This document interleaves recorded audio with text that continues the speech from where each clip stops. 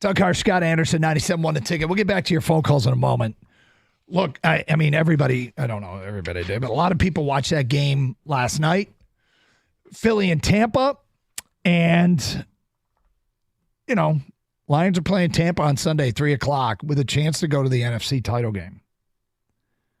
Tampa's dead last in the NFL in rushing yards per game and yards per attempt. They don't win in the trenches. They got the worst run blocking team in the NFL. They're bottom third in quarterback pressures in spite of blitzing a lot. Honestly, I'm chesty this week. I think the Lions rout Tampa. Oh. I think the Lions blow Tampa out. And I don't like saying that because, you know, I'm not only predicting a win and a big win, it puts you in a comfortable place, but I feel very confident that the Lions are going to win this weekend and that the Lions will be playing a week from Sunday in the NFC title game. And my question is against who and where? But I like this matchup from Detroit's perspective a lot. I can understand that. And there's a lot to like with this matchup because we've already faced Tampa, beaten Tampa, did it on their home field. But I do go back and remember discussions about that game. There were missed plays by Baker Mayfield. Plays that he's not missing now. And, you know, I need to apologize to Baker Mayfield a little bit. You don't need to apologize, but you do. You were pretty harsh on him. Yeah, I've been pretty harsh on him throughout his career. The second half of the season, he's played like an MVP candidate. I've been very critical of him. And he's played so well since then. It's impressive. This is a team that beat Green Bay on December 17th, 34-20. I mean, they handled Green Bay. And Green Bay that's in the midst of Green Bay playing great football. It's just a interesting team, but I think the matchup against Detroit is definitely not to the advantage of Tampa Bay. Despite how well he's played, I go back to what I said earlier. We've handled better receivers. Mike Evans is great. Godwin's really good too. I don't care. They're not as good as the other guys we've faced. That doesn't rate with the tandem we just saw with Nakua and Kupp. You know, CeeDee Lamb's better than those guys. Justin Jefferson's better than those guys. So, again, if you want to go ahead and tell me that Mike Evans is going to have a day, 150 yards receiving, doesn't matter to me. That's okay. Let him have his 150 because they don't run the ball well. They don't have a running game. And though their defense only gives up like 19 points a game, as you mentioned, if they're not pressuring the quarterback, are you that concerned?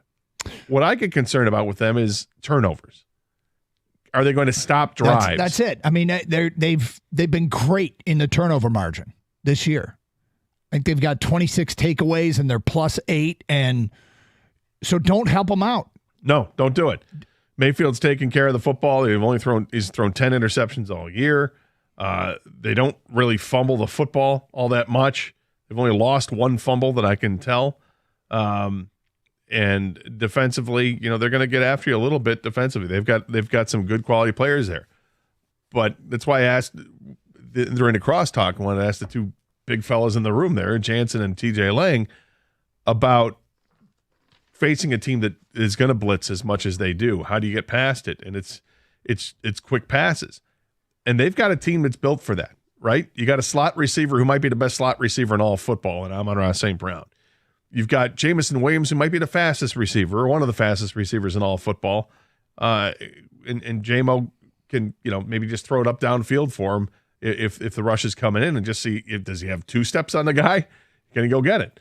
They have Jahmyr Gibbs out of the backfield, who not only runs great routes, but he's fast as hell. They have ways to combat that. And both guys said, or you just run right into the teeth of the blitz. And the Lions can run the football. I like the way the offense sets up against their defense, and I like the way the Lions defense sets up against their offense, because if they're unable to run the ball, then that means Aaron Glenn gets to get a little aggressive and bring the pressure from all over the place. And I felt pretty confident that James Houston was going to play on Sunday. He did not. Is James Houston going to play this Sunday? Well, Dan Campbell said this morning he will see that he's getting better every week, but it's has yet to be determined. 248-539-9797. Let's go to Jason. You're on 97.1 A Ticket. Hi, Jason. Hey, guys. How's it going? What's up? So I was just thinking, kind of just a random thought that I was having, that if you look at the season that the Rams had this year, specifically with Stafford, and if you compare that with what you would call the good seasons that he had in Detroit, the 3 years that we went to the playoffs, it's kind of eerie how comparable they are, where you have the team barely makes it into the playoffs. They don't win their division.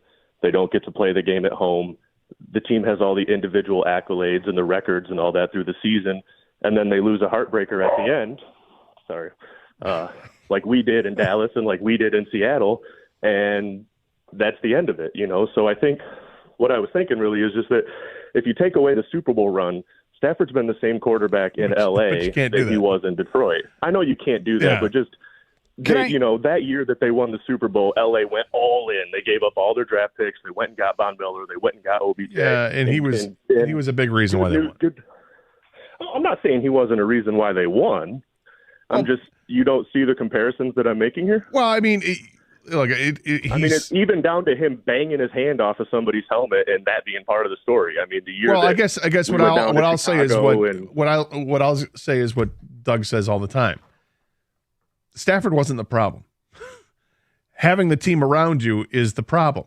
Matthew Stafford played his ass off on Sunday night. All right, you may not like him. Maybe you didn't like him as a Lions quarterback. You don't like him now because he's not here, and I get it.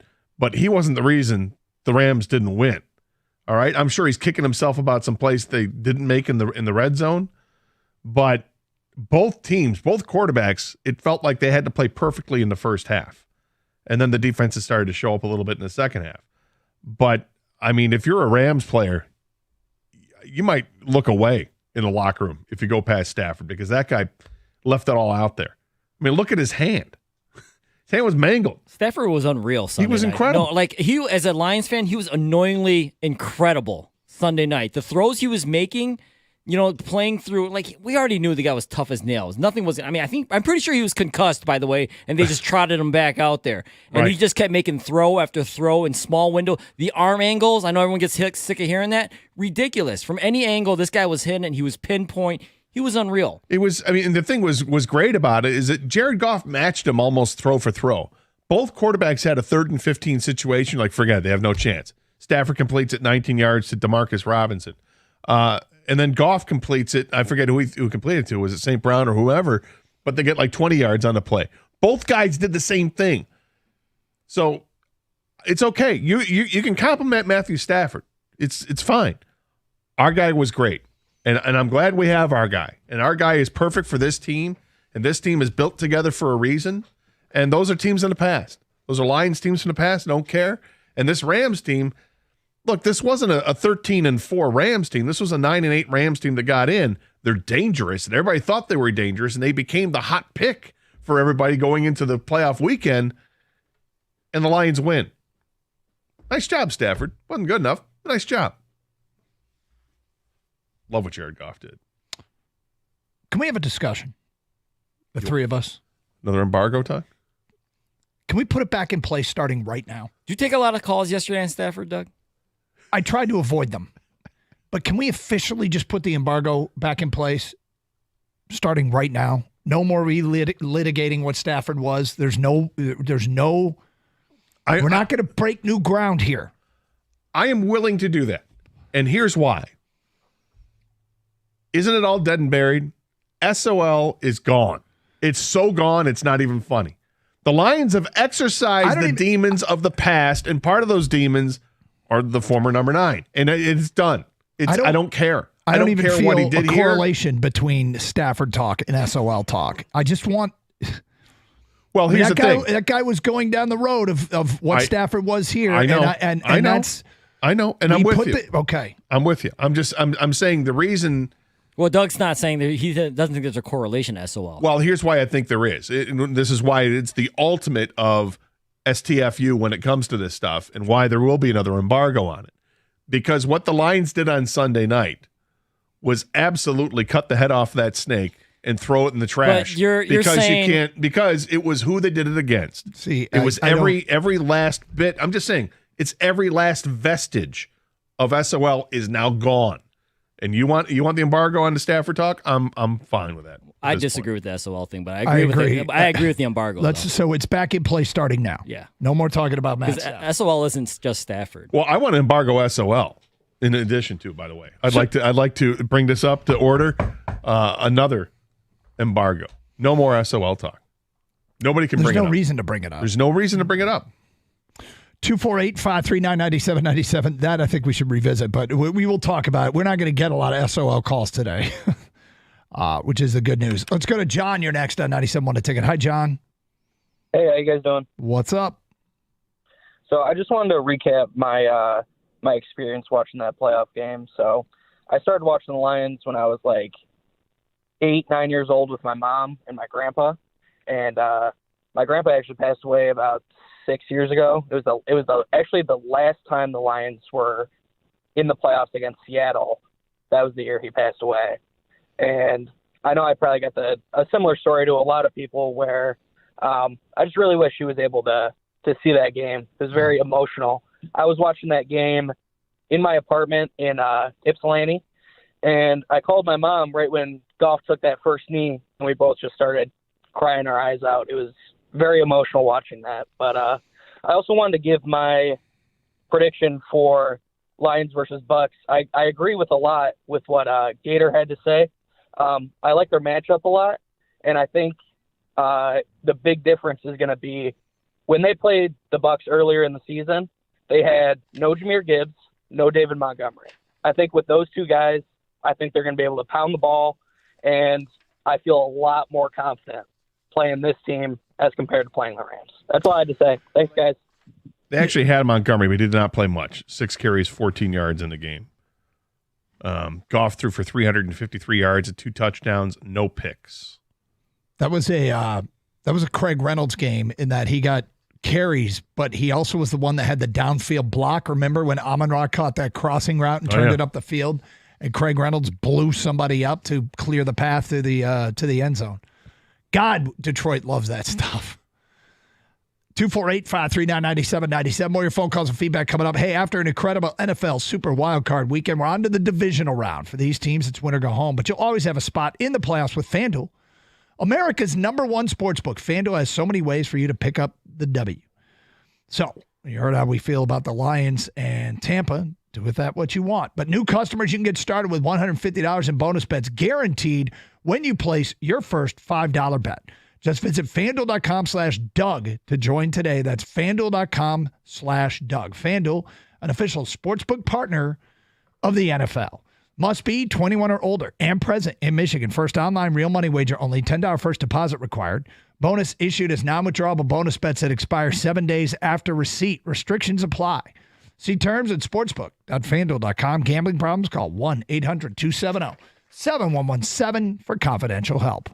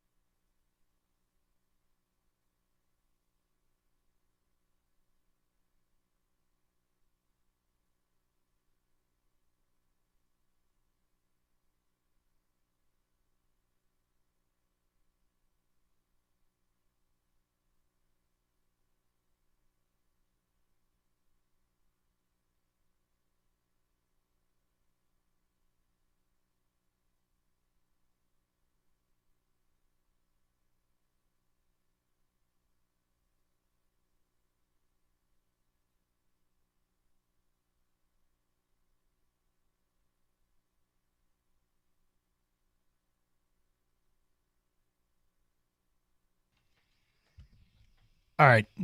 Timing was bad, but this is kind of a cool story. So I'm going to do something here. And then are you ready to read what you just read to me? All right, here we go. As of right now, I'm lifting the embargo. Embargo lifted. Go. So Will Birchfield, Birchie Kid, has a article that you can look at on Odyssey.com. Look for 97 a ticket. And it says, it's talking about what the exchange was like at midfield with Goff and Stafford. And some of this I knew, but some of this I didn't know. The NFL Films cameras were there, and the microphones and cameras caught this. So Stafford tells Goff after the Lions win, he says, hey, man, congratulations. Go blanking win it all, buddy. And then Goff later finds Stafford again in the horde of players and told him, you're one tough SOB, all right? I have so much blanking respect for you. Keep going. Stafford replies with, I appreciate you, brother. Hey, good luck, man. You guys are balling. Keep it going. So it's Stafford and Goff, their discussions after the game, and embargo back in place. Okay. 248-539-9797. Cool story, bro. Let's go to Brandon. You're next on 97 the ticket. Hi, Brandon. What's up, guys? How's it going? Going great. So not only was this the most emotional game of the weekend, but there was no close games. Every other game was either a blowout or pretty much a blowout. So not only did we have the Sunday night primetime game, all the stories, all the emotion, but none of the other games were even relevant. Yeah, I guess you're right. It's kind of weird. And you know, it's funny. There was a lot of love for the Rams going into this game. Like the Rams had turned into kind of an hot team pick in the postseason. So I went back because Sports Illustrated had all of their NFL writers, like 10 of them, pick every game of the postseason. So they'd pick all the way to who's going to win the Super Bowl. And I wanted to see, all right, whoever nailed it, if somebody got all 4 right, I'd like to go back or all 6 right, excuse me. I'd like to go back and then see how far they had the Lions going because, the credibility, bravo. None of them got all 6 right. A few of them missed 5 of the 6. Like literally missed 5 of the 6 games that were played this weekend. Straight up picked the wrong team. A lot of people picked the Rams. And it was great theater, great drama. And I don't care who you pick. It was, we ran out of time with Goff, but I almost wanted to ask him. One of the questions I wanted to ask him was, hey, did that stuff matter? Because the Rams are getting a lot of love coming into this game. I think it matters in the college game. I don't know how much it matters in the pro game, like to put the chip on your shoulder. And did you hear what they said about us? But Brandon, it was a great game. It was an entertaining game. So we've always been underdogs. So, I mean, even if people pick against us, I mean, we've not only, did that bring a chip on our shoulder this year, but we've always had that chip on our shoulder because, Detroit versus everybody, I guess, if that makes sense. I mean, the Lions live that motto, people are always rooting against the Lions, but here we are. Here we are, Doug. Yeah. Ready to host another playoff game. That's old hat now. It's funny because we spent just much of the last few weeks celebrating hosting a playoff game. I want to stop and celebrate hosting another one. There we go. Party. 248-539-9797. Let's go to Matthew. You're next on 97 on a ticket. Hi, Matthew. Hey, what's up, man? How you doing? 2 things. First, my champ and chump. Champ is going to be Baker it was yesterday, but I guess go ahead, sure. Oh, well, sorry. I'm a day behind, man. It's okay. I'll skip the champ and chump then. My question is, I know, we all love Jared Goff, but do you think the Lions missed a chance when Lamar Jackson was looking for a team? Do you think the Lions missed a chance to get him, seeing how well he's doing? No. I mean, no? Did I missed a chance to get the MVP, I guess? Sure, but I like how this team's built with Jared Goff at quarterback. They're 2 totally different quarterbacks, and they're both in the same situation right now. So we didn't have to give up anything to get him. Lions got 2 first-round picks in Jared Goff in a trade that brought Jared Goff here. So I'm okay with it. I'm just fine with it. Jared Goff has been spectacular for this team. I'm not messing with anything right now. Last thing, when the Lions beat the Buccaneers this week, they got to go on the road for a playoff game. what they should do at Ford Field is sell tickets so people can stream the game or watch the game on like the Jumbotron and stuff. People will definitely pay just to be at Ford Field. I don't know that's a bad idea. If people want to be there. If they play a championship game? Yeah, if NFC they're on the road at San Francisco, well, they better clear it with the NFL first. Yeah. Good point. Just make sure the NFL is okay with it, and they get their piece of the pie. They squeeze every last dime they can out of the people. Well, it's going to be awkward when they're hosting the game against the Packers, so I don't know why you might not be able to use Ford Field. Yeah. That's a great point, King. It's a great point. How can you use Ford Field to watch the game on the screen? Did anybody Ford Field for the game? Yeah. Exactly. Yeah. Did anybody call the Packers win over the Cowboys? Anybody? No. Just me. No. You did? Yes. You did? I don't pay attention. I wasn't here Friday. Did he? Did he, or is he? Yes. Was that your football question? It was a football question. The upset. I said Packers over the Cowboys. Nice call. Well done. Thank you.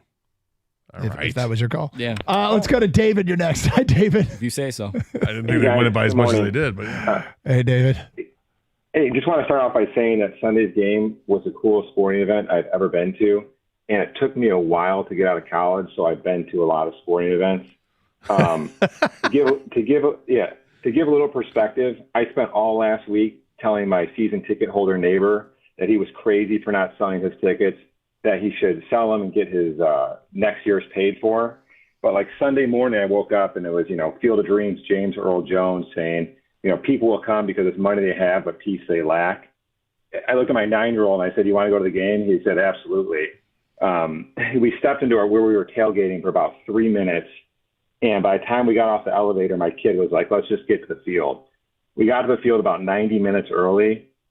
And I wish we would have got there earlier. The chance, the chance, the booze, seeing the celebrities, it was out of this world. There was a part where Dan Campbell came on the field and he saw somebody he knew, and he kind of gives him a handshake, high fives the guys, hugs the girl, and then the people want to have a little small talk, and he sees like, "I kind of got something I got to do."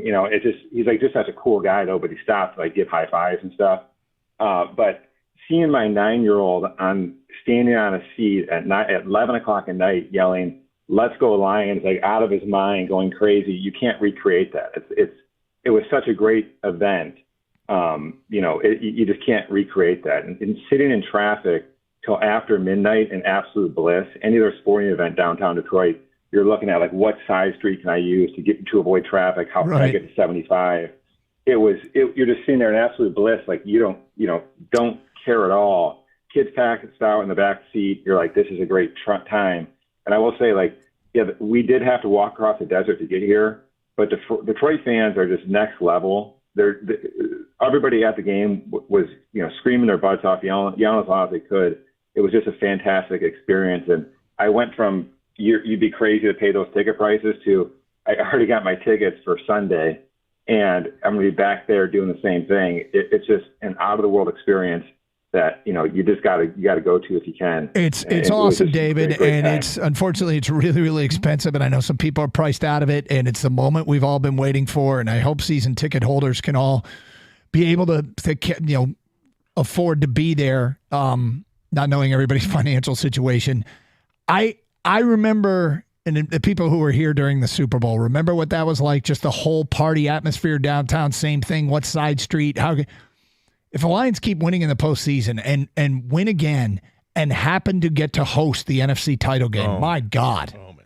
My God, is downtown. Downtown is going to be at a fever pitch, except we're included. Like, that's what it's going to make it better than the Super Bowl experience. Yeah, and that Super Bowl experience is pretty great. That was an awesome week here in Detroit when that happened. I can't wait for Sunday's game against Tampa. I love the matchup.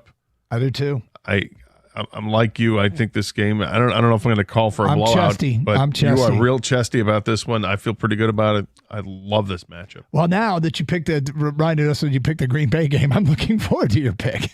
In all seriousness, 248-539-9797. It's Carson Anderson, 97.1 The Ticket.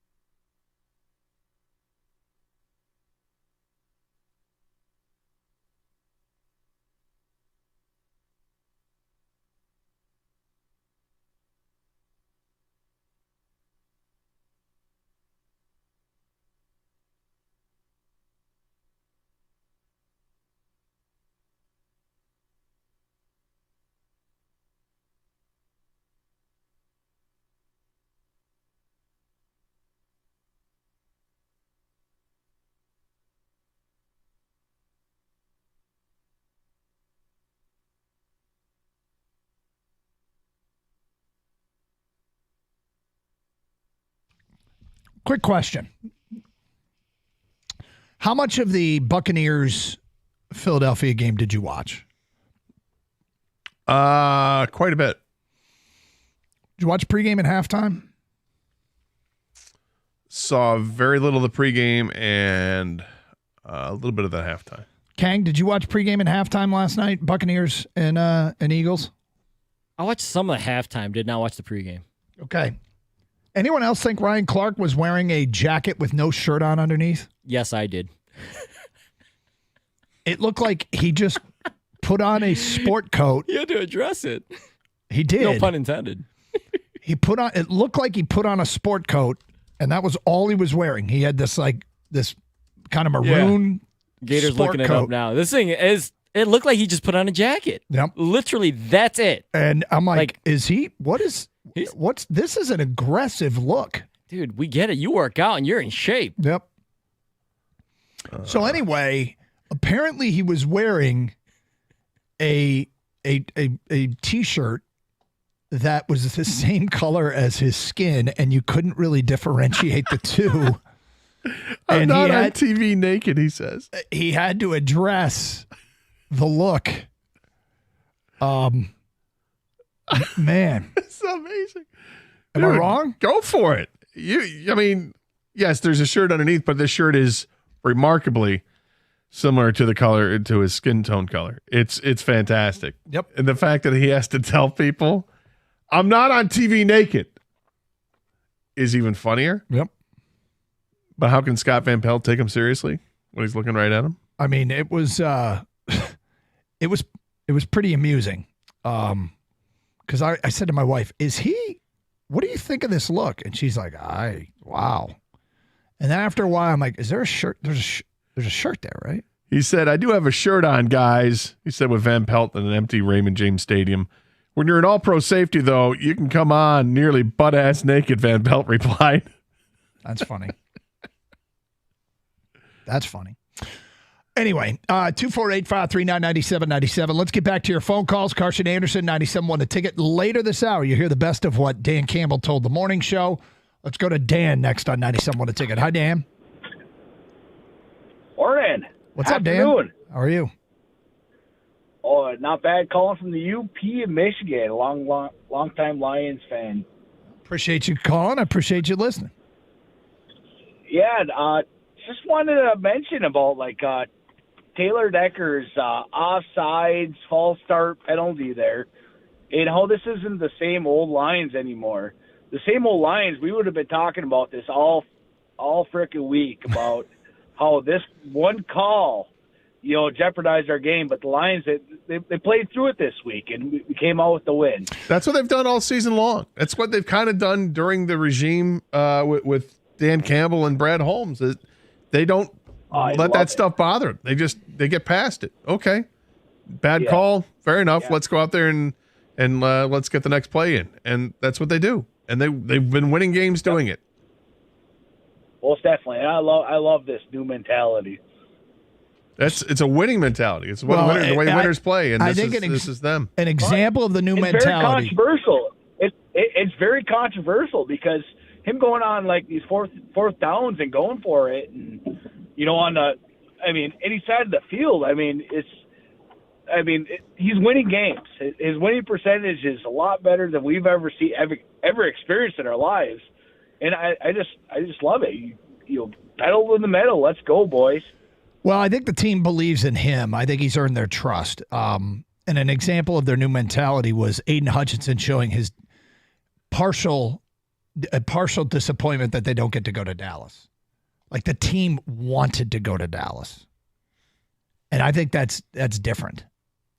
I definitely believe it's a brand new Lions for sure. But I will say this, if I'm being completely honest with myself, after they blew that offsides false start call, yeah, I felt like the refs were kind of making it up the rest of the game for the Lions because there's a lot of calls that could have gone against the Lions that did not. And I'm like, okay, let them play on. And obviously the Lions end up winning the game. But there's holding. That's the TJ Lang effect. There's maybe, whatever it is, there was holding, pass interference. There's even possible late hits on Stafford. That none of that stuff that maybe in the past have been called on the Lions. I felt after that call, they blew it. And I almost felt like they kind of knew it, because maybe TJ showed them, but but they're like, all right, let him play, let him play. The roughing the passer and the PI are the two that stand out that were pretty important flags that didn't get thrown. I mean, we stepped on Stafford. I know. He stepped on, lately stepped on. But now was it? He got hit twice before he got stepped on. Got hit late twice on the same play. And I hey, let boys be boys. Yeah, man. All right. I mean, 10 times out of 10, that's a penalty against the Lions in years past, right? Oh, absolutely. I mean, absolutely. Absolutely. 248-539-9797. Let's go to Mike next on 97.1 The Ticket. Hi, Mike. How you doing, fellas? Hope great. everything's good today for you guys in this weather. So, anyway, I just want to go reminisce real quick. I remember when the Lions, we were small. My brother and I would go to Tiger Stadium to watch the Lions play. We saw Dick Butkus and Lynn Barney and all that. And as he grew up, he was always positive about the Lions. And I used to be like, they lost again. No, next year, watch. Anyway, the poor guy fell on Christmas Eve and hit his head, and he was on blood thinners, and he went into a coma. So when the game was won, I just teared up and thought of him, how much he loved the Lions. And his wife, he's in intensive care. His wife bought him a Lions blanket, so it's on him, and he turned the TV on so that he could hear the game. Maybe that might trigger something that he might be responsive, So that's what that game meant to me that night when they won. Well, thank you for sharing the story, and certainly we thoughts and prayers are with you guys. Man. Appreciate it. Yeah, look, these are things that we never thought we'd see, okay? We never thought we'd see them. And Gator, you mentioned how your mind wandered to places of the people that couldn't see it. And people here at the radio station that people knew, like Drew Sharp and Jamie Samuelson, and others that people didn't know, like Stryker and Gunny and Rebecca. And we've been on this ride for a long time, and it has not, it felt like it was never going to pay any dividends. And now we at least have this. Yeah, I mean, look, it's been a long time since the Tigers have won a World Series, but the Lions have won a championship since '57. Obviously, it's the 67 years and counting here, right? Yeah. But now, after this 1 week of the playoffs, and they beat the Rams, now they're going to host another playoff game. We're starting to dare to dream that this could be a Super Bowl winning team. We discussed it like 8 weeks ago, maybe. Like, we dared to think just for a minute, for a sliver in time, could we think about this team as a Super Bowl contending team? Are they? And then down the stretch, they played games against Green Bay and Chicago that weren't very good, but they also played games where they did play well. But you start measuring that up. Do they measure up to San Francisco? I don't know. Do they measure up to Philadelphia? Well, so that's the thing, right? It's not just that the Lions won. It's that of the impediments to get there, two of them are gone. Dallas and Philly are gone. Yeah. They're out. You're taking on Tampa Bay, which would you rather play Tampa or would you rather play Green Bay? I'd rather play Tampa. There you go. And so San Francisco, the number 1 seed, appears to have the harder draw. Yes. That game, both games I think are going to be fun to watch, but the Green Bay San Francisco game could be just spectacular. With the hopes that Green Bay knocks off San Francisco, but careful what you wish for, because you're getting down to the nitty gritty here. If there's an NFC Championship matchup, the Lions handle their business against Tampa Bay. Matching up against Green Bay or San Francisco, it ain't going to be a fun day in the park. It's going to be a game, because both teams can be explosive at times, and both teams have the ability to play defensively as well. I'm excited. I'm loving the ride. I'm just enjoying this for the rest of the way here. They got the playoff win out of the way, and again, I feel like house money again. Let me be clear on this too. The Lions need to show up to win. Absolutely, this isn't just a roll out the helmets game. But if they show up and play their game, which I'm growing accustomed to them doing and starting to count on and believe that they are going to do, then quite frankly, I have to squint to see a path to Tampa winning. Well, Lions beat Tampa in Tampa. Yep. And remember, wasn't it windy in Tampa that day. Super windy. Super windy. And Goff threw for 350 yards in the game and a couple of touchdowns, didn't turn the ball over. Playing at Ford Field is his comfort zone. Love it. 248-539-9797. More of your phone calls and feedback coming up. It's Carson Anderson, 97.1, The Ticket. Hey, rev up in the new year with a brand new Chevy truck or SUV from Sarah Chevrolet Sterling Heights. As the #1 volume Chevy dealer in Michigan, Sarah Chevrolet Sterling Heights right now has a huge inventory of popular models like the legendary Silverado or the award-winning Equinox. They're ready for you to test drive and take home today. So hurry into Sarah Chevrolet Sterling Heights today and get 2024 off to a great start. Sarah Chevrolet Sterling Heights, 17.5, and Van Dyke in Sterling Heights. Call 87-SAY-SARAH or go to saysarah.com. That's SAYSERRA.com. Together, let's drive.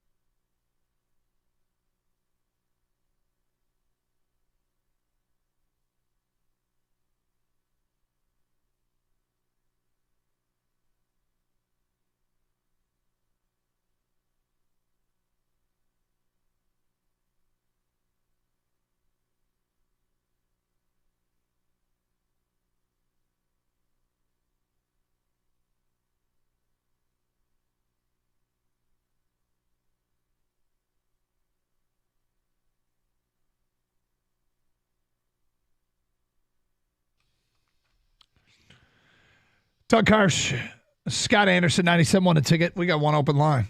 248-539-9797. Nick, you're on 97.1 A Ticket. What's up, Nick? Hey, fellas, how are you? Doing to hear good. From you. Thank you for calling. Good, yeah. Good, really well, actually. But yeah, going to the game on Sunday, it was funny. Me and my buddies that we go with, every week we've had season tickets just since 21, so not super long. But I mean, in that season, we were literally begging our friends to come with us, right? Like almost like them charging us to go, right? Because it was so bad. Right. And it's just funny because we went in at 5:30. We're like, it's too cold. We don't want to go around to different bars. So we went in at 5:30, and by 6:30, the stadium was more full than any of the home games we had that year. So it was like just amazing to see what Dan has done in 36, 2 years. It's so amazing and obviously super emotional. But the main reason I called in is I think people locally don't know how to act now that the Lions are good and have won the game. I also think it's kind of funny nationally. After that game, the story was, look how good Stafford played. I don't mean to bring that up, just him, but look how good the Rams played. A couple plays could have gone their way, instead of what I saw was, look at the Lions. They can win either way. Defense, offense is humming, coaching decisions. I thought Dan out-coached Sean McVay without a doubt. I know, Gator, you'd love to hear that. But yep. that you can say it again. It doesn't bother me. Yeah, I thought Dan did an amazing job. And the reason the Rams lost is they couldn't get their plays in, and I think that's a credit to the fans, to be completely honest with you. Yeah, I guess I didn't see it as Detroit not getting love after the game. I thought they got plenty of love. My guess is that the country was sick of Mike Tirico because he was just gushing over Detroit, which is awesome. And we it's good to have one of ours in the booth, and I think Mike's great.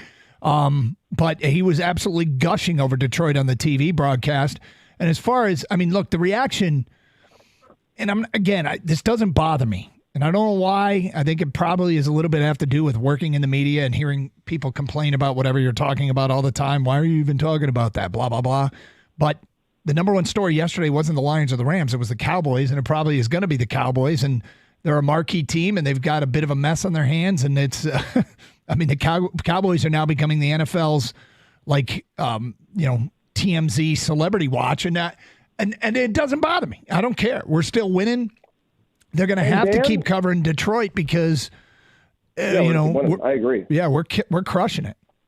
But where Dan's awesome, and it played into the Rams, and I don't know why they keep letting him do it, but everybody picks against him all the time, and that's his main way of getting his team to get going, I feel like, is they either ignore him or they count on the other team to do well, right? And it's almost like free motivation to his guys. It's crazy, even though we were 3-point favorites, everybody was picking the Rams, like you guys said, and I think the narrative this week will be, because I think we're going to smoke them too. I'm feeling chesty as you guys are, but I think the narrative will be 6 points is too many. 6.5 points is too many, and I don't know. I think it's going to be a great game going down again. Luckily, I know you said hopefully season ticket holders can go. Luckily, they don't price us out. They sent those prices out way before, so only a couple $100 to get our tickets. So, well, enjoy it, and thank you for sharing. 248-539-9797. You just get back to the crowd and keep points in that game. And the Rams' last possession, they had a 3rd and 4 at the Lions' 34-yard line, and there's that holding call. Huge play, massive play, and you could have let it go because an incomplete pass would have been 4th and 4, and the Rams would have been kicking a 51, 52-yard field goal to take the lead. Mm-hmm. Dan Campbell says, no, I'm going to trust my defense. We're going to push them back, knock them out of field goal range, and see what happens. And incomplete pass, and they punt. Mm-hmm. They punted with 4:20 to go. The decision was made. He trusted his defense. defense. McVay trusted his defense. And I'm sure Dan Campbell and Ben Johnson and Jared Goff were like, game on. Here we go. It's over.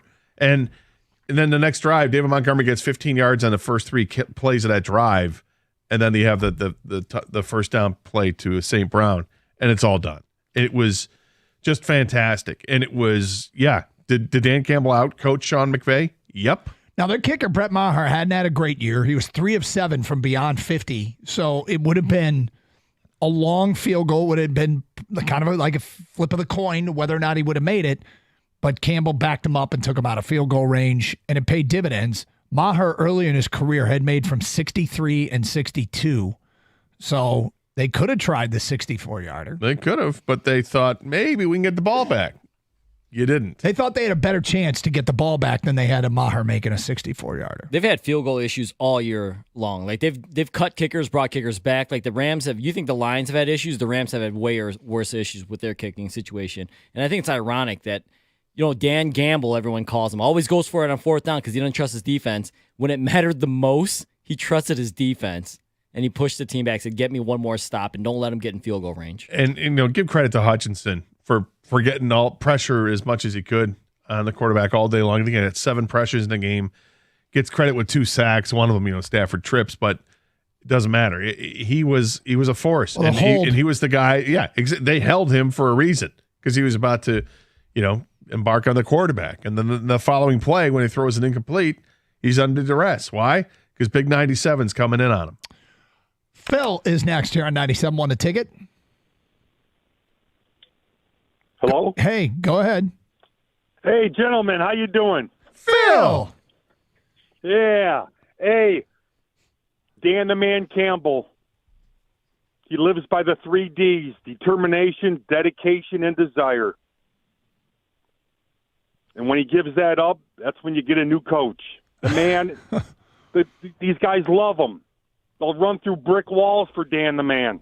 They will. I don't know if you saw any of the video footage after the game of the players when he was greeting the players coming into the locker room and just, giving them each one of them a bro hug. And, you could see, particularly with Jared Goff coming in, and we asked Jared about it too. And Dan Campbell is a guy that you want to play for.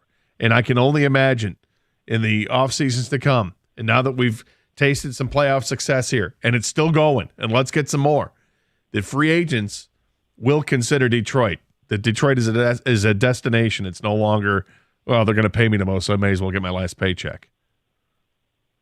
Oh, I agree with you, man. He's an ex-player. He knows exactly how these guys feel and what they need.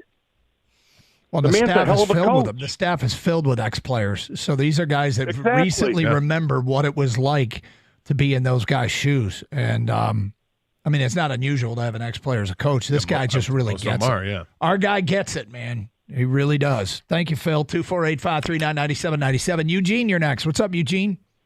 Yeah, how you doing? Thanks for taking my call. I know y'all might not agree with me, but or might be hesitant about what I'm about to say. But I felt bad. I felt kind of icky that Goff took 3 kneel downs. I mean, what about the good sportsmanship? Play till the end instead of what? It was a minute 40 seconds left. You don't like victory formation? Yeah, but 3 of them, dang, he could have. Okay, if he didn't make that first down, but they did. That ball. But they did. Yeah, that's dagger time, man. That's what they tried to do before, but they didn't. Now they can. They had dagger time. He threw that pass to St. Brown. They picked up 11 instead of 9. They got the first down, and then what's the reward? I get to take 3 knees, and we run the clock out. You think that's good sportsmanship? Hell yes. It's the ultimate sportsmanship. Yeah. Well, you're saying we're not going to risk injury to anybody on the field, your team included. The game's over with. Why? Did you want a flea flicker? Yeah. What are you looking for, Eugene? Well, it was only 1 point. He could have got another touchdown. All right. So, Eugene, did you bet on the game? No, I didn't bet. Are you sure you didn't bet on the game? Are you a Rams fan? No, I'm not a Rams fan. So why on earth would you possibly want them to add more points to a game that you've just won? The only reason we won because we only won by 1 point. They won. So what's better, winning by a lot or winning by 1? Winning. I don't care. I don't care. I mean, could they have scored on the last drive? Sure, but why? You don't need to. Take a knee. Game's over. Game, and it comes at no risk. Yeah. Come on, man. You know that it's victory formation. It's what we do. I know that. Well, we haven't seen it. But will the league ever stop taking knee down? All right, I don't know what to say to you. Either you had a bet on the game and you needed the points, or you don't understand football. Every team would do exactly what the Lions did. Every team. And those that don't run the risk of not winning the game. Right. Ask Dan Lanning at Oregon. Ooh. Or was it? That's was it Mario Mario Cristobal. Cristobal. Sorry, That's Mario Cristobal. That's what Ask you risk. Mario Cristobal did it at Oregon and then did it again at Miami where they could have taken a knee, handed it off, they fumbled and lost the game. It happened to him twice. Ask Herm Edwards, who picked up a scoop, a Joe Pisarcik scoop for the Giants, who fumbled when they could have taken a knee. It was on a handoff, and Herm Edwards picked it up and took it back for a game-winning touchdown. There is 0 point to running a play there, and every single team that's smart does what the Lions did, and far be it from me to say I think the Lions, I'm going to go ahead and give my stamp of approval to what they did there. We spent way too much time addressing this call. Well, I just wondered what else he might have to, if he had any other theories that might be worth getting out at the time, but there wasn't the payoff, so my bad. 248-539-9797. The best of what Dan Campbell told the morning show at 12:50. 97.1 The Ticket.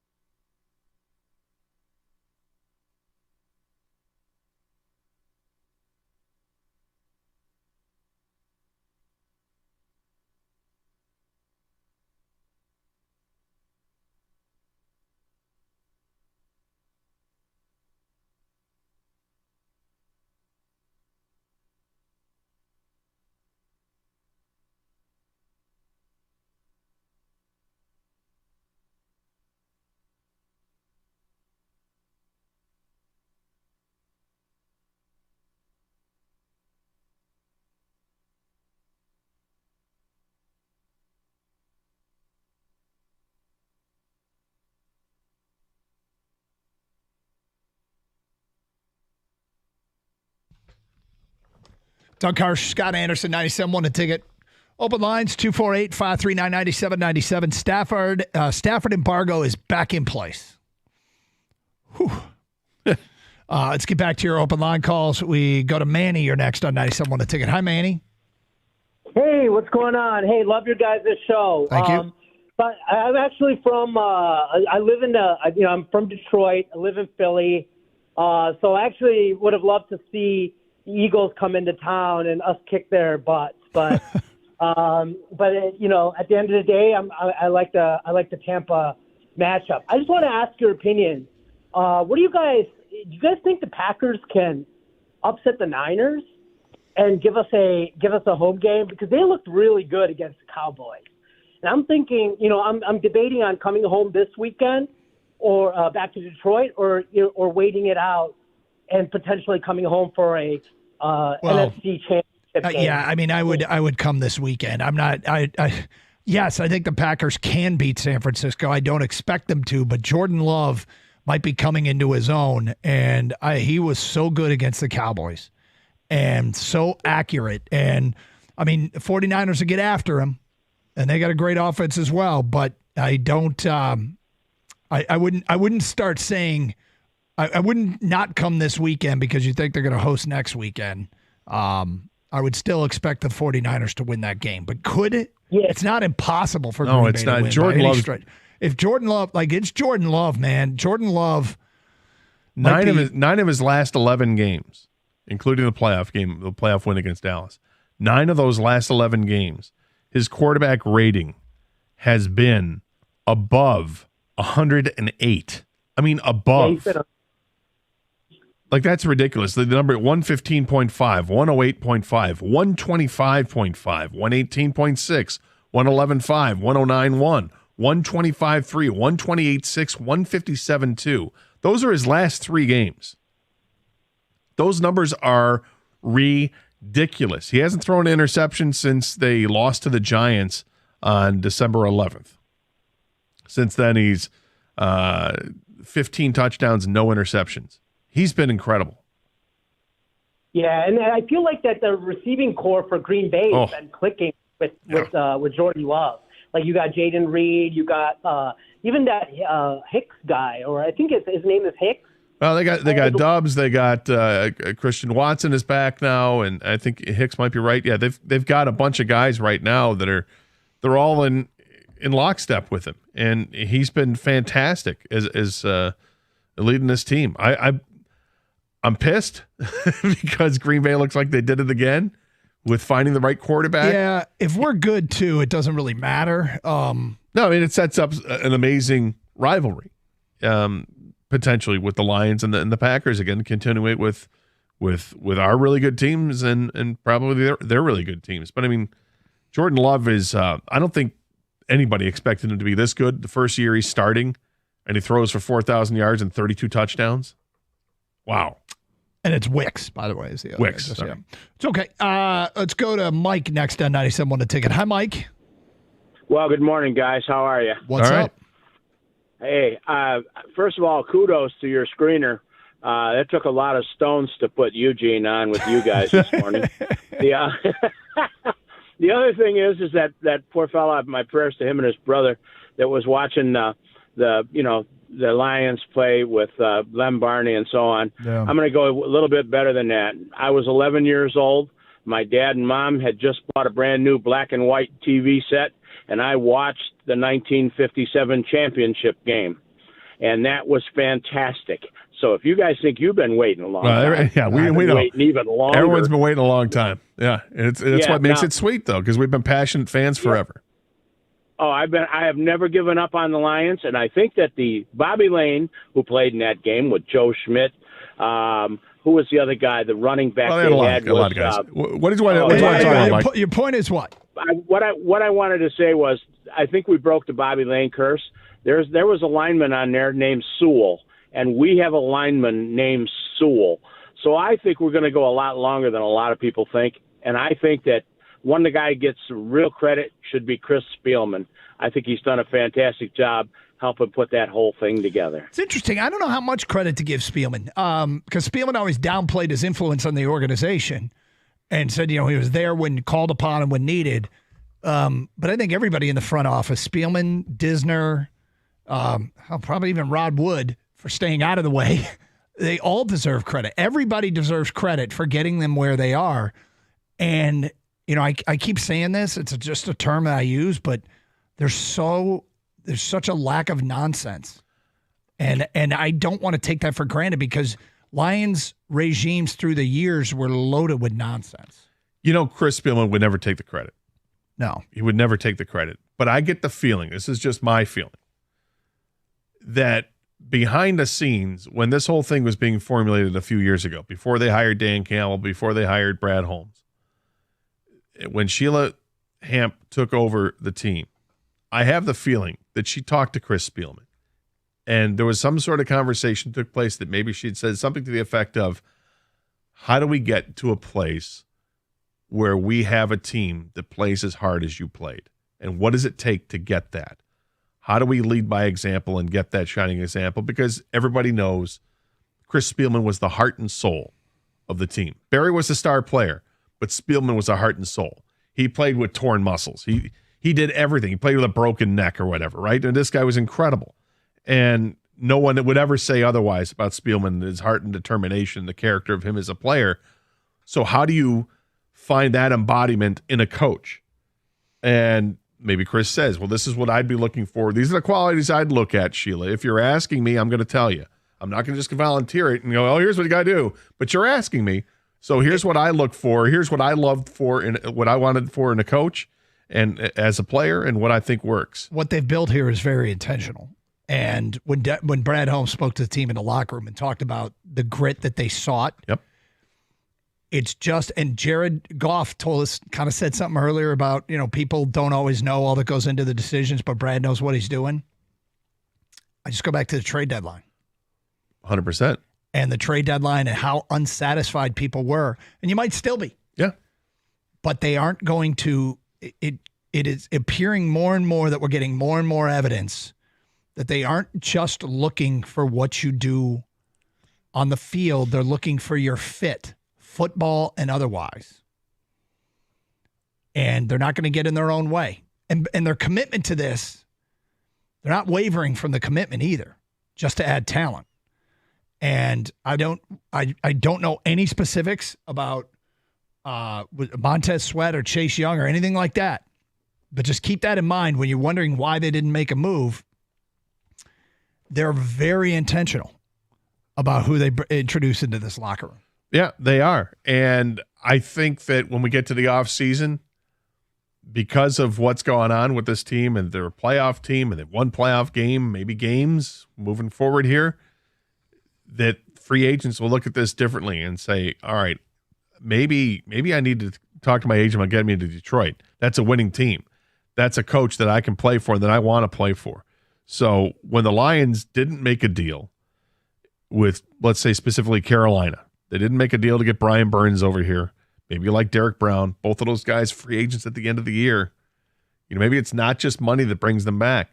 Maybe it's something more that they want. They want more than just the money, and they can look at Detroit and say, "Well, this is a team that's going to win, and they're already winning. I can go there." I think it's a real possibility that Detroit is now a destination. Sheldon is next. Hi, Sheldon. Hey, gentlemen. Like I said, Brother Doug, Brother Gator. I wanted to say about the Philly and Tampa game. I know I was watching, and then two, I was kind of laughing, especially at the way Patricia was coaching the Eagles defense. I had to feel for those brothers in Philly because they had a dominant defense before he even took it over. But I know with Tampa, we could definitely beat them again. And I got one other question. Is it the way Goff is playing, does he, in you guys' opinion, does he warrant at least a 2-year contract extension? At least, yeah. I mean, I'm pretty locked in at this point. If you're going to sign to a contract extension, it's not going to be for 2 years. No. So if you're telling me, can I get him for 2? I'll take him for 2, but I think that you're going to be locked in for a 5-year deal or more. Okay, but couldn't they do maybe just to see how next year plays out? Sheldon, I doubt they'll do that. But Peter King was on the morning show, and we'll probably play the sound tomorrow because I don't think we're going to have time today. But he basically said paying Jared Goff $45 million is not a big deal with where the cap is going. It's just not going to take up that much of the cap. So we can all sit here and freak out. But his point was, if you understand the numbers, know how this works, know where the cap is going, this is the price of doing business, and it's not that big a deal. But if you start talking north of 50, and I'm if that's what he needs to stay here, but I mean, you do have a ceiling, but I'm not. I'm not going to lose him over $6 million a year if he wants 51. I would tend to agree with you in the way that this season is going. Multiple playoff games. This is fun. It's Carson Anderson, 97.1 The Ticket.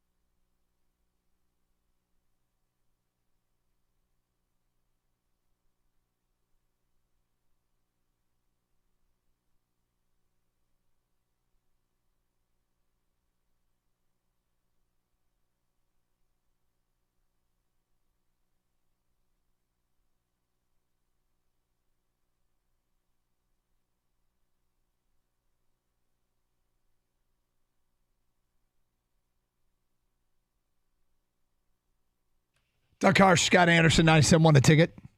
248-539-9797. Okay, so Dan Campbell spoke to the morning show, and we like to bring you the best of what he had to say each and every Tuesday. And we'll start with this.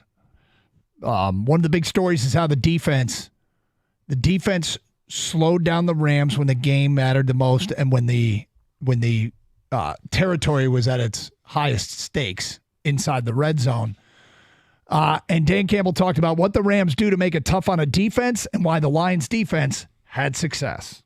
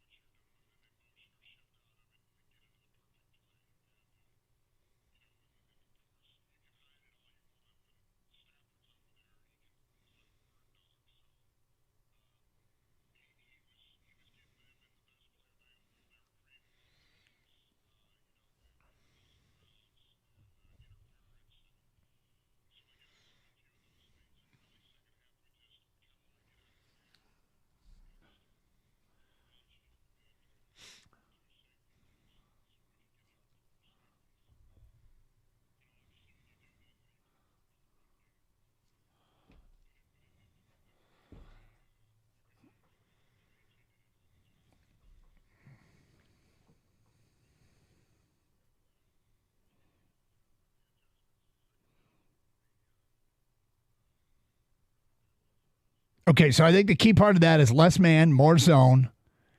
And if you think about it, 17 points at the half, holding them to 2 field goals in the second half was huge. But now, the one thing is, it was a low possession game. The Rams had 7 full possessions. You don't count their possession, the clock expired before the half. That's 7 full possessions. So that helped keep the score down. But it's all that more important to keeping them out when it is a low possession game and you force field goals.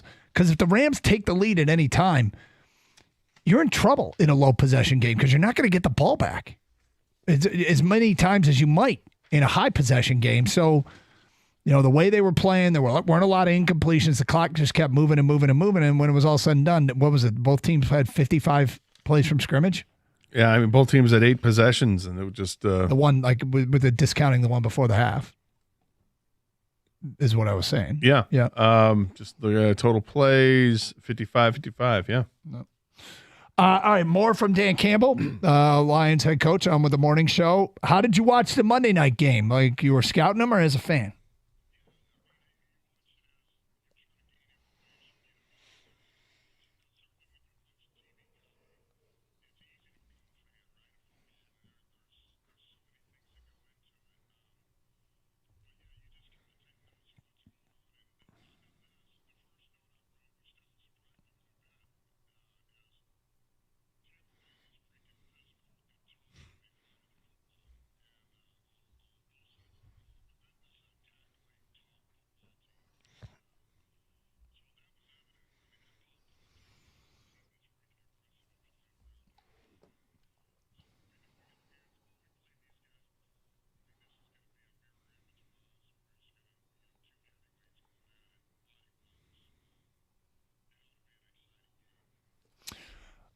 So I do like that he thinks that Tampa's style will have their attention. I mean, I think a buttoned up Detroit team that plays their game on Sunday wins this game. I think if Detroit helps Tampa out, we've been in Tampa shoes. We've been in Tampa shoes. We have to kind of carve the path to victory. You have less routes to victory. Detroit just needs to make sure they don't feed into what Tampa's fed off all year, which is turnovers. You can't turn the ball over against us. No, you can't turn the ball over, and I feel like Tampa's a team that thrives on momentum as well, and maybe it's just created by that defense. But Baker Mayfield's been a different quarterback second half of the season. Their defense, when Dan Campbell says they're just fast and they fly around the ball, and yeah, they are tackling machines. It's a big deal. Being able to bring a ball carrier down without help and being the first guy on the scene, and you're the one who takes them down, that's huge because, teams' offenses, they're counting on make a man miss. It's exactly what they're counting on. Make one guy miss, and let's see if we can pick up 7 yards or more. Well, Tampa's not letting you get past the grasp, so it's big. Yeah. It's like watching Michigan in the national championship game. Nobody was getting past it. The first guy in was the last guy that you had to worry about. Made the tackle. The Bucs definitely have a better defense than the Rams, and I mean the Rams they're very poor up tackling, and you got to give the Lions players credit for making them miss the tackles. But hopefully the offensive line imposes their will. Montgomery got hurt early in the first Bucs game, so hopefully he's healthy the entire game. They have Jahmyr Gibbs. I trust Ben Johnson. I trust that offensive line. I think they'll score enough points. Offensively, with the Bucs is what Campbell kind of stressed during the Rams game is don't give up the big play. The Bucs have big play receivers. Godwin, Palmer's the fastest guy in the draft. Palmer's so fast. Yeah, Mike Evans, big play guy. Yes, he can drop a few, but if he catches it, you're in trouble then. So limit the big plays, make him get into the red zone, bend but don't break. The reason the Rams scored a couple of those touchdowns, big plays. Don't let them get loose. Yeah, now Tampa's got K-Dot and the tight end working too. All right, so is there value in playing Tampa twice? Here's what Dan Campbell said.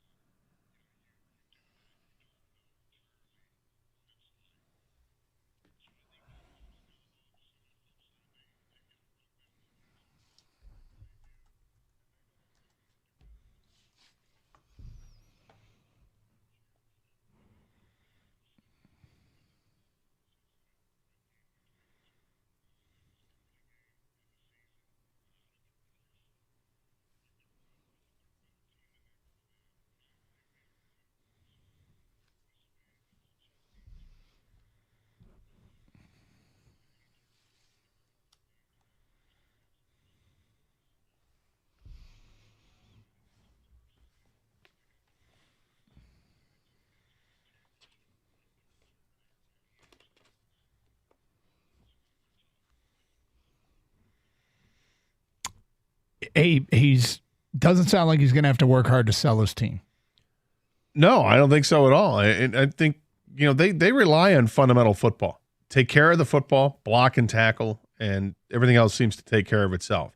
If you can block, you can run. And the Lions have been able to run most of the season. They didn't run the ball crazy on Sunday night, but you know what? That last drive, what they need to do? They need to run a little bit. Here you go. David Montgomery, 3 yards. David Montgomery, here goes 11 yards. David Montgomery, another yard on those 3 carries, 15 yards, eating up, making the Rams call timeout when they had to, or just eating up those seconds and still getting you a first down when you needed to. Huge. Final thing from Campbell. He's trying to instill a sense of urgency because of his own experience. You feel like the window's just opening for the team, but you just never know. So take advantage of this opportunity. Here's Dan Campbell.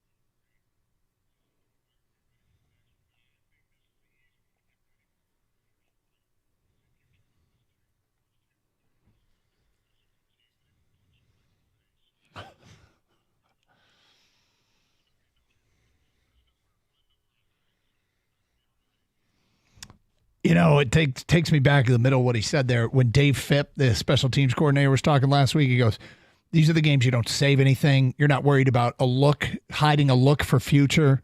You get into the postseason, your only single focus is at the end of this 60 minutes having more points than the other guy. And then the next challenge is the next challenge. But there's no future. There's no past. The only thing that matters is this game. And they got one in the chamber, and now they go for another one. Here we go. All right, Carson Anderson, more of your phone calls. Jared Goff, Lions quarterback, 130, 97.1 the ticket.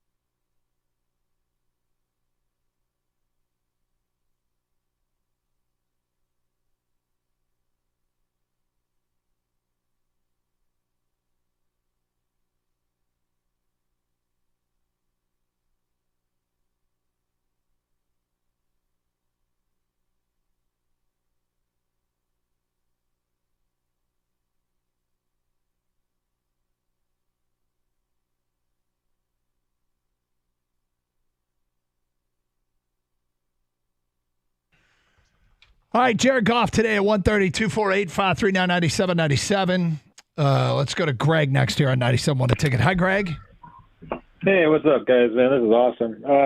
I had a question specifically for you, Doug, but Gator, I want to say sorry about your power, and I just envisioned Lois sitting there all wrapped up in like a, the white hotel robe and up in her hair, sitting there, Well, I had to take her to the pet resort that she stays in at on Saturday.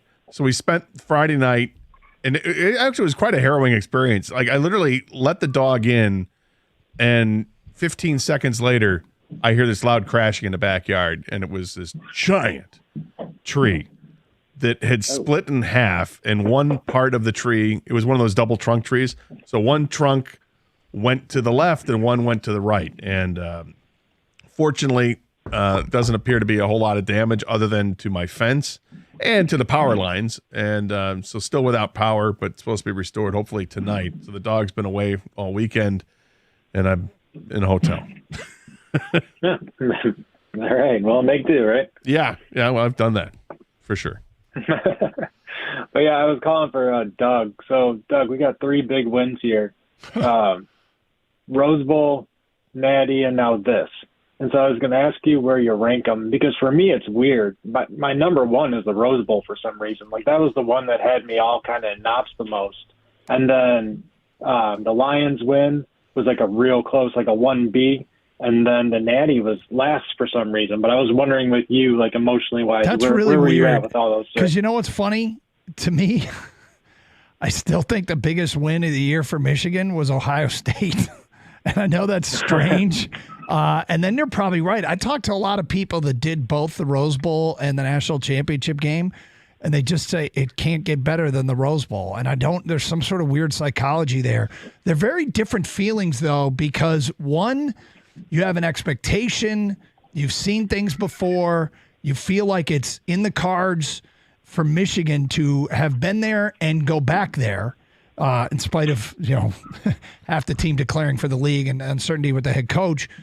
With the Lions, it's so new and fresh. It's a completely different emotion. I don't know how to describe it. It sounds like you kind of have the same thing, ranking the Lions win ahead of the national championship. Yeah, and it's kind of like house money and like this like drunkenness right now where I'm like, oh yeah, we're going to go ahead and we're going to make Baker he's a bum, right? We're going to beat them. It's no big deal. It's weird. I feel like just rolling right now. I do have this strange feeling that this is going to be a very, very good weekend for the Lions. But yeah, I mean, they're all great. You can't beat winning a national championship, the satisfaction that comes with that. But as far as just the pure emotion, maybe it was the way the games went. Well, I was going to say, ask you that, the Alabama game, obviously that was the tighter of the two games, right? Yep. And do you feel like that was because Alabama was a better team than Washington, or do you think that's because maybe there was a little bit of Alabama mystique going on and playing in the Rose Bowl? And I don't know. Like I intangible don't know. things that came right. to play there. Here's the thing, too. The Alabama game, the Ohio State game, and the Washington game were very different. I think all 3 were very close football games. The Washington game got out of hand late, but in Alabama and Ohio State, there was a play that determined the game. Like the game ended on Jalen Milroe getting stopped. The game ended on Rod Moore's interception. The national championship game, there were several plays that built up to, and then you're taking a knee at the end, but they're all great. Who's your favorite kid? You like mom or dad better? Like, these are all. Well, Gator, why don't you rank them? After the Lions win, what was your favorite moment out of the other ones? I'd have to go with the Lions win. Thank you, Kanga. You go Lions 1? Yeah, okay, Lions 1. Yeah. And then the other 2? If you had to. Do you have any money on either of them? I had money on, I think, the Alabama game. And I believe I had Michigan to cover in that one. Did you? Yeah. Well, there you go. Yeah. So I don't know. I don't know if it's a funny question. It is. I talked to a lot of Michigan fans that are said the same thing about the Rose Bowl, which is odd. Because I look back at those games and I get it.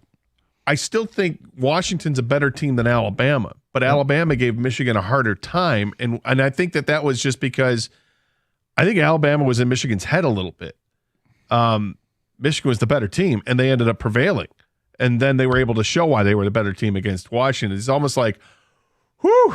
Yeah. All right, we came out of the Rose Bowl, we won. We're playing for a national championship. Let's have fun.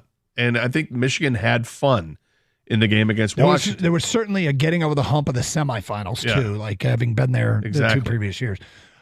Interesting question. I think it's very personal for each person that attempts to answer it. Too personal. Let's go to Andy. That's why you passed. Let's go to Andy. You're next. What's up, Andy? Hey, good afternoon, fellas. How are you? Good. Good. Hey, so I'm going to file this phone call under like the Dare to Dream category. All right. So huge fan, have been forever, lifelong, area resident. Had season tickets for the longest time from the Silverdome transitioning over to Ford Field. Saw Barry run for 2,000 yards, all that stuff. But no matter what, it's like I can't help but feel gun shy. We've seen things happen that weren't ever supposed to happen, like when Schwartz threw the challenge flag, remember on that touchdown where his elbow was down, and then, because you did this and then this, you can't, even though we know he didn't score. But we saw them go on the road and beat the defending Super Bowl champions. Oh, no, I totally agree with you. No, I know. Totally I guess my point is that for everything you can throw at, going back to that life of not feeling good and having, those dreams dashed because of a play here and there. We know the litany of the plays. We know the list of them, right? For every one of those, it feels like the Lions have combated that over the last 2 years. And they've exercised so many demons. They're on this, revenge tour, if you will. And I think it kind of started with the game against Green Bay to finish the season last year, a game that meant nothing to the Lions other than pride and meant everything to Green Bay. They win that game, they're in the playoffs. It's Aaron Rodgers, likely his last go-around, and the Lions smoked him on his own turf, made him pack his bags and leave, and then played 4 plays this year, and he was done because of what happened with the Jets. And what the Lions do, they just kept winning, and they kept winning. And that's what they do. They keep winning. Feeling. Yeah. And then they go and beat the Chiefs. But I guess my ultimate, I'm 99.9% on board, but I guess as a lifelong fan, there's that tiny bit in the back of your mind that's like, they could go through and win the whole thing. And, you're going to have part of you thinks like you're looking around, you're over your shoulders like, well, is the NFL going to throw some sort of like Reggie Bush, we're going to take away the Heisman Trophy kind of moment. I hate to say that. And of course, that's tongue in cheek, but it's like, oh my gosh. What the hell's going to happen? When what could go wrong? When can I shed that? I guess I found it happened for me just watching games during the year. My attitude towards watching Lions football completely changed. And it wasn't like a snap thing. It was like in this Campbell era, starting last year into this, it didn't happen last year, but I don't watch Lions football with a feeling of doom. Like what's gonna go wrong? What's gonna go wrong? And that to me was a personal moment where those 3 letters died. Is I don't expect it. It doesn't even enter my mind really, unless I remind myself. They win games now despite things going against them. And then karma is so interesting. And you look at the Dallas situation, and we know what happened in the game against Dallas, right? Yep. And what happens 2 weeks later? Dallas is out of the playoffs. Karma can be really interesting if you believe in things like that. We'll get to more of your phone calls and feedback. Jared Goff, 130, 97.1 The Ticket.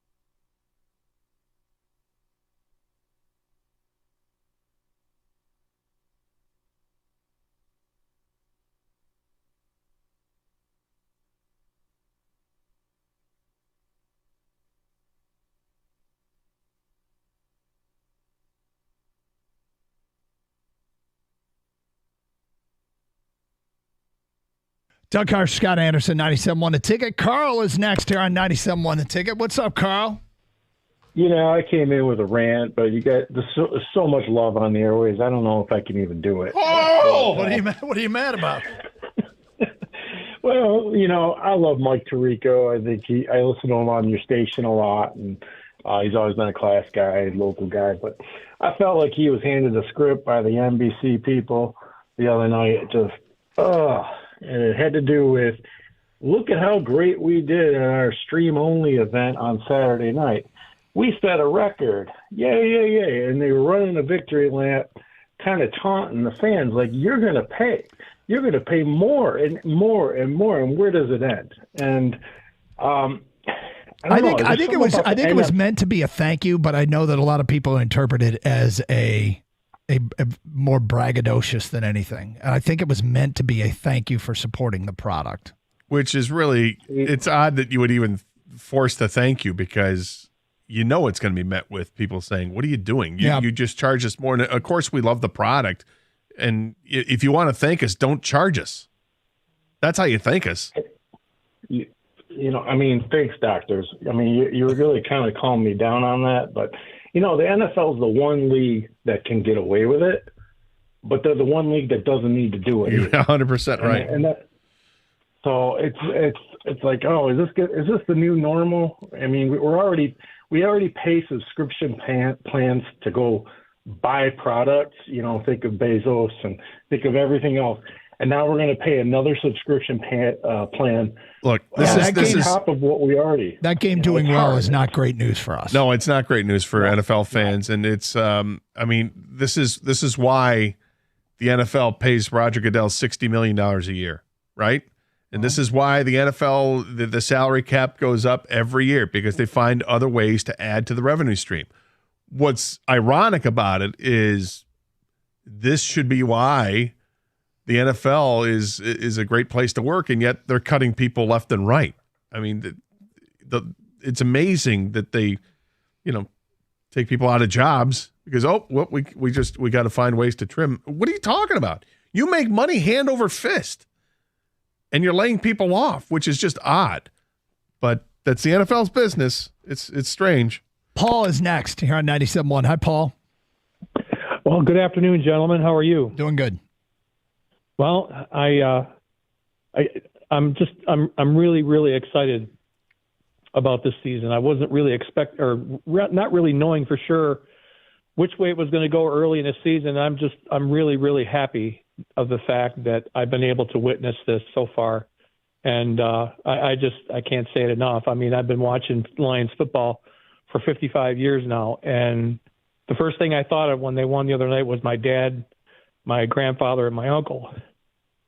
And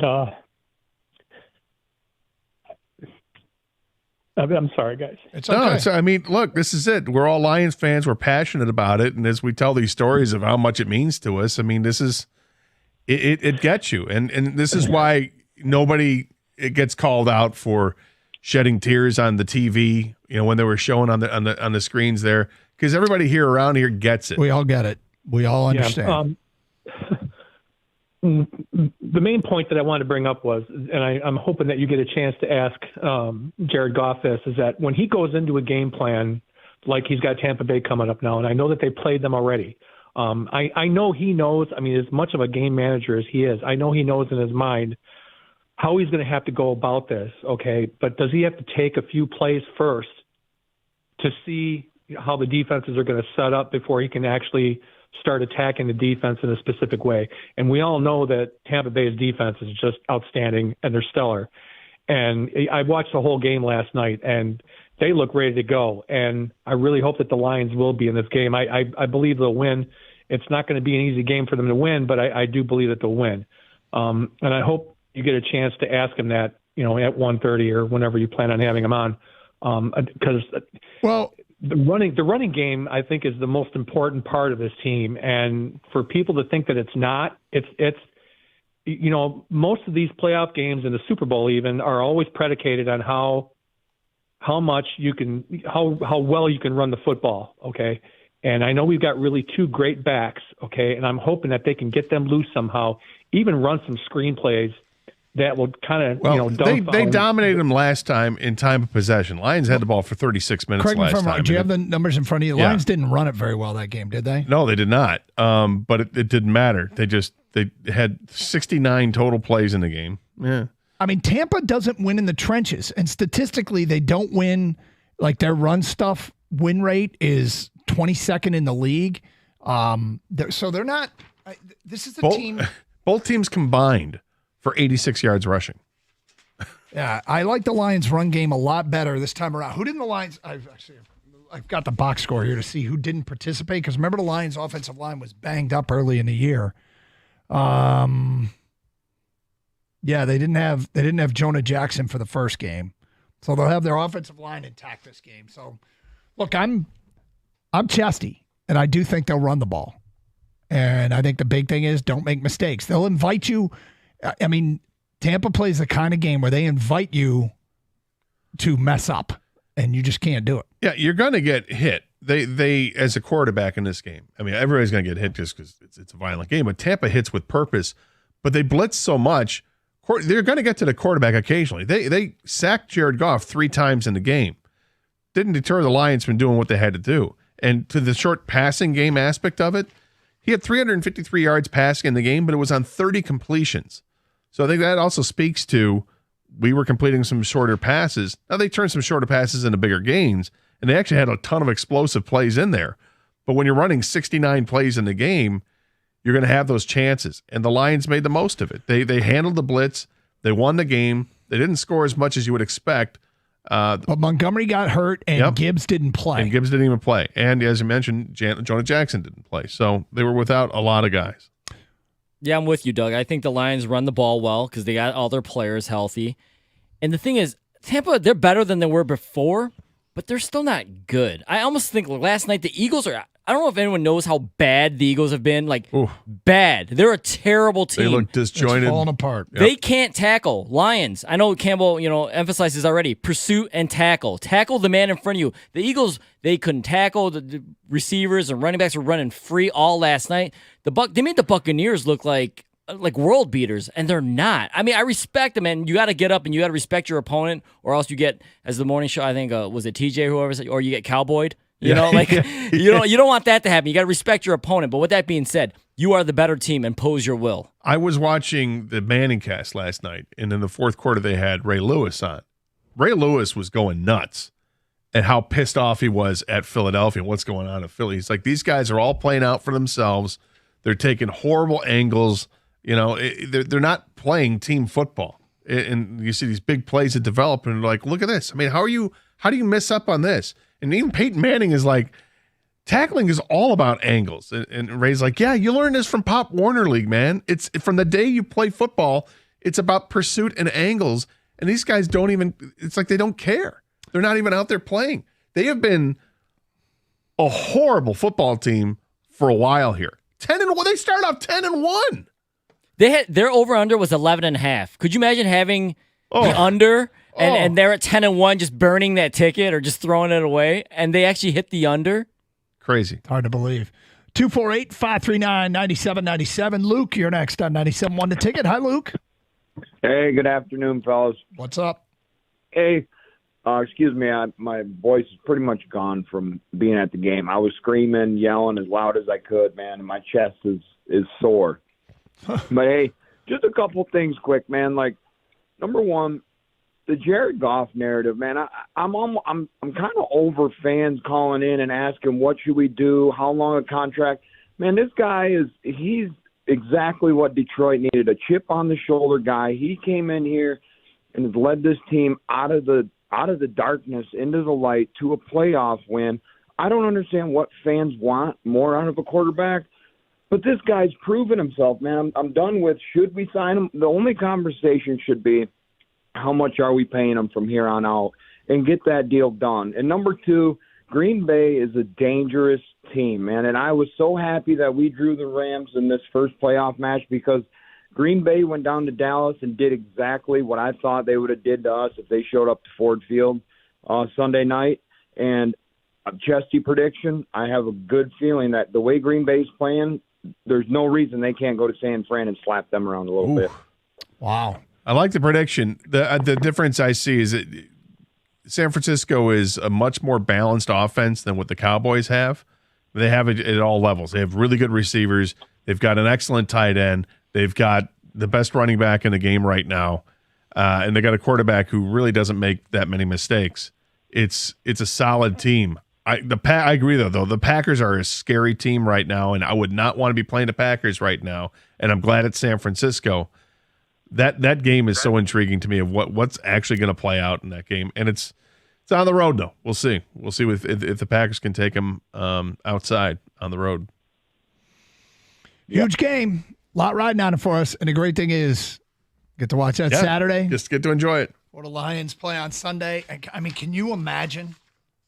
The extra incentive if Green Bay wins that game. Wins that game, you think Ford Field was loud last week?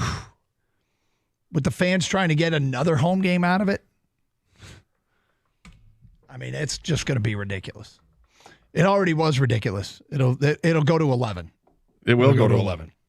It's Carson Anderson, Jared Goff next, 97.1 The Ticket.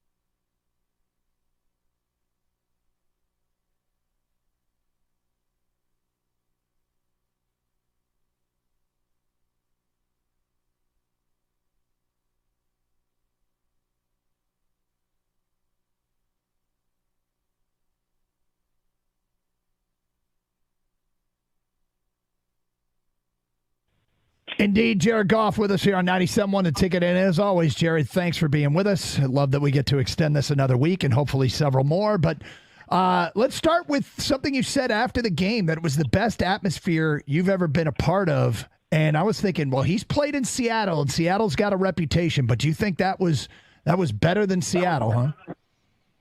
Oh, yeah. I mean, that's the greatest I've ever been in front of. And, our fans bring it. They really do. And I know they were excited for that one, as were we. And The challenge will be now, can they outdo themselves this week? But that was really unbelievable, and certainly the support for me personally was really special, and it was fun. Can you discuss how tough it is to be the quarterback on the other team and to be on the other team when the fans are that loud? It's hard. It makes things difficult in the huddle. It makes things difficult at the line of scrimmage. It slows up communication here and there and makes things hard. And teams that have a home field advantage like we do, it really does make a difference. It forced 2 timeouts for them early in the third quarter, which I'm sure they didn't want to do, and allowed us to only need one more first down at the end of the game there. It definitely is a real advantage. But at what point did it hit you that you actually get to do this again this week in front of these fans for at least another playoff game? And could you even hear yourself talk while the defense was on the field? Yeah, no, you couldn't really. Like, we'd be doing like little sideline adjustments. You kind of had to wait till the play was over and then, go back to doing it. But yeah, they were great. They were loud. We knew once Green Bay won earlier in the day, we knew we had that chance. If we would have won, we'd go on and play another one at home next week. And as we are now against the Bucs, we know who we got. It'll be another fun one. I said yesterday on the air, I think I could spend the entire 10 minutes with Jared talking about the last pass. Let's start with, it's the 2-minute warning.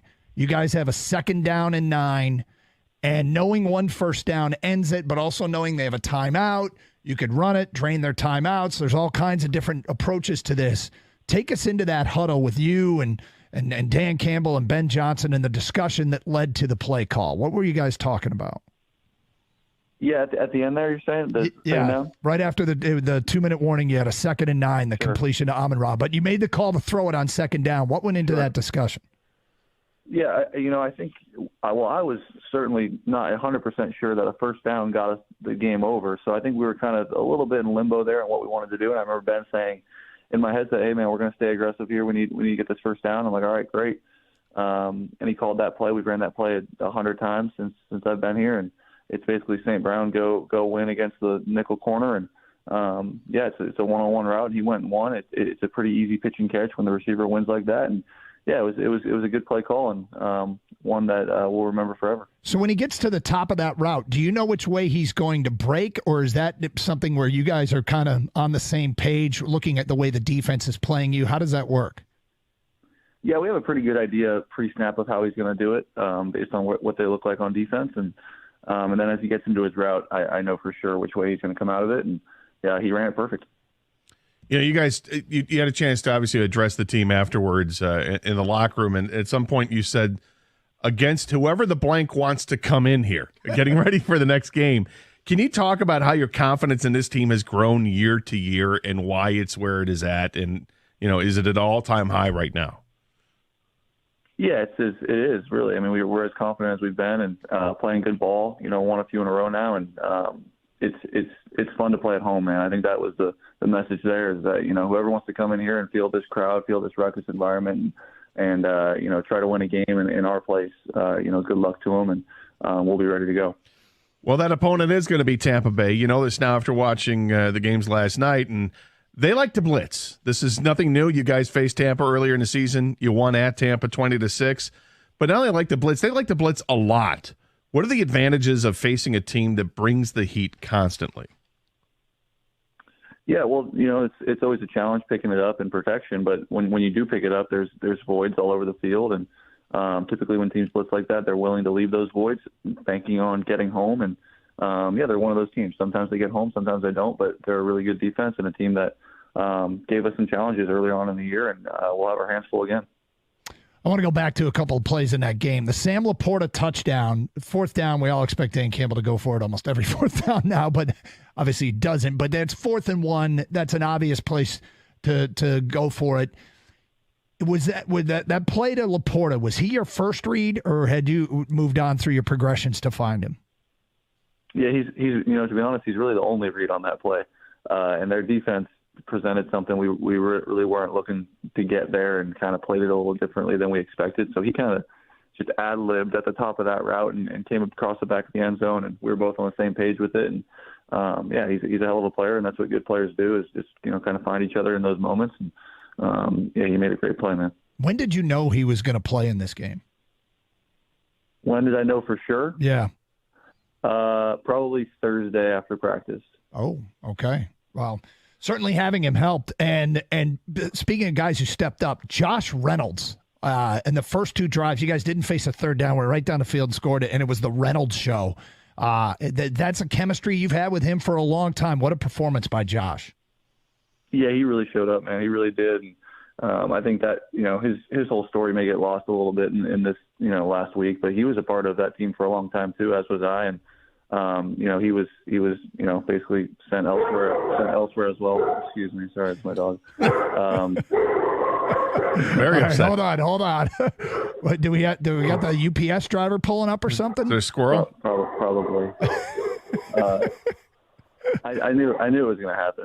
He likes to do First it when I'm on the phone. But yeah, Josh had a hell of a game and really showed up for us. So the word grit, gets thrown around. Dan Campbell brings it out there. It's not just a buzzword. I mean, it really means something. It's something tangible too. And you've got examples like Anzalone toughing things out, Laporta toughing it out. What does grit mean to you? Yeah, it's what we're about, man. It really is. It shows who we are. It's our culture. It's what Dan has infused into us, and it makes us tough to beat when we play that way and really embody that. And that was, I think, Dan's whole vision and Brad's whole vision when they got here was building a team and building players who can represent that and make sure that we can uphold that. What can you say about your defense? Held them to 6 points in the second half, came up with the big stops when necessary, played one of their better halves of the game. I mean, Matt Stafford had a really, really good game. Nakua is unbelievable, but that defense got the stops specifically in the red zone. What can you say about those guys? Yeah, they did, man. They really did. They showed up there in the red zone and really helped us out in that second half. We were only able to get 3 points for them, and I think the whole game, the possessions were scarce, man. It was, you get a possession, you got to take advantage of it. And in that second half, their defense did a good job against us, and our defense did a good job against them. And it's a 1-point win, and they all count the same. So yeah, our defense really stepped up for us there in the second half and made those stops. So I suspect that this offseason your phone's going to be kind of ringing off the hook with free agents asking you questions about what it's like to play for Dan Campbell, what it's like to play with and for Ben Johnson, and what it's like to play in Detroit. What would you tell them, and what have you had to tell people maybe if they've called in the past? Yeah, if you want to play for a real, genuine dude who cares a whole hell of a lot about his players, come over here. It's a fun place to play. He keeps it fun. He keeps it light, but also keeps us extremely accountable and is as fun as anyone I've ever played for and is as genuine as anyone I've ever played for. And what about Brad Holmes? I mean, there was a video of him going into the elevator, yelling, going crazy. I think we've asked you before about his overly aggressive high five. I'd be afraid to engage in a high five with Brad Holmes after a win, but it was really heartfelt afterwards, him getting the game ball and how much that you guys mean to him and his vision and Dan Campbell's vision kind of, jibing together. Yeah, sure. And I know his history with the Rams as well made that one a little extra special too. But Brad has done a great job, man, ever since I got here and their vision, and they stuck to it, man. It's not easy. There's always, emotional decisions that you can make, and I think that they haven't. They've stuck to their plan, and whether or not you guys agree with it every step of the way, I think that's the part that they don't really care about. They just do what they think is right and not listen to any outside noise and people telling them who to draft, when to draft, who to sign, when to sign, and they don't know anything. These guys in our building know what's going on, and Brad and Dan and everyone on Brad's staff up there is doing a hell of a job. Dan Campbell answered this during the morning show, and how much does it help? And does it help or hurt either team that you guys have played before and you beat them? Talking about Tampa this Sunday. Yeah, I don't know. That was a long time ago. It was early in the year. We're both, extremely different teams now, and I'm not sure if they had all their guys up that game, and I certainly know we had some injuries as well. So it's a completely different team. It's also at a different location, and they're playing really good ball right now, and we'll have our hands full. So for the playoffs, they've added some new stuff at Ford Field. For the night game, it was really cool to see the light show that they had. They've got the pyro going on. Lots of celebrities in the house at Eminem, Big Sean, Barry Sanders, Calvin Johnson. Who do you want to see that come to Ford Field that maybe you haven't seen just yet? And have you ever been starstruck by celebrities?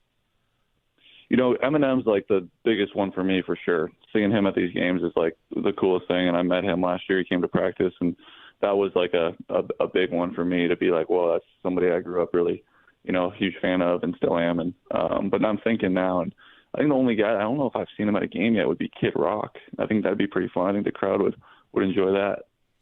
And the crowd chanting Jared Goff, Jared Goff. Have you ever heard a Jared Goff chant in your career, and how cool was that? No, that was the first time, and yeah, it was really cool. I think the support I felt from them, the support I have felt from them since I got here has been pretty incredible through the ups and downs, and kind of being in that moment there and hearing that, and given the circumstances, it was pretty special. Well, Jared, as always, we appreciate your time. Thanks again for another win, and we are planning on doing this next week. So we'll talk to you then. Perfect. All right, see you guys. Thanks, Jared. There he is, Detroit Lions quarterback Jared Goff here on 97.1 The Ticket. Indeed, Jared Goff with us here on 97.1 The Ticket, and as always,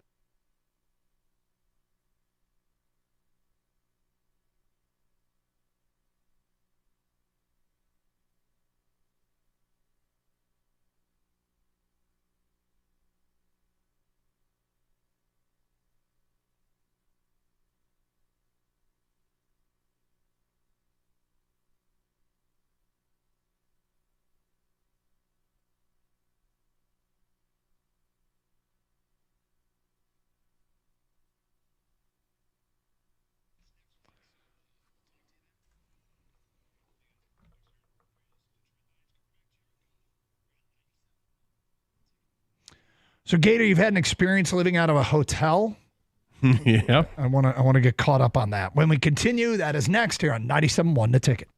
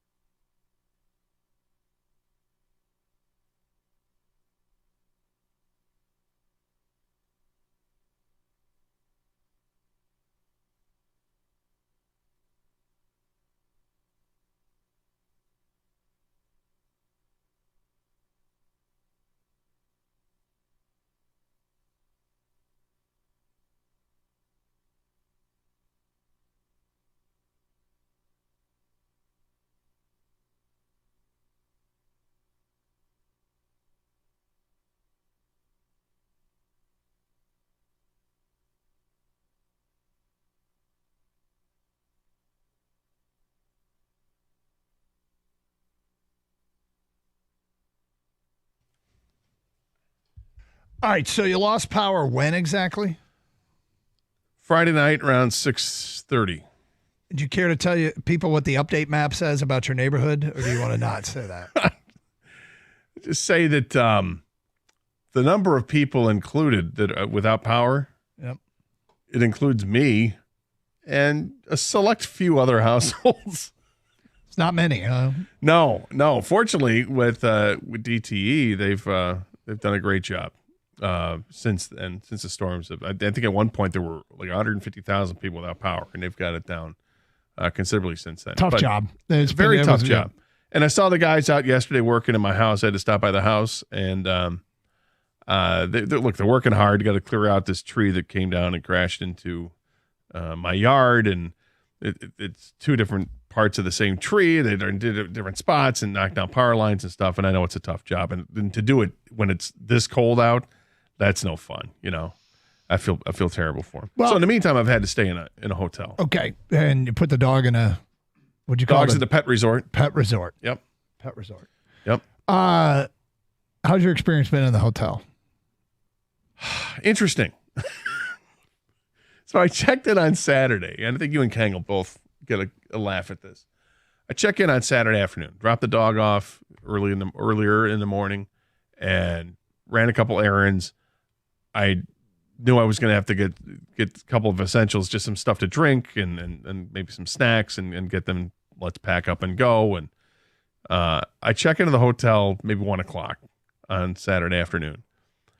And as I get to my room, I look across the hall, and on one of the other doors is a poster with a jersey on the poster and a name. I know exactly what this is. And I'm like, well, what have I gotten myself into? What is this? And then I'm reading the poster, and it's some team, some travel hockey team. Mm-hmm. I'm like, okay, travel hockey. I'm down with travel hockey. That's fine. I go down for breakfast on Sunday morning. And because there's like breakfast there from 7 to 10 or whatever. Free continental breakfast. Yeah, I'm awake. I'm like, all right, good. Yeah, I'll get breakfast. Go down there. I'd only guess. And I stand and I see all these kids running around. And they're all wearing the same sweatsuits. Well, not yet. Right now they're just all around, and I don't know if I think I got it at the For end. people new to the show too, it's well established Gator hates kids. I don't hate kids. I think this is hilarious. They're on the list. So I'm going through get my plate, hey, eggs and a couple sausage links. Here's a waffle and, get some juice and go and sit down. But it is funny because the dining area is just filled with kids. Girls, not only kids, but they're all little girls between the ages of, I'm going to guess there were little sisters there too. But I would be a guess they were girls' travel hockey team. Yeah, it was a girls' travel. Oh, okay. Between the age of 5 and 12. Wow. And their parents. And the kids are running around like crazy. And I'm eating and I'm laughing, thinking about what you guys must think that this is a situation I'm in. 100% know what. Trapped in a hotel. With kids. With a bunch of kids on my floor. So naturally, after breakfast, I go back up in the room and I'm like, what am I going to do myself? I got nothing to do. I can't, I have a suggestion. Yeah. You go play goalie when they're playing knee hockey with the mini sticks in the hotel hallway. Yeah, that would have been great. Which is every single travel hockey team ever. So I'm hearing kids run up and down the hall. There's a pool at this hotel. So every time I get into an elevator, there's some kid dripping with the pool water still on them, or another kid that's just wearing nothing but a bathing suit waiting to get to the pool. I'm like, you got to be kidding me. Where are your parents? What's going on? This is amazing. This is Gator's own personal hell. It wasn't hell, but so he moved back into his frozen house. Am my house ready yet? No. So then I go to the football game, come home late that Sunday night, and I feel like, you know what? I didn't take a muscle relaxer that night because of the back issues. So I'm like, I can have a beer. I'm gonna have a beer. And even though it was like 1:45 by the time I got in there, they did allow purchase of beer. So I grabbed a couple beers. Like, I just want these 2 beers. Like, okay, that'll be $12. I'm like, what? $6 for a bottle of Bud Light. Great. And I had 2 of those. Go up to the room, and I don't hear anything. I'm like, this is great. No problem. Tournament's over. Go to sleep. Oh, but it's a MLK. It might have been So I wake up the next day. It's Monday now, and I go down, and I'm going to get the breakfast, right? It's 9 o'clock again. Okay. And as I get to the area, I see that there's nobody there. I'm like, great, but the food's set up. I go grab food, throw some eggs in there. Again, same thing. And I go and sit in a room. And now they've got the room closed off. Now, instead of this giant room, now it's sectioned off, and now it's a smaller room. They obviously have a movable wall.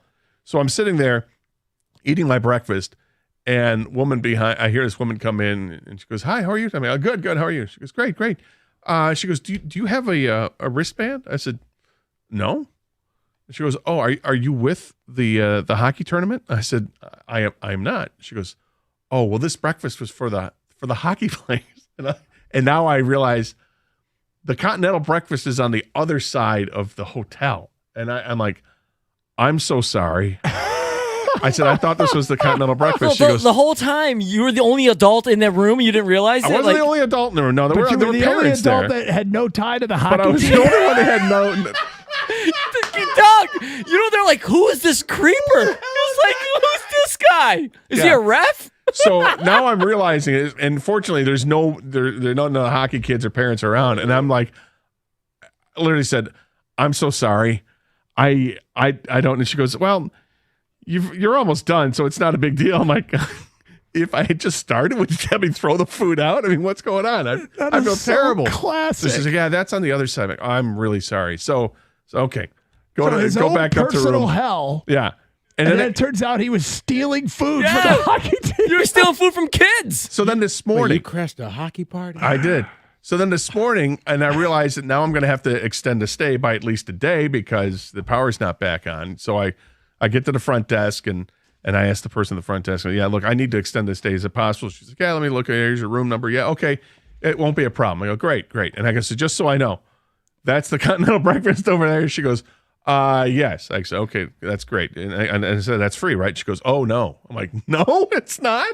She goes, "No. Let me see if that's part of your room rate or not." Oh my God. And she goes, "It's not." She goes, "But you can get something to go." And I'm like, "Oh, okay." And I start to think about it.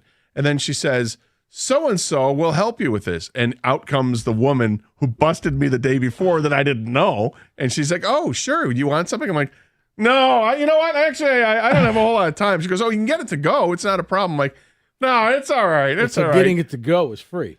Well, right. so then the woman at the counter, she goes, "We'll just comp it. It's fine." I'm like, "Are you?" No. She goes, "It's free. You sure?" I'm like, "Okay."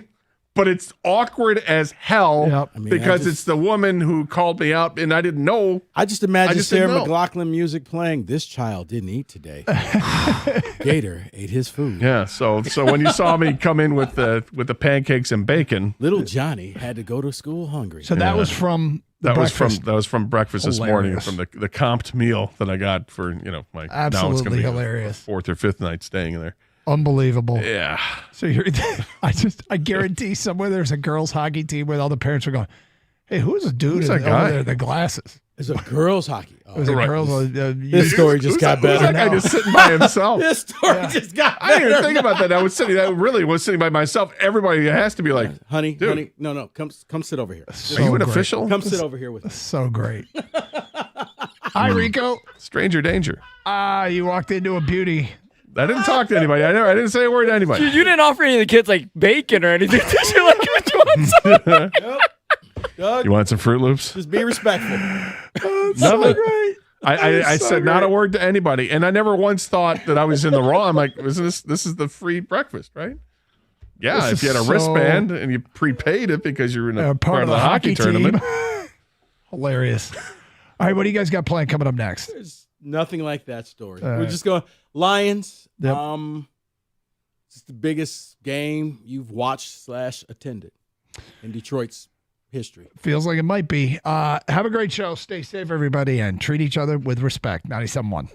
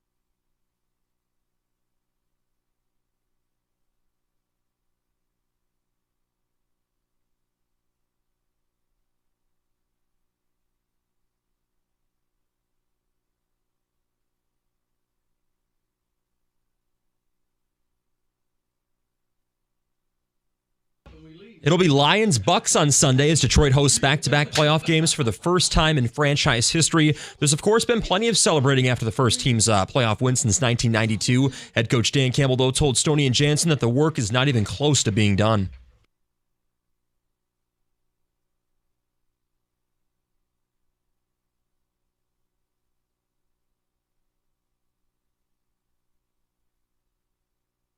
The Lions are 6.5-point favorites over Tampa Bay, who they beat 20-6 back in October. Kickoff in the divisional round, 3 o'clock Sunday afternoon at Ford Field. Meantime, 2 Lions are finalists for Rookie of the Year. Tight end Sam Laporta and running back Jahmyr Gibbs are among those 8 finalists. Texans rookie quarterback C.J. Stroud, he's the heavy favorite for the award.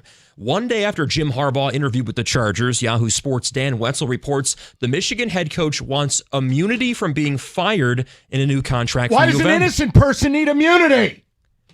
Well, Mike, this, of course, as multiple NCAA investigations into the program continue. Not a bad idea for a contract. Get away with anything. Not just fired.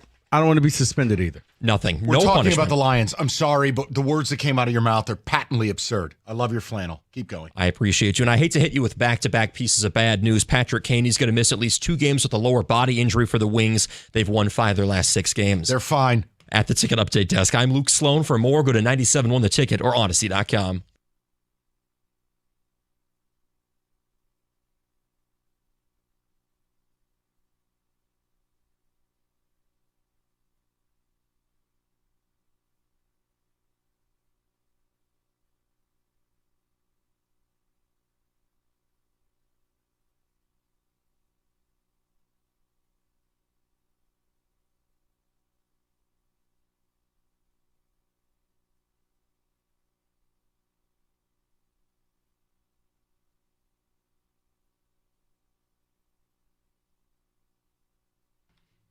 Oh, my God. Oh, I'm so thankful we get to come on the air today and not do disaster radio. How is everyone? Oh, don't worry. I'll save the anger for later in the week. I am just... It's on your mind, Mike. So many. Rico. So many things. But we're only going to talk about one of them, which is something that felt almost... Not almost. It felt owed.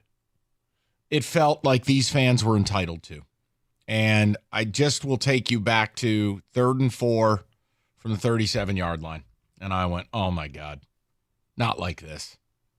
Don't, please. 4 and change to go.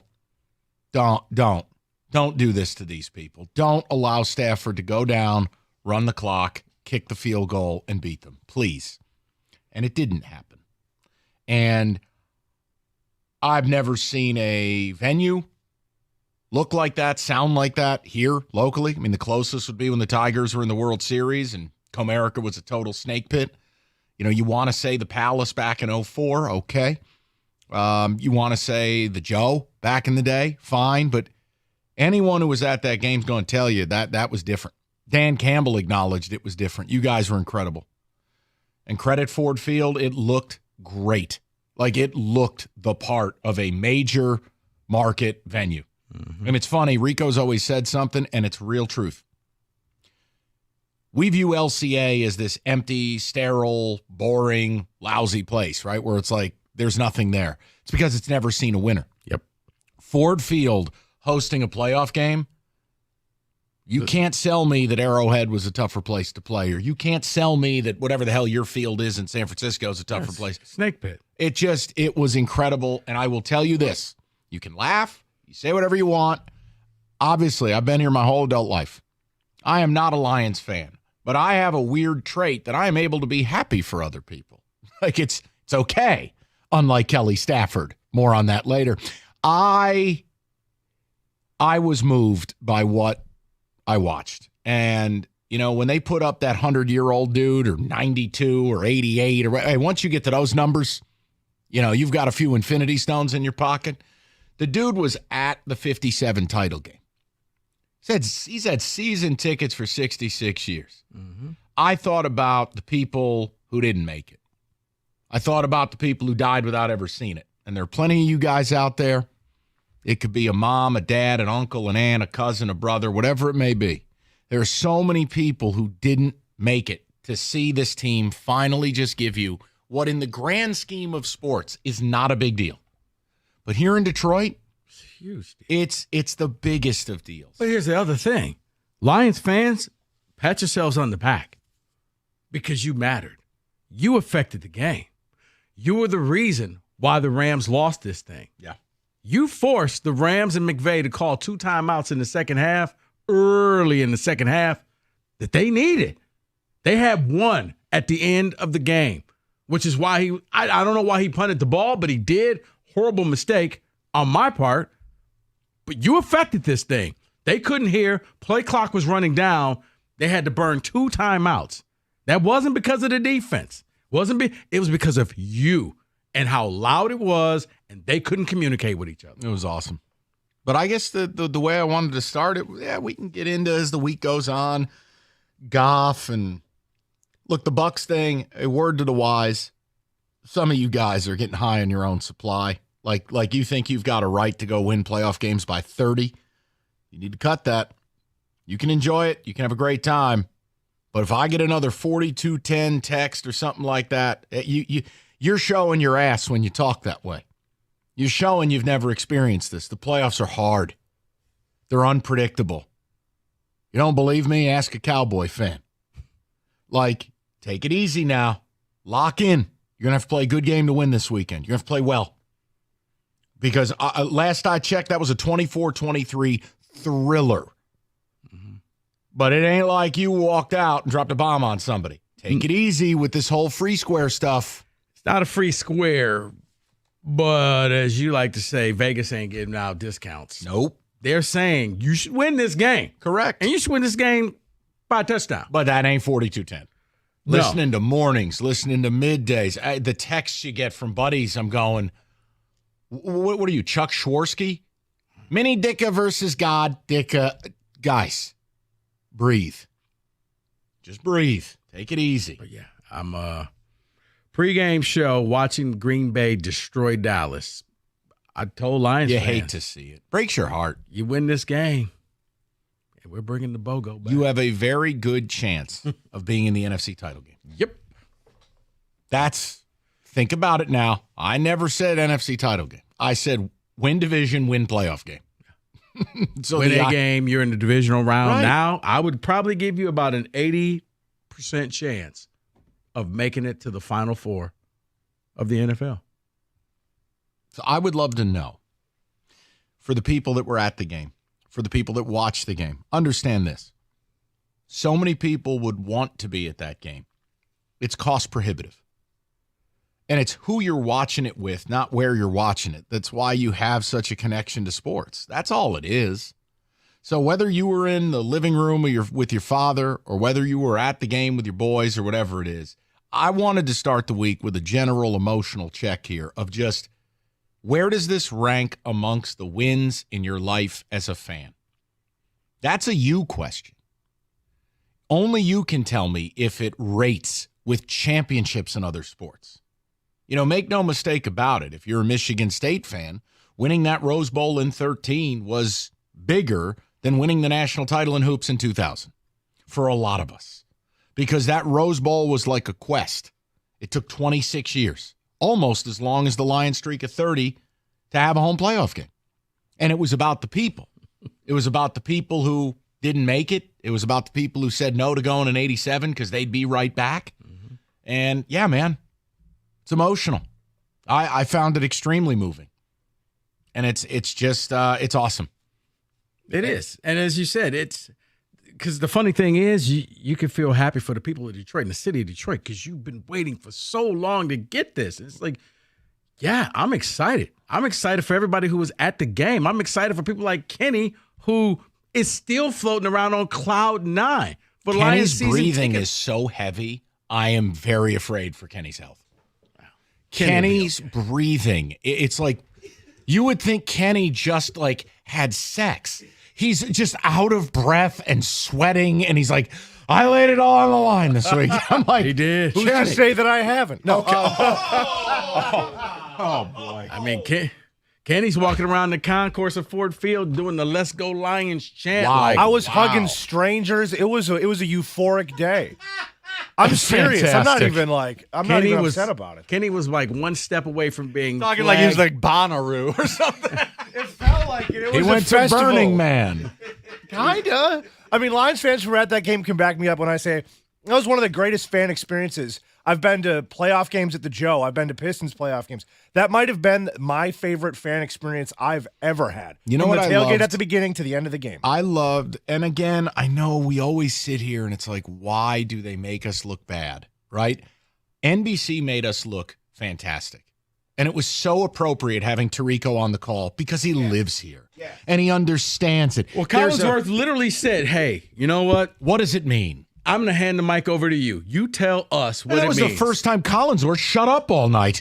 But like just making the city look good, making us look good, and having someone tell our story. And I get to say our, not as a Lions fan, but as a human being that's lived here for over 20 years. It was just, it was perfect. Well, not even that. And Tirico is so good at his job. When the Rams first get on the field for their first drive and he's just silent and he just lets things play out, let the crowd set the picture for the people at home. Don't say anything. Collinsworth, shut up. Let them do this. That was amazing, and I think it only happens because he's from the area. Correct. Hey, he's okay, David. No, I'm just kidding, in case he's listening. No, it was fabulous. And it just, I mean, some of the aerial shots of the town, all lit up in blue, the way the stadium looked, the way it sounded, it was just first class. And I mean, in a lot of ways, maybe America, in a small way, changed the way they think about this team. And I think it has to start there. And like, yeah, you need to win this weekend. And if you do, I think it erases just about. See, I think America had already bought in because it wasn't just here that it was the outrage over the Dallas game. It was nationally. Like, they were upset. Like, the Lions just got screwed over. Like, whoa, you have allies now, where it used to just be, that's Detroit. No one cares. Well, now, yeah, you came out there, and the fans did exactly what I thought they were going to do. They were loud. They caused the Rams to burn 2 timeouts, which pretty much killed their in-game strategy. So that one was on the fans. We got a lot of talking points, a lot of different angles to go. We wanted to leave it a little open to start the week, but we'll get into why Dan Gamble won that game. Dan Gamble, not Dan Campbell. I'll explain. Also, nobody booed your kids, Kelly. You can stop. I don't care what content you need for your low-rent podcast. No one cares. No one booed a 4-year-old. Stop it. Stop it. When would they have the opportunity to Stop it. No one. I don't care. You're how locked away big, in a suite. I don't care how big of a loser or how many beers you've had. You didn't boo a 3-year-old child. Right. Stop. You are attention deprived. You need to go away forever. Go back to your $100 million home. Please leave. Stop slandering this city. Yeah. The only time you're upset at a 3-year-old if they're kicking the back of your airplane seat. No one booed your kids. That's it. Ah!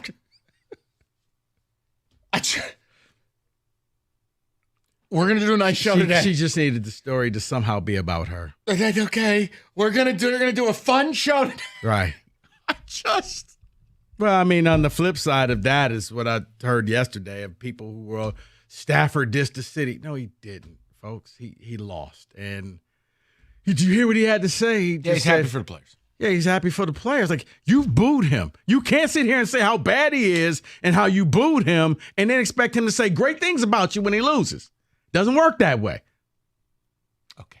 I think we're all a little emotional. Okay. We're going to turn this to the people. Kenny, start us off with a Let's Go Lions. We got a couple great football days planned that are Lions-centric. We're going to knock your calls out till 6 o'clock. Taking one day to just enjoy it. You know, Rico's over here puffing a heater. He's excited. A little Marlboro Red action for Rico.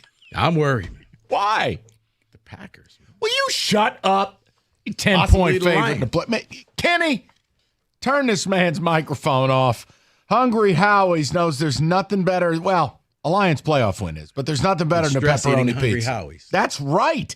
Eat your feelings as you're a 10-point favorite. Crispy classic pep or the savory original, you get both. It's a pepperoni duo, $9.99. Hell of a lot cheaper than what the ticket's going to be this weekend. So load up on the pizza, relax, watch the game with the people you care about, and hopefully punch a ticket to the NFC title game. A large pizza, loaded up, 2 types of pep, under $10. Won't last long. It's Hungry Howie's, the pepperoni duo for a limited time only. Hungry Howie's Pizza.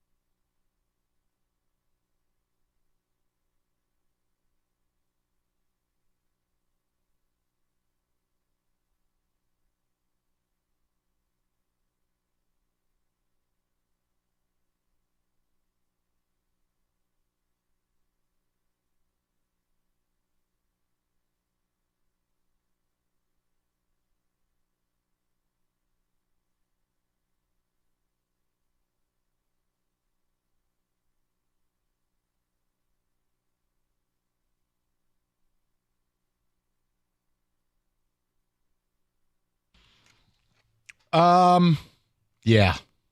Yeah, the afterglow is great. I feel so happy for you guys. And now, yeah, you got a very credible, better than 50% shot.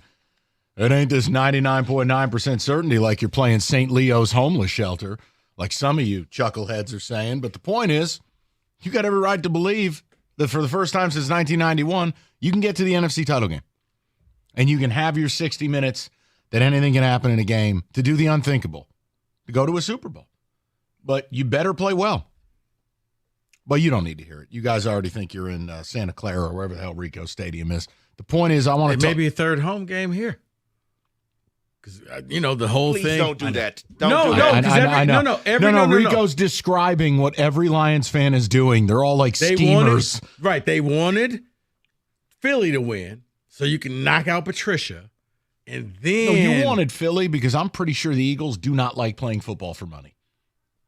They showed up and they were like, "Is this over yet? Can we go honestly, home?" they did look like they hit the portal and only half the team made it to the bowl game. Sirianni's getting fired. Hope you're ready. I mean, I think it's a little Hate to see premature, it. but Another punchable face out the window.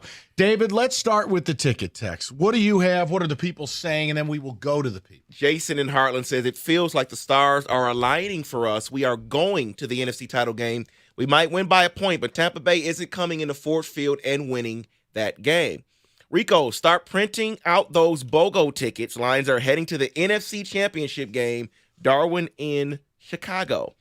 Someone else, Michael says, I want to thank Matt Patricia for being so bad at his job that we get the lesser team. Thank you, rocket scientist. Thank you. See, you actually got the better team. Yeah, you have a team that actually likes playing football versus team that was checked out. From Jimmy, I'd call in and talk about being at the game, but I still don't have a voice to talk. What an unreal, indescribable experience and feeling. Do you know what's unbelievable and indescribable? That we were given word and confirmation that a man broke his promise to us. And there's no better way to start this show that a man who is a liar promised us he would stay away from Ford Field because he's a jinx, because the team never wins when he's there.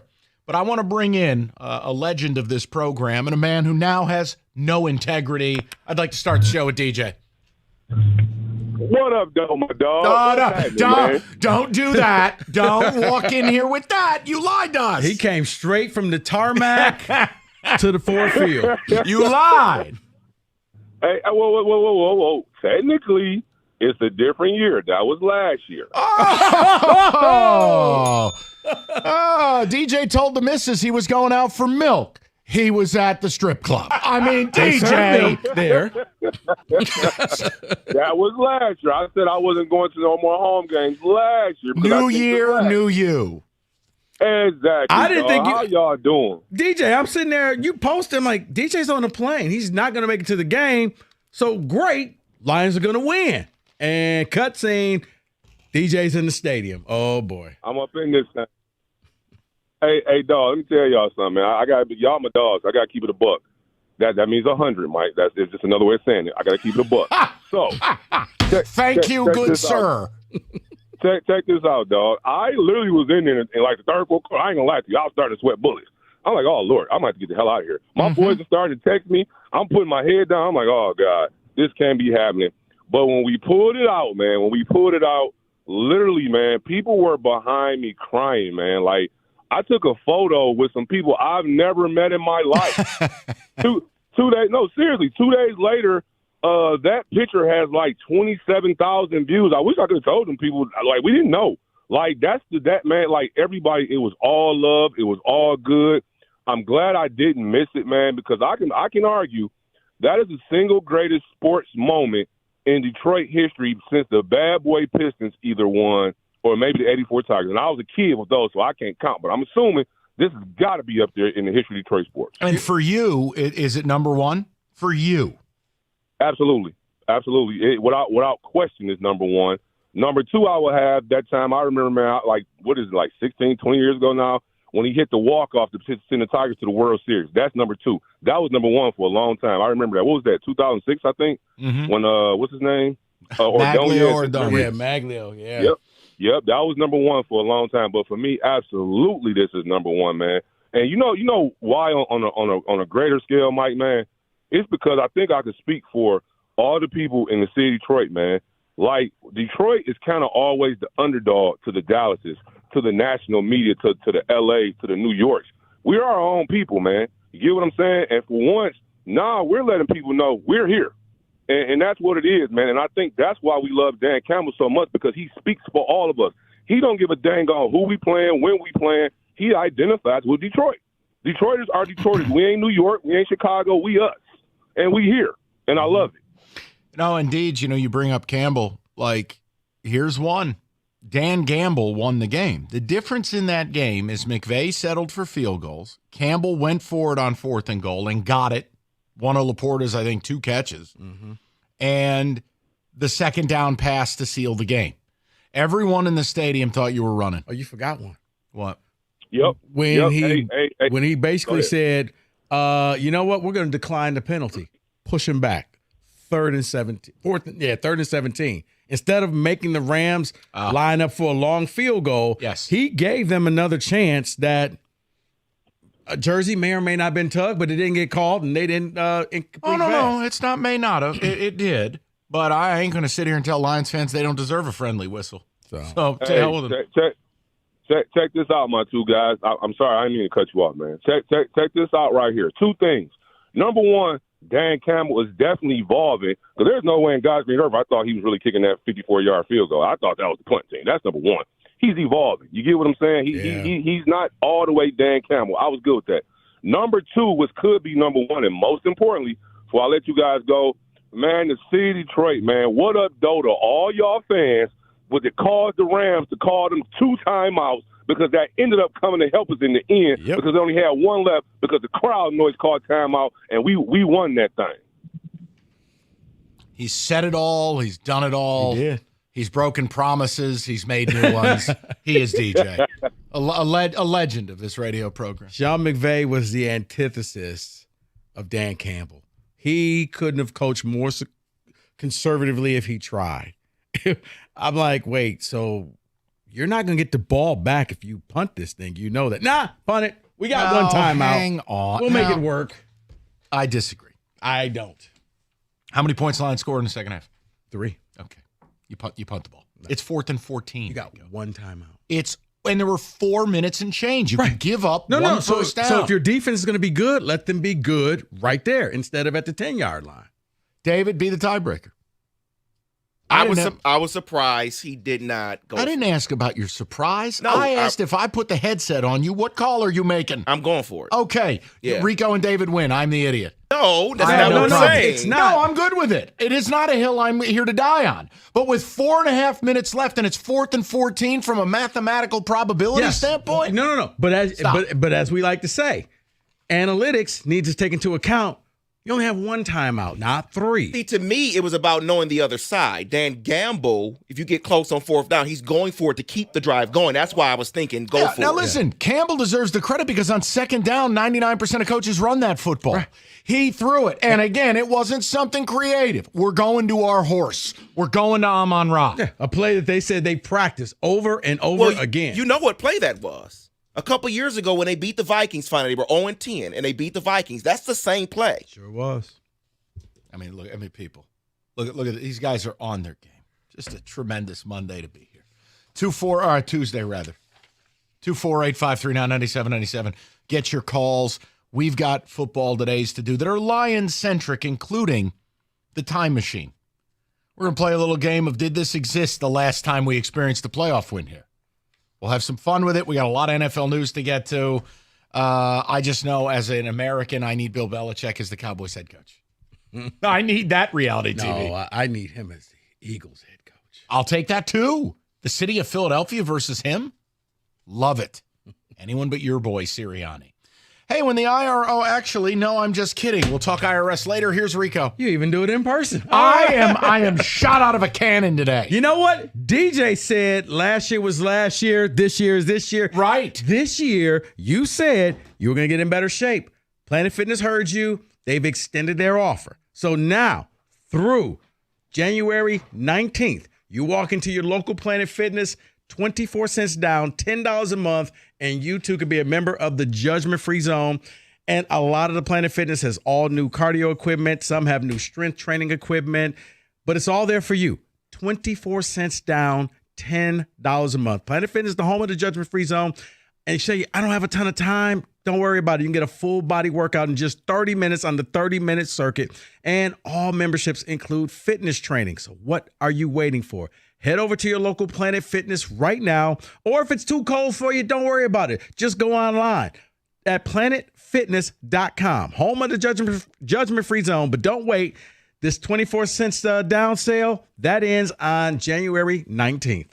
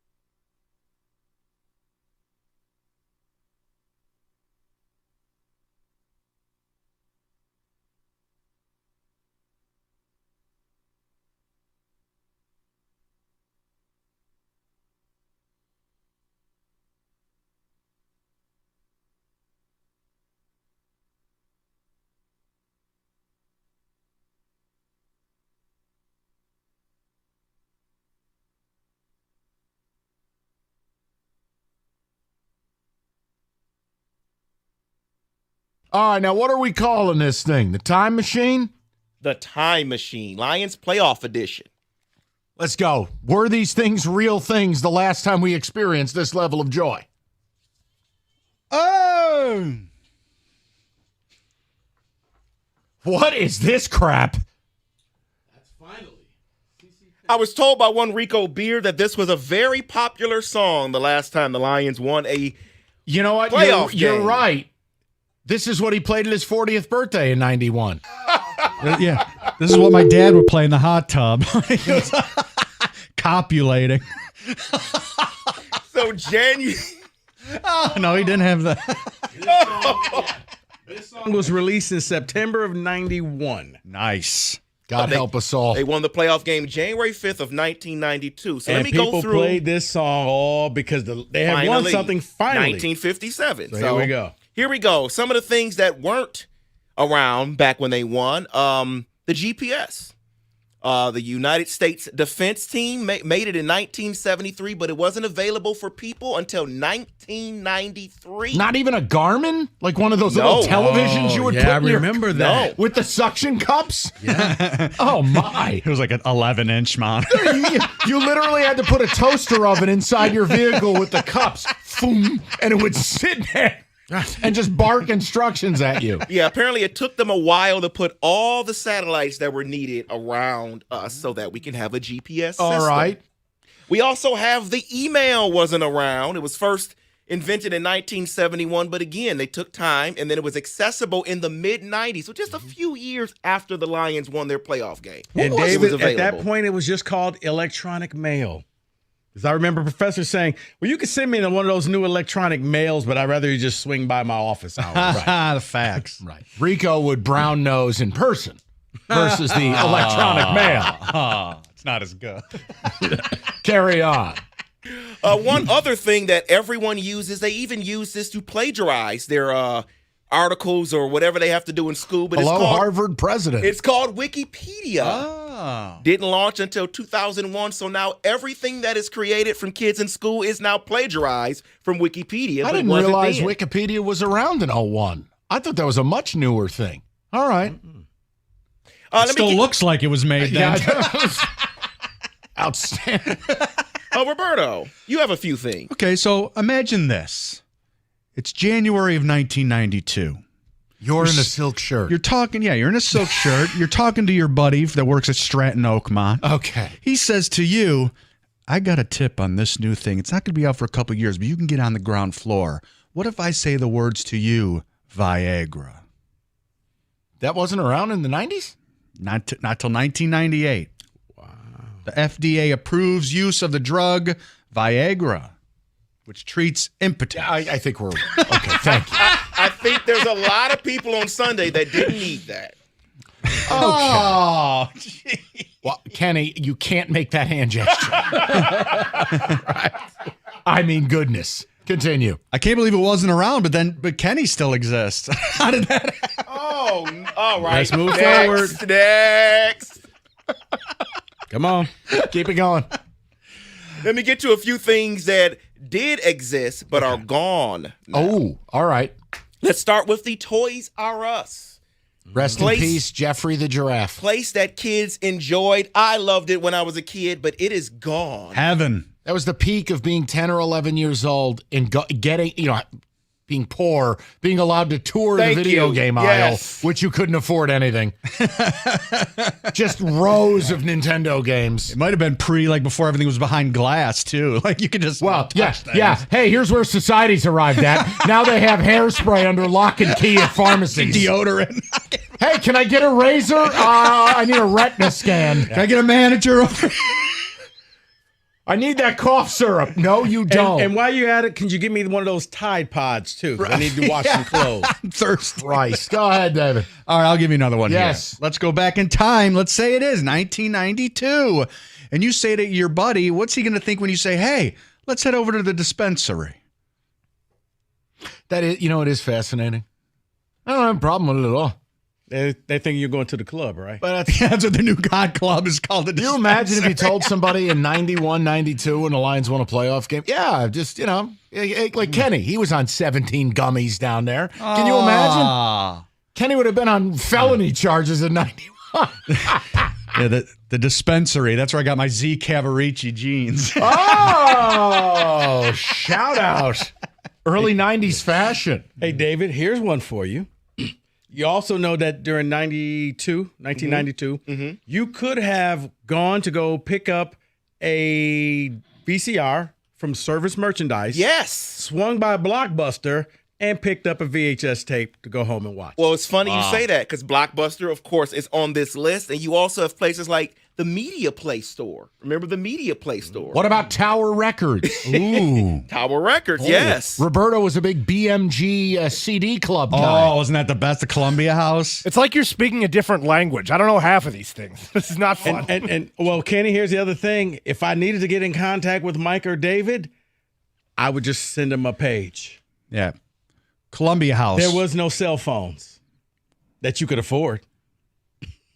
No It was big as a brick. It was big as this. Or Kenny, here's the thing. If you had them, it was called the nights or weekend plan. You want to lose a friendship? Call somebody during the day. Are you ready for this? Just a Or you couple were of White notes. Boy Rick.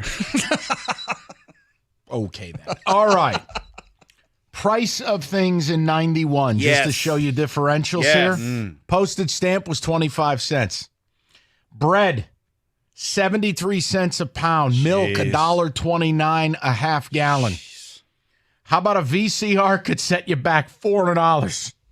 Pagers that cost $7 a month. A pager. Like, the last vestiges of that era is the TV show The Wire, Yes. where they're all on pagers. I paid, $8 a month for mine. Here's the universal pager. Yeah. You hold it up to your face. Rick. Carry on. So here's another thing that existed back then, but that does not exist now. Nowadays, you can use your phone, your tablet, whatever device you have to read a book. It's called an ebook. But there was a place you would have to go to, sit in the corner, and read a book, and it was called Borders Bookstore. Yes. Borders Bookstore. Borders and Barnes and Noble. Mhm. Oh, You would go in there, and you would. It is the downfall of society that we don't have bookstores anymore. That's crazy. Yeah. You can't replace a hard copy. I mean, come on. All right, so let's flip mine over here a bit. Let's say you're my 17-year-old son. I shudder at that thought. And I say to my son, I say, hey, what's he going to think when I say, hey, how about you and I head over to Chi-Chi's? The ice cream thing. No, that was the Mexican food. Yeah, but they had the ice cream, the fried They had the fried ice cream, or whatever yeah. it was. And you're like, how are they frying it? It's ice cream. That was like a highfalutin meal in college. That was. I'm going to go over to their Chi-Chi's. And get me some of that queso. Here's one for you. Yes. 92. You could go, Roberto, to the record store and get the albums of these new groups. Oh. Radiohead. That's right. Dr. Dre. Wow. The Chronic. Yeah. Mary J. Blige. Wow. The Wu-Tang Clan. 36 Chambers. Yeah. Yes. And Stone Temple Pilots. Wow. All came out. And by the way, you know what they called old school rap back then? It was rap. It was brand new. Yeah. Now. There was no old school. You were hearing Tupac is old school nowadays, Right. but Now you can buy some no-name goofball mumble rapper who goes by Lil something because everyone's Lil. Little baby. Little or baby. Or Yeah. little baby. Yeah, that's right. Yeah. Pac and Biggie. Still alive. Oh, yeah, wow. they don't exist anymore. You're right. So, again, let's say I got my son with me. We're going out on the town. I say, listen. Come on. Before we go out, let's head over. I want to make a stop at Stephen Barry's. What do you say? Oh, my God. 17 T-shirts for 50 cents. That lasts for one Buy way. one hat, get 12. Here, buy a Michigan hat. We'll give you the other 9 schools in the Big Ten. I just remember No, everything was. take it. It's free. I just remember everything was ill-fitting and itchy. Listen, it It was budget clothing for the budget conscious. Yeah. And if you were a sports fan, it was a great deal. Now, what do you think their margins were? Of course, the T-shirts had to be 10 cents. But I also, whenever I see Costa wearing his CMU stuff, I feel like he still shops there. Also, we've all heard the phrase, there's no crying in baseball. No, that wasn't out yet? Yeah. A League of Their Own? Was not out. Oh, my God.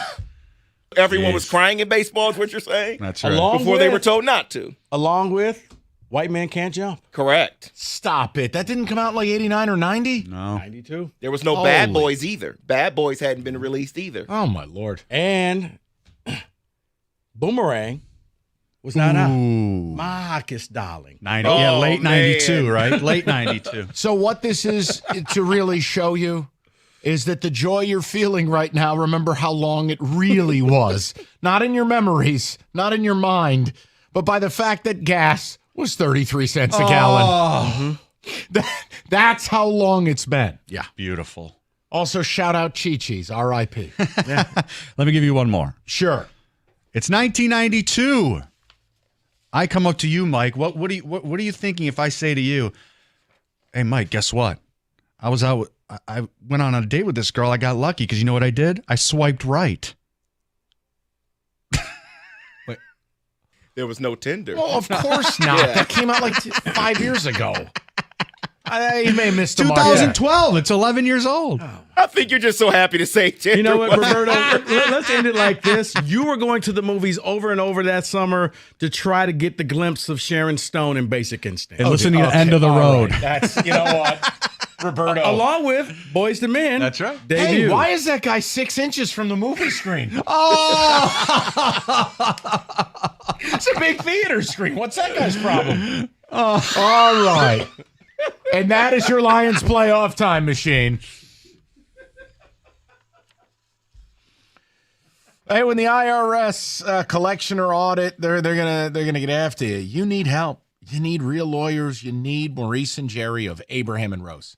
Legitimate representation, whether it's personal income tax or business payroll, you need Abraham and Rose.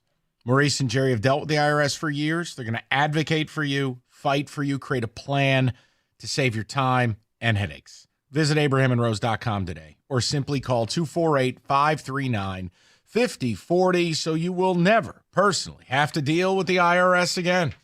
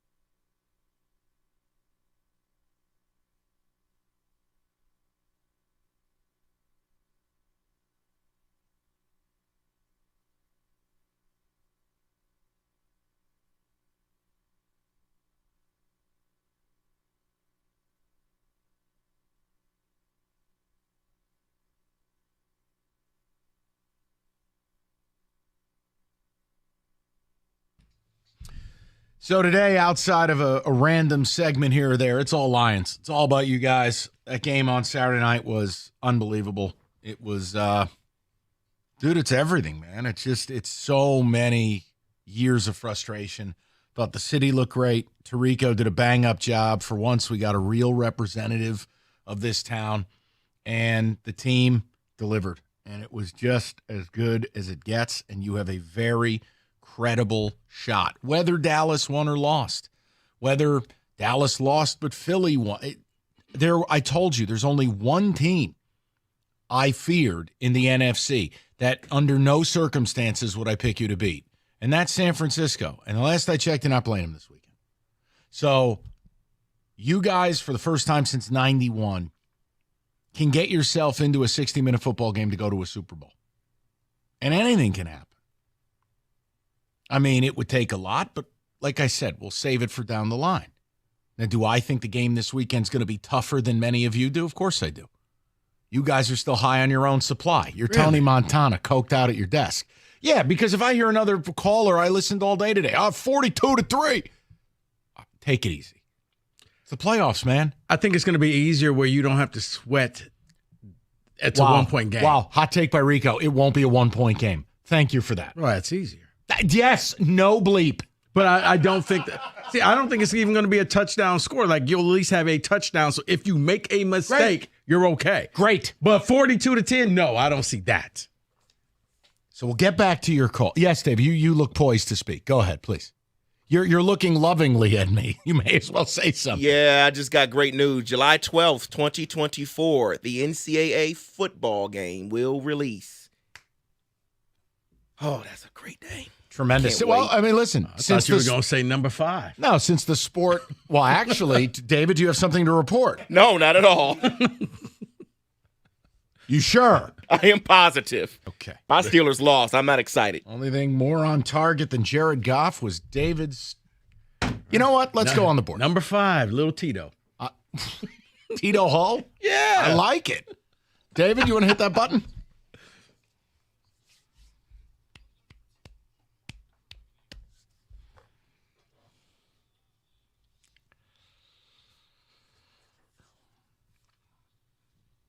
All right, we'll keep it nice and brief and get back to Lions calls. I got 2 systems that are not a system, but they sure play like a system plays. You do what you like with it. Number 1 would be Kansas State, unranked, at home, favored by 1 over number 9 Baylor. Why? Because it's unranked at home, favored over ranked.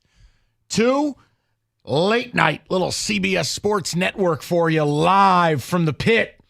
New Mexico, coached by Richard Pitino. Favored by 5.5 over number 16, Utah State, who's 16-1. New Mexico's really good. And at home, they can get it rolling. They just assassinated SDSU. They got Jamal Mashburn Jr. Yes, that Jamal Mashburn. They got Eddie House Jr. Yeah, that Eddie House. And the third guard, Demetric Dent, he's also really good. It's a 3-headed monster. Utah State can't shoot the 3. This ain't last year. And they can't guard in the middle. So I like New Mexico laying a 5. A little 10:30 soiree, Kenny. I know you'll be watching Sharks and Blackhawks or something ridiculous. Mr. Rico Beer. Take it to Kenny. I'm still adding up here. Rico's abacus is moving and grooving. Kenny, he's betting the whole board in the NHL tonight. So you know all those days where I say, there's only 2 games, I can't bet anything tonight? Right. This is making up for every single one of those days because I have not 1, not 2, not 3, but 4 games that I've already placed wagers on. 1, Coyotes, plus 143 at the Flames. Kings, plus 120 at Dallas. Kraken, plus 176 at New York. And the Ducks, plus 170 at Washington. Those are my 4. The only one that's not based on metrics is the Kings. And if you see the Kings at plus odds, you bet them. What is your favorite of the 4? The Yotes by a lot. Okay. Coyotes and Flames. All right. So people, if you're intent on, hey, Kenny's good at the hockey, Coyotes is his selection. Now back to Rico. Is the sundial working? The sundial is working, Mike. And here's what we're going to do. Very simple. We're going to take the Indiana-Purdue game. It's not the system that's not a system that is a system type of thing. This is just pure hatred. Imagine Michigan-Ohio State, but only on a basketball court. That's Indiana-Purdue. They're playing in Indiana tonight.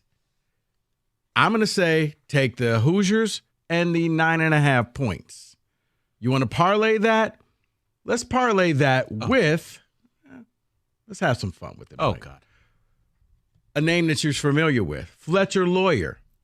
Guard on Purdue's team to score 10 points or more at plus 200. Okay. Indiana in the points, Fletcher Lawyer to score 10 points. Oh, and that's your Peacock exclusive, so no one's watching. David, what do you got for the people? Yeah, I got nothing. I'm sorry. Come on. I bet my kids' college fund on the Steelers plus 10, so I'm done. I told you that was stupid. Glad you listened. Yep. You know what, David? If the game was played on Sunday, you may have been all right. Exactly. Thanks for moving the game. Appreciate you. Well, I mean, David, at some point now, it is a television product. You let these networks run your league, this is what happens. Oh, but it wasn't on Peacock, so. Yeah. Well, at least it was available. You know, funny you mentioned that, Mike. What? I have a stat for you later in the show. Okay, great. And we've got Lions calls next. All good? 97.1.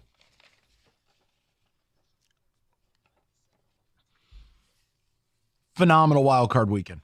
Now the divisional round, FanDuel, America's #1 sportsbook. FanDuel has a million ways to play. Yes, cookies, cash the ticket, the SGP stuff. He's getting me into it. I was good on props. I'm trying to learn. But FanDuel, the no-sweat same-game parlay deals they run, you bet at least a 3-leg parlay, it falls short. They give you bonus bets back. It's FanDuel.com/ticket. That's FanDuel.com/ticket.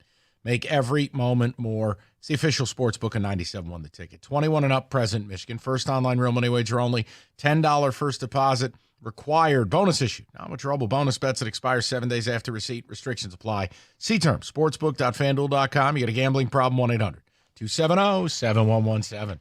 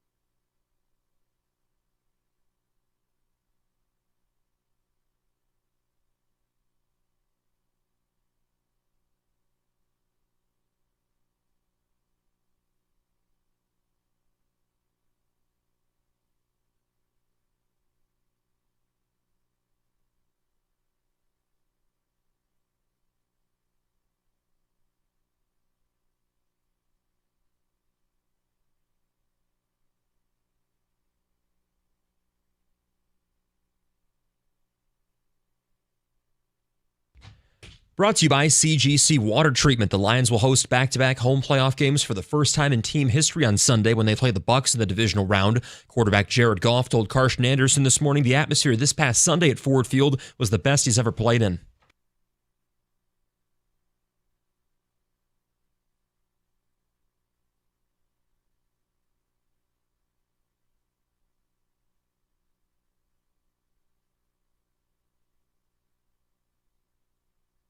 The Lions coming off their first playoff win since 1992 were 6.5-point favorites over Tampa Bay. Detroit's already played them once this season, a 20-6 win back in October. Kickoff 3 o'clock at Ford Field Sunday afternoon. Meantime, 2 Lions are finalists for Rookie of the Year. Tight end Sam Laporta and running back Jahmyr Gibbs have been named among the 8 finalists. Texans quarterback C.J. Stroud, he's the overwhelming favorite. Yesterday, Jim Harbaugh interviewed with the Chargers, and today, Yahoo Sports' Dan Wetzel reports the Michigan head coach wants immunity from being fired in a new contract from U of M. This, of course, as multiple NCAA investigations into the program continue. And Patrick Kane will miss at least 2 games with a lower body injury. The Wings, they're red hot right now, winners of 5 of their last 6 games. They play the Panthers on the road tomorrow night. At the Corwell Health Update Desk, I'm Luke Sloan. For more, go to 97.1 The Ticket or Odyssey.com.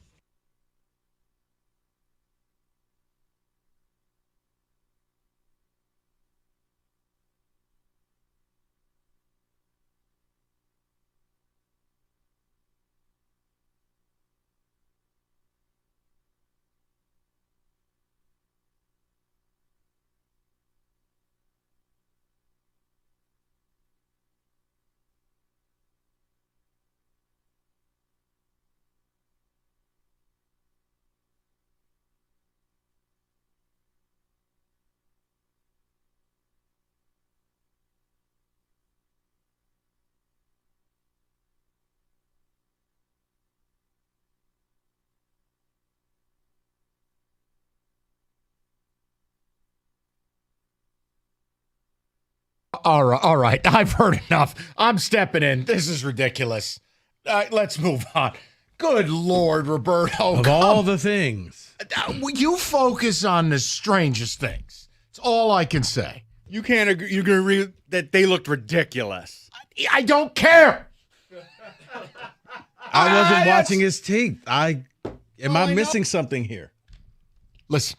They want a playoff game. All right, I'm sorry that Stafford's veneers might be a backdrop to that. Let's refocus. Lions win a home playoff game. You're 5.5 favorites over the Bucs this weekend. You've got a very credible shot to go to the NFC title game. And as the week starts, because yesterday being a holiday, Pistons played, I just want to know emotionally coming out of the game from an environment, what game would top what you just experienced, right, from an environment standpoint? But where does the win rank? Because I think it's something we generally do with college sports, that certain wins that don't mean you won it all actually mean more than championships in other sports. This Lions win, 09 Wings Cup, 08 Wings Cup. This Lions win, Pistons championship in 04. Mm-hmm. This Lions win, name it. Only you can answer it. Yeah, it's the scarcity. It's the thing that you don't see that often. It's why when the Wings kept going to the Cup, you just kind of took it for granted. But, yeah, it's like 30 years, 26 years, when it's almost been a generation, that's when you're like, man, it wasn't a title. Like you talked about the Rose Bowl. Right.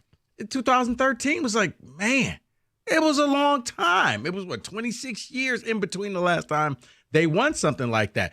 For Michigan, when you beat Ohio State and hadn't beaten them for 10 years, it seemed that way.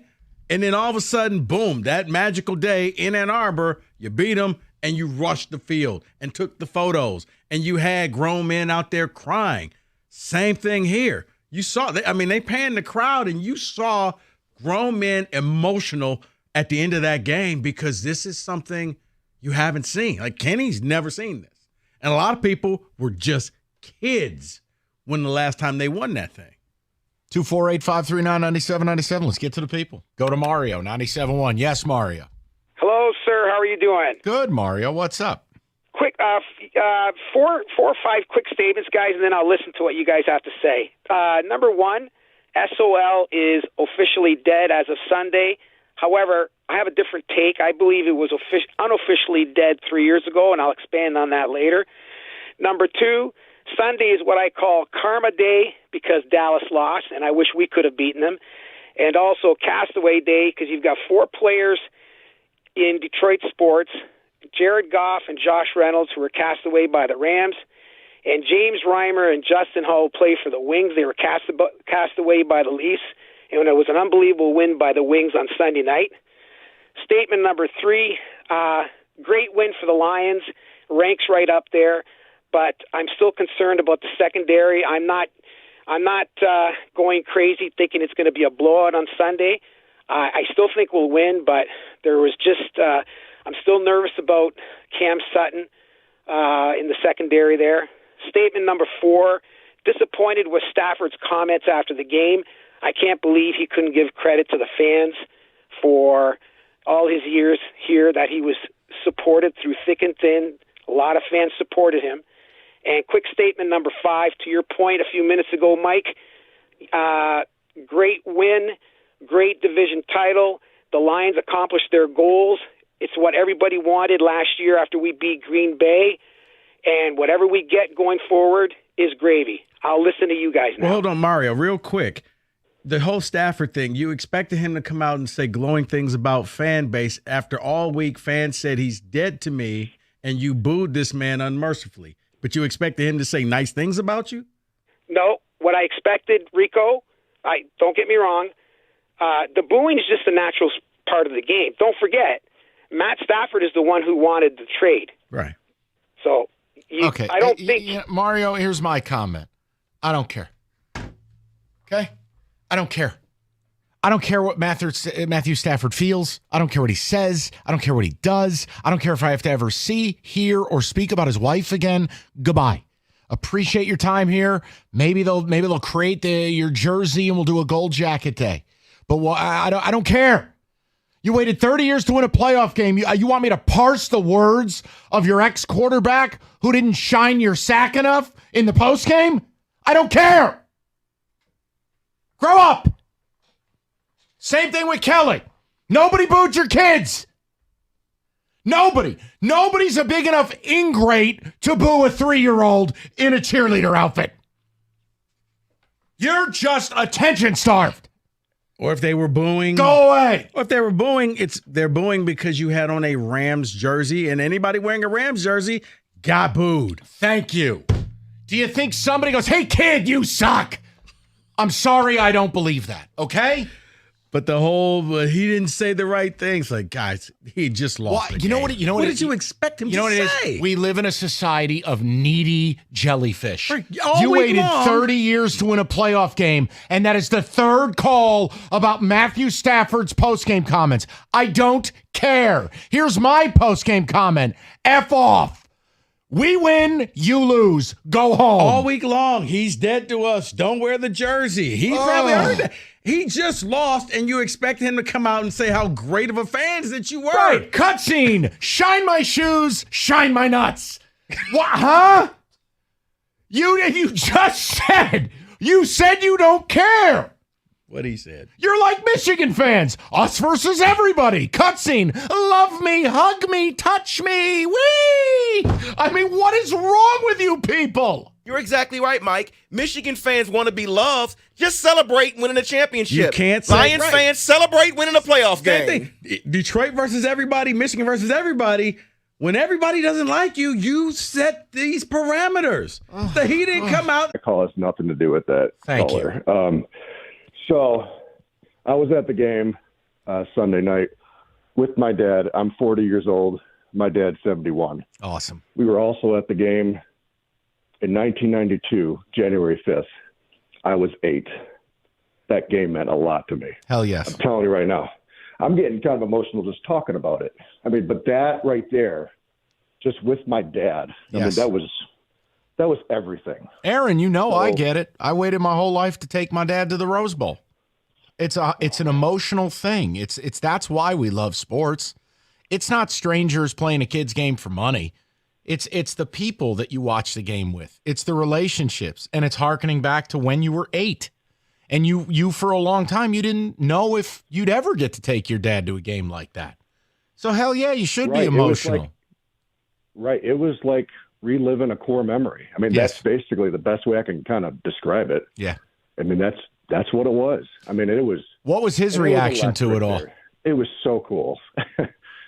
What was his reaction?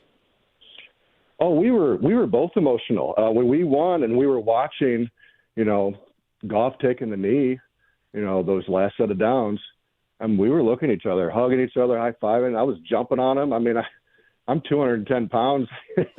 He's 71. He doesn't want that, but he didn't care. Dad left with a broken collarbone. Hey, Dad, think fast. I mean, but that's what it was. It was just a lot of emotion, a lot of time, that went on, and it was cool to relive it again. I mean, that's what it's all about, like you said. 100%, and it was beautiful. It was awesome. I mean, you guys showed out. I thought the stadium looked great.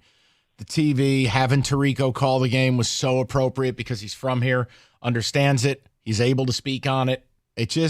Everything. It was something to me, and I hate entitlement, but I think you were entitled to this. It was well overdue. You deserve this. Like this was yours. And look, we talk about Dan Campbell all the time. He gambled a couple of times, and it came up aces. So if we're going to sit here and criticize when it doesn't work, you got to salute him when it does. Going for it, 4th and goal. He did what he did in the regular season. It worked. Difference in the game.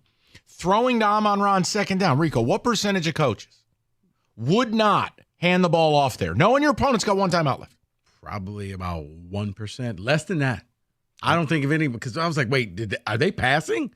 Because I'm sitting there like doing the math in your head, like, okay, if you run this, the Rams will probably get the ball back with like 15 seconds left in the game.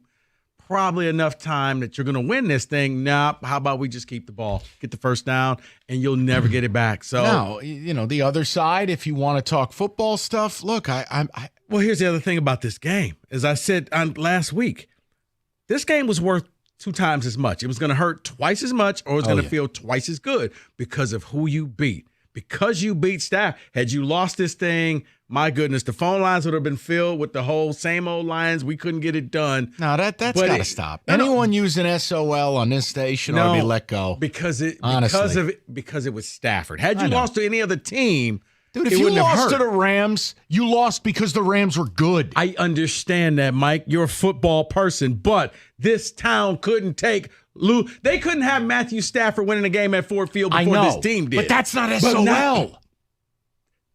Because you're smart, okay? Say that again. My left ear. It's my bad ear. Because you're smart. A little louder for the people in the back.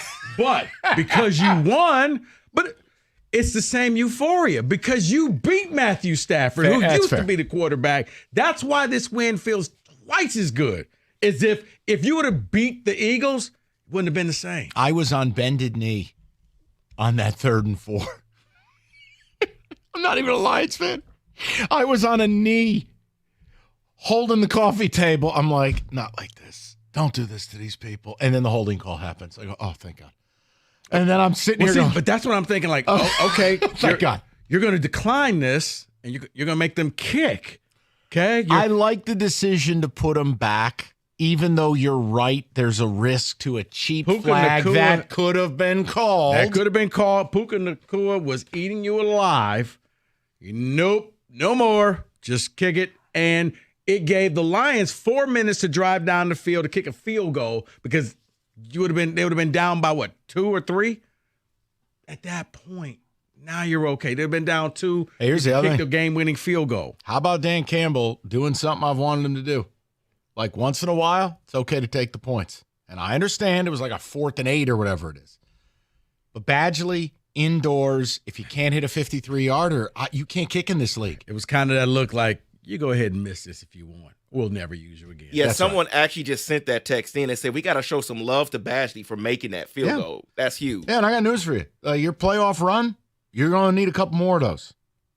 There's going to be games where he's going to have to probably kick 2 or 3 field goals. That's playoff football. Take him to church. All right. Guys, you've heard me talk about specs at LTU. Well, here's the thing. You need to reserve your spot and get into that next class. If you want to be on the sideline, you want to do radio reporting, you want to be a graphic design artist, you want to do TV, specs at LTU can help you achieve your goals. It is very simple.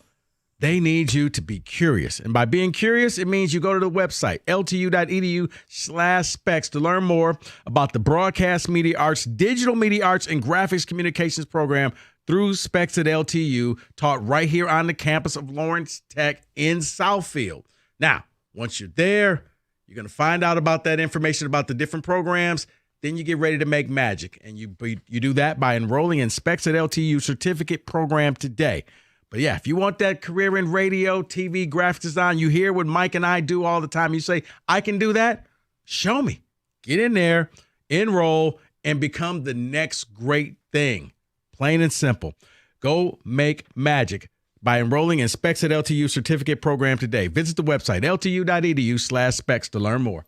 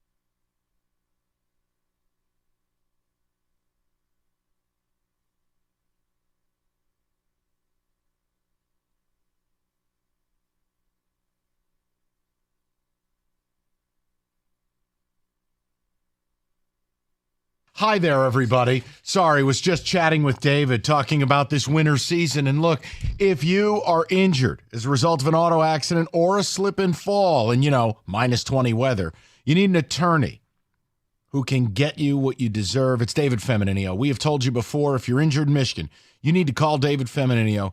Get David, get paid. He can be reached anytime on his website, getdavidgetpaid.com, or you call him directly at 855-65-CRASH.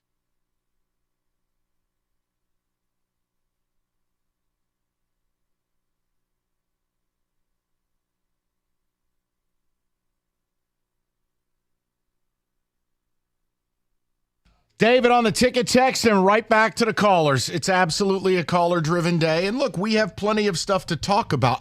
You know what I'm not going to do today? I'm not going to do the Jared Goff show. We're not going to verbally beat the hell out of Jim Costa. Not today. You know what we're not going to do? He stood down. He backed down a little bit It yesterday isn't backing morning. down when you passively aggressively present to an audience 22 for 22 when not pressured, 0 for 5 when. Come on, man. It's a start. Lay it down. You lost. You. Oh my gosh, fellas, the most amazing sports moment in my life, the raw emotion everyone felt was incredible. Shout out to all the fans in the stands. It was so loud I couldn't hear myself think. Someone else, Jason in Chrysler, at Chrysler, says, had 4 of my best friends fly in for the game, tailgated all day. It was incredible. The atmosphere was unreal. Everyone was standing the entire time. Loved the vibe. It's absolutely amazing how sports can bring people together or tear them apart. It really is fascinating. Cutscene, NFL fan gets murdered for liking different team. And then you're like, everything in that building was an awesome vibe. Mm-hmm. Everybody on the same page. Everybody having a great time. Emotions running high. That's what sports is supposed to be. And then we have this text coming in from Berto saying, I didn't know the Lions would be here. I now have to sell my Lions tickets due to a cruise we scheduled that I'm going on next weekend. Yeah, well, the tickets are going to pay for that cruise because the ticket prices this week are something to behold. And I hate to break it to you, the more special win is the game you were at. Yeah. Breaking the curse is special. This will be enjoyable. Now, a different deal if somehow, some way in an intergalactic planet, you got to host the NFC title game. Well, he'll be back from the cruise. Yeah, you're back from the cruise at that point. You're leaving early. So you picked the right game to sneak away. Yeah. A respite, if you will. Go ahead, David. Love everything about the win. However, I want to see more Gibbs and J-Mo with more touches against Tampa Bay. You know what I'd like to see? I'd like to see Ben Johnson awake for a third quarter. The Lions continue to be the single worst third quarter team in the league. Offensively, they do nothing. All year. You don't believe me? Go look. You had a chance to end that football game in the third quarter. What did you do? Nothing. Nothing. Again, these third quarters are a problem. We're not allowed to talk about stuff like that today because it's all vibes. Really the whole second half. Well, it's trying to be positive. Okay. Third quarter specifically, though, that the real Lions fans know I'm right. Mm-hmm. They know the third quarter's a problem. I don't know what it is. Third quarter ranks right up there with bend but don't break defense. Eventually, but you know what? You won. Congratulations. But Kenny, started off. Let's go Lions. No. I've just learned I can't expect more from the defense. I know this is what they are. Right. I don't stress out between the 20s. I know that if they are going to win, it is going to be the red zone. That can I give up 3 field goals? You know the phrase I grew up on in my house, field goals get you beat. And that's what beat the Rams. Rico, I've given up on the idea they're ever keeping teams out of the red zone. No, fair. I don't know what else to do. I know that Aaron Glenn is going to blitz. It's largely not going to get home. And there are going to be people running wide open. No, and here's what you need. You need the type of refs that you have for this game that just allowed the play to happen. It was consistent on both sides. We're going to allow some grabbing and all of that other stuff to happen, and we're not calling anything. Okay, first Players, of all, you decided on the field. Let me say this. There were 2 egregious calls. One that hurt the Lions and one that helped. That offsides, false start, kerfuffle before the half was egregious. It was absurd. It was patently absurd for that to hurt this team. Now you heard it. I was there. Yes. Because I thought because Decker and those guys stood up and started pointing, that's what they got flagged for. Because the defensive player is allowed to get back on the other side of the ball. But what the defensive player can't do is enter the neutral zone and get a reaction from the offense and still earn that call.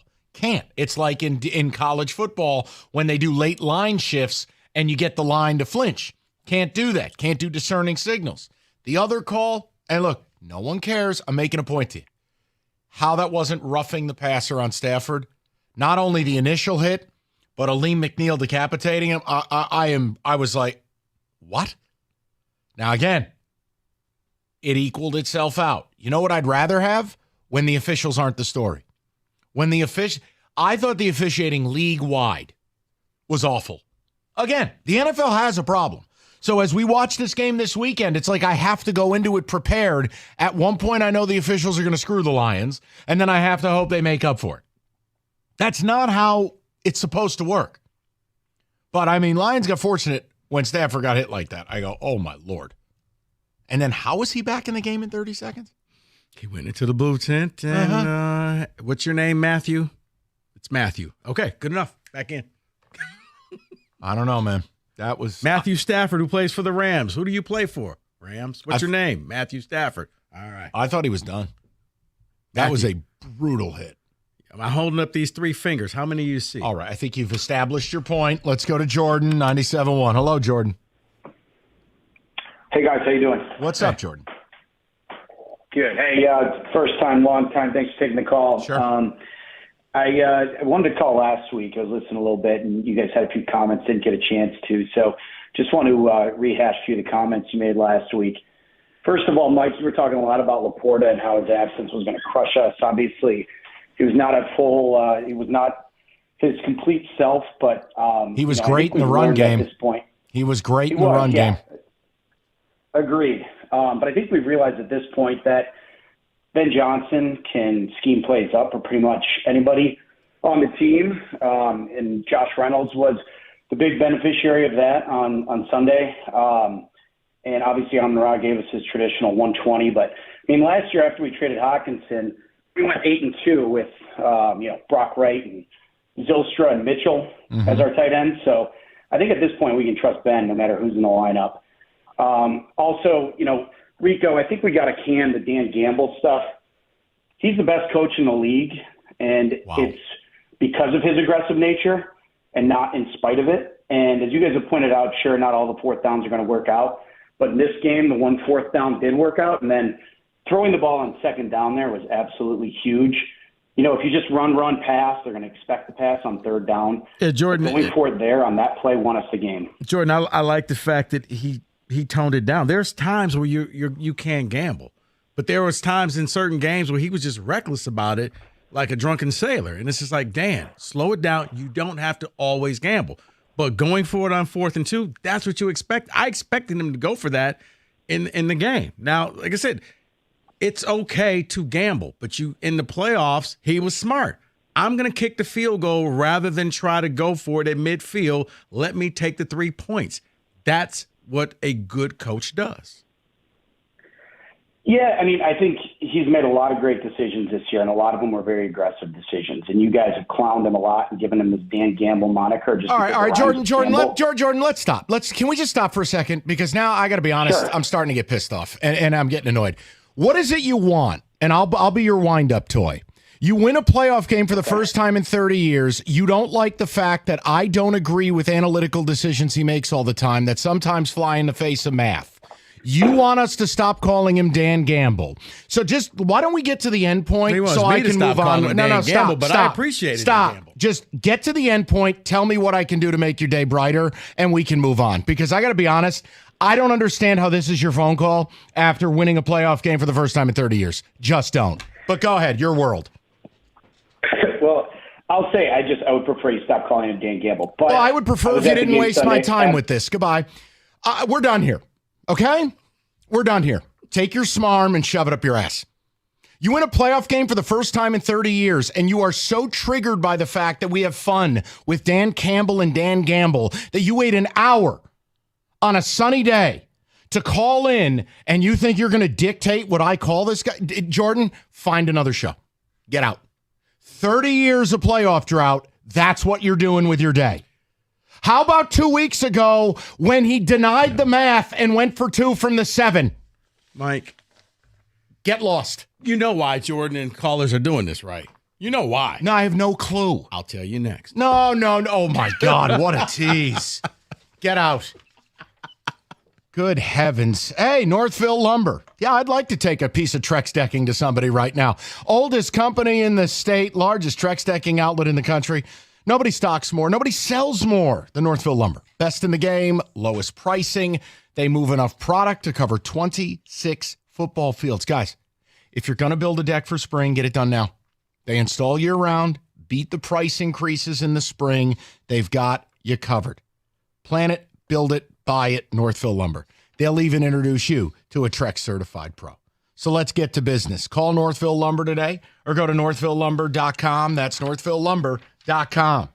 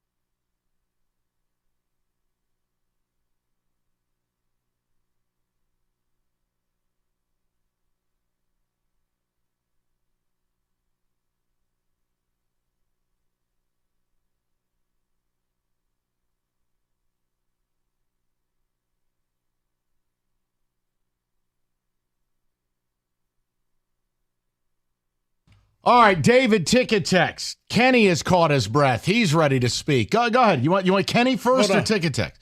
Oh, and then, the wicked radio tease. Yeah, you want to know what it is, Mike? Is Lions fans are cashing in receipts this week. Receipts for things that they have had to listen to for decades, that they want their pound of flesh. You once said this. You once didn't believe. You didn't do this. You didn't think we would ever get to this point.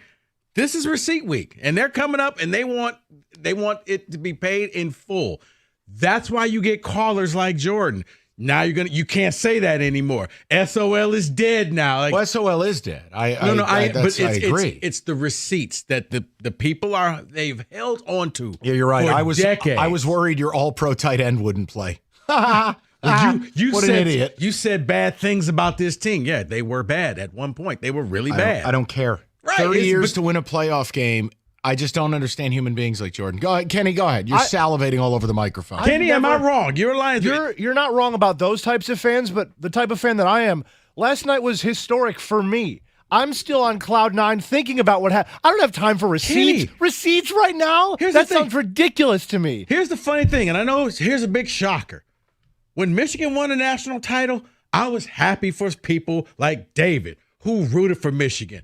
I sent the text out to John Jansen. Way to go. I sent messages to people who play for the team or on it. Hey, you did it. I'm happy for you. It doesn't make me happy, but it makes you happy. But Lions fans, some don't want that. They want you said this. Kenny, I couldn't have been happier for you. My only thing was I just needed you to be safe and make it home. Because I knew you were going to be out celebrating. Yeah. Everything was on the level. Everything was fine. Hey, we had a you great make it time. home safely, maybe stop by the drugstore. Absolutely. Okay, all right, take it easy. No, here's the other thing. I mean, Kenny, we were talking about this because him and I spoke this weekend. It's like, that's a 24-23 game. That is the razor's edge. And the Rams had the football right on that cusp. So miss me with this like you won the game 50-2. Yeah, you're right. I was concerned last week. Because that's how believe in this team. Yeah, even though I'm the one who's been saying for a year and was going to look like a bigger horse's ass if they didn't win this division. But you came out last week, Mike, and you said, we're not going to win this game. Yeah, I took the Rams with the 3. I did. Miss me with that, and also miss me with these people that are talking about us putting bullets in the Bucs like there's some nothing team in a playoff game. Regular season, sure, after we did that whole double-digit victory back-to-back-to-back thing, right. Maybe. But this game, it's a playoff game. And that's where you got to treat your opponents with respect. You had people last week talking about like the Rams were St. Leo's homeless shelter. I'm like, guys, here's the matchup. Here's how it works. Yeah, 24-23. I mean, my God. Wait, when I give the Packers respect, you tell me no. You're on a different planet. Your team's privileged. It's called respect. Lions are trying to get to the privileged zone. Lions earn their keep. You were born on 3rd. David, some ticket checks if you need some. Okay. I'm Fire Marshal Bill.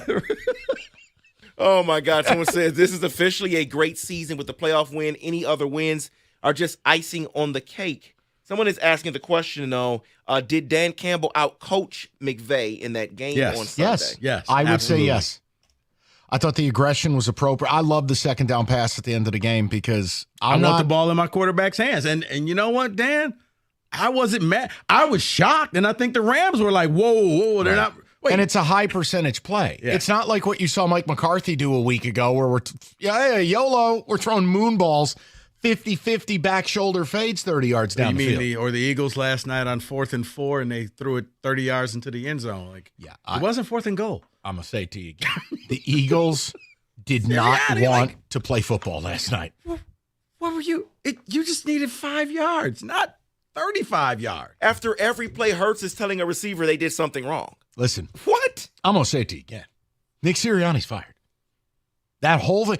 And that is you can't say it, but I'm going to say it. Tomorrow's never promised in the NFL. If I told you a year ago that the Philadelphia Eagles, with Jalen Hurts, the best O-line, all these skill players, a wicked defense, that a year from now, you're on a Super Bowl run, and a year from now, you're going to be firing Nick Sirianni, and all your players hate each other. You'd be like, huh? What are you, insane? That's like you saying that a year from now, Dan Campbell, people are going to want him to leave Detroit. Exactly. Please leave. 1,000% the same thing. It's unthinkable. The point is, don't worry about any of that stuff. Get it right now. Like, I understand the ticket texter's sentiment about how it's house money and it would be gravy. There is no scenario where if the Lions lose this weekend that you're going to walk away with a good feeling. Well, and that's why I've always said you got to make the NFC title game. The window is now. You can't start looking forward to next year and the year after because it may never come. I mean, look at the Bengals. We thought, they're just going to be in the Super Bowl all the time. They haven't made it back. Look at the Bills. They are struggling. Now, it looks like they're going to be resurgent, but you never know. So the Eagles, they were at the top. They were once the number one power ranked team in the NFL. They were 10-1. Well, they were fake, but I tried to tell you. You did. Full credit. Thank Mike, you. you said, you know what? They're winning. It's not the same. San Francisco went in there, broke them. They were not the same. No, and for you the know rest what? Of the season. Hey, I got news for you. And the bodyguard gets kicked out the game. That changed it all. No, the reality is Shane Steichen and Jonathan Gannon left. 2 coordinators leave to go elsewhere. Well, guess who's at risk of losing 2 coordinators? You. Mm-hmm. So just enjoy it now. So while your window is here, yeah. I mean, when you look at the remaining NFC quarterbacks, get into the game against San Francisco. You may have the best quarterback of the 4 remaining quarterbacks. Purdy, Goff, Love, and Baker. Okay, I don't have an issue with that statement because I'm not a Purdy guy, and I'm also not Jim Costa, who's unfair to Jared Goff. So I have no issue with it. And if you want to make a case, if I got the best QB, I got a chip in a chair, cool. I mean, just, I know you think that Purdy has limitations. No way. Okay, you know what? So I'm sorry. That was unfair. David, go ahead. Yeah, I'm so glad for this next texter that they have another game coming this weekend at home because he says, held onto my season tickets for so long just to see a home playoff ticket, and then I got sick. Couldn't make it. So good for him. They have a second one coming up. Matt in East Lansing says, you took the words out of my mouth. I'm here for the ride this year, but both of these coordinators can hit the road next year. What? You be careful what you wish for. We talked about bend don't break. I guess he's not happy with that. Hey man, I got 2 words for you. Limited personnel. Aaron Glenn's doing the best he can. They have limited personnel. How about this? Well, it is Bobby Vildor or whatever his name is. What playoff team's he starting for? Benito Jones. Who's he starting for? Man, you have limited personnel. This isn't the finished product. You don't think this team's got potential on paper to be better next year? Man, they're going to be a lot better on paper. Doesn't mean it'll play out the same way, but on paper. Yeah, we'll get to that. But 2 things, the whole, if you lose one or both coordinators and you're playing a different schedule next year. You're playing that first place schedule. Yeah, I don't understand. Like, I can say, look, Ben Johnson's 3rd quarters have been bad, factually, bad. Red zone play calling, bad. But Ben Johnson's an elite offensive coordinator that has some kind of blind spot coming out of halftime. And next year's team could be a better team, and you may win less games, but you're a better team. It's hard to win 12 games. It's hard to win playoff games, as you well know. But they have an opportunity here in a divisional round, favored by the better part of a touchdown. I don't want to move the goalposts. I said if they won the division and won a playoff game, thrilled. And I am. But how do you walk away from this weekend if they lost and not be left with a terrible taste in your mouth? I guess it would, if they lose, I don't think they will, but if they lose, if it's just like what happened at Dallas or what happened with Philly, where you're just like, you're out of the game by halftime. I don't see that. But if you lose, like if they would have lost, you lose on a last-second field goal, you're angry, you're upset, but yeah, you're not destroyed because you got blown out the water by 30 points. We'll get to the people. We got to get a football today in the mix. Lots left to do before 6 o'clock. Get ahead of the game, Moran Buick GMC. They make car buying and certified car service a breeze. You could celebrate the new year with a new vehicle, the GMC Terrain with all-wheel drive, the Acadia seating up to 7. Yes, they have Yukons in. Yes, they have Denali's in stock. Call today or just go to MoranExpress.com. You also know about the certified service. Simple. You get the free loaner vehicle, go about your day, do the things you have to do. It's Moran Buick GMC, where you always get the best price, period. It's on Telegraph, just north of Eureka and Taylor, or MoranExpress.com. It's Moran Buick GMC. We are professional grade.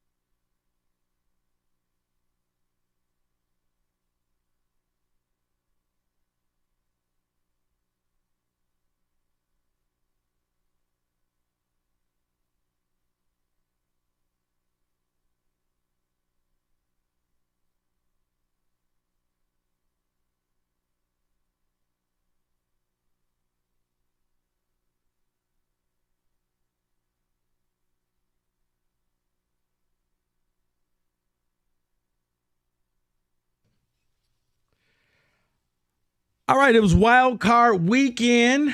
So let's kind of wrap this up in a bow. We've been talking Lions all day, but let's look at everything that happened this weekend. David, if you would.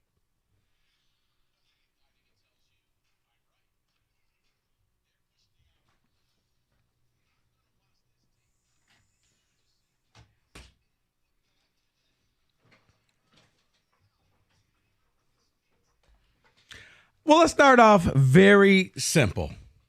Nick Sirianni sucks. We'll get to that. Brighter future. Jordan Love or CJ Stroud? Oh, CJ Stroud for me.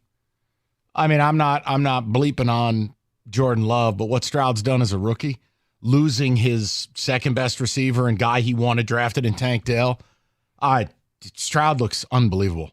Truly unbelievable. I'll say Stroud. David? I'll also say Stroud because he is a rookie doing this. His numbers are outstanding, and he went into that playoff game, and he wasn't scared. He wasn't nervous. He just went out there and did his job. Also, look, Love, no problem if you say it. Since the halfway mark of the season, 22 touchdowns, 1 pick.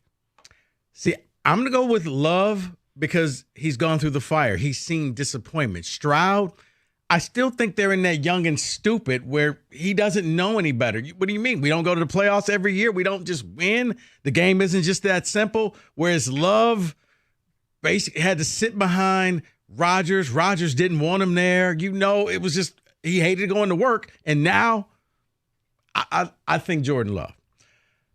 Biggest disappointment this weekend, Philly, Dallas, or Miami? Wow. I mean, for me, it's Dallas just because Philly was a mess. Miami in the cold and all the injuries. Dallas had no excuse. You're at home. You favored big. And it's not that they didn't show up. They got their asses kicked. I'd say Dallas, but I don't want to be biased because I hate their guts. Seeing sad Jerry Jones on the TV is like oxygen to me. David, you got a different thought? Yeah, I'm going to go with Miami because I'm going to bring it all together with them. It's everything from the end of the year. They had that lead. Buffalo was nowhere to be found. You lose to Tennessee, and now you put them, and they're right behind you now, and you lose the division to then lose on the road. You had it. You had everything you needed. I'll say Miami. Yeah, I'm going to go with Dallas. I think Philly was already struggling. Miami just showed me, going back to the days of Dan Marino, you just can't win in cold weather. Can't. It's a Miami thing, like death and taxes. Dallas, no one saw that coming. This was your year. You're at home, double-digit favorites. Yeah, I'm going with the Cowboys. Mike, you've been mentioning this. Uh-oh. What happened to the Eagles? Did you meet Will Smith? Breaks your heart. It does. I lie awake at night with how bad I feel for the city of Philadelphia. So, let's see. You lose both coordinators. Your head coach doesn't call the plays. He's overly loyal to his OC, who you pointed it out. Hey, it's 3rd and 2. YOLO, 50 yards. Your quarterback doesn't want to take blame for anything. It looks like you've lost the locker room. And let's face it, when teams make these Super Bowl runs, it's really hard to get back. You got a couple guys on that team who think they're big-time celebrities. Oh, look, I recorded a Christmas album. The point is, a lot of this points to Sirianni losing control of it, not being responsible to it. Hey, how you looking now? You got the head coach yelling at Chiefs fans as they stole a game in Kansas City. Well, now you're 2-8 since that night. I think they have to get rid of him. They don't have a choice. Because if you're a head coach and you don't call the plays on one side of the ball and you lost both coordinators and it all fell apart, I think that's the story of Philly, and it just breaks your heart. Yeah, it all goes back to Sirianni, and I think when you include and you hire a guy named Matt Patricia, eventually David wins. That evil is going to come upon you. You get rid of a coordinator, and your idea is to hire Grimace. You win. David wins. David, this is for you. Has Mike Tomlin coached his last game in Pittsburgh? No, he has not, and there's some breaking news on that because Mike Garafolo is saying in a meeting today, team meeting, Mike Tomlin told the Steelers players, speculation that he's going to stay here. All that stuff about stepping away was unfounded, but again, he still has to meet with ownership. Yeah, but he's also, the whole thing with Tomlin is every year when the season ends, he meets with his family. He's got 2. It's either high school age or college age daughters. College age daughter, yeah. Okay. It's a family decision. So I don't have an issue when people said, look, will he come back? You know, there's other things in life. He just looks burnt out. And the guy he replaced shows you there's more to life than coaching football. Bill Cowers led a really good post-football life. And the funny thing is, he looks so much happier now. He's smiling. He looks like he's gained 10 years back because he was aging quickly. Or you could be Andy Reid and have a frosted mustache. You saw that? Looking like Walt Disney's frozen head. Like, it's a hard life. Sorry. Is Buffalo back? Back to what? Not making the Super Bowl? I mean, right now, winner take all, chips down. Buffalo versus the Ravens. Ravens. So okay, good. Let me know the number and I'll take all your money. Okay. The Bills still have tendencies that you're not going to win a Super Bowl with. The red zone turnovers, Josh Allen, that offense just disappearing through long stretches. Look at their game against Steelers. Steelers gifted them 14 points.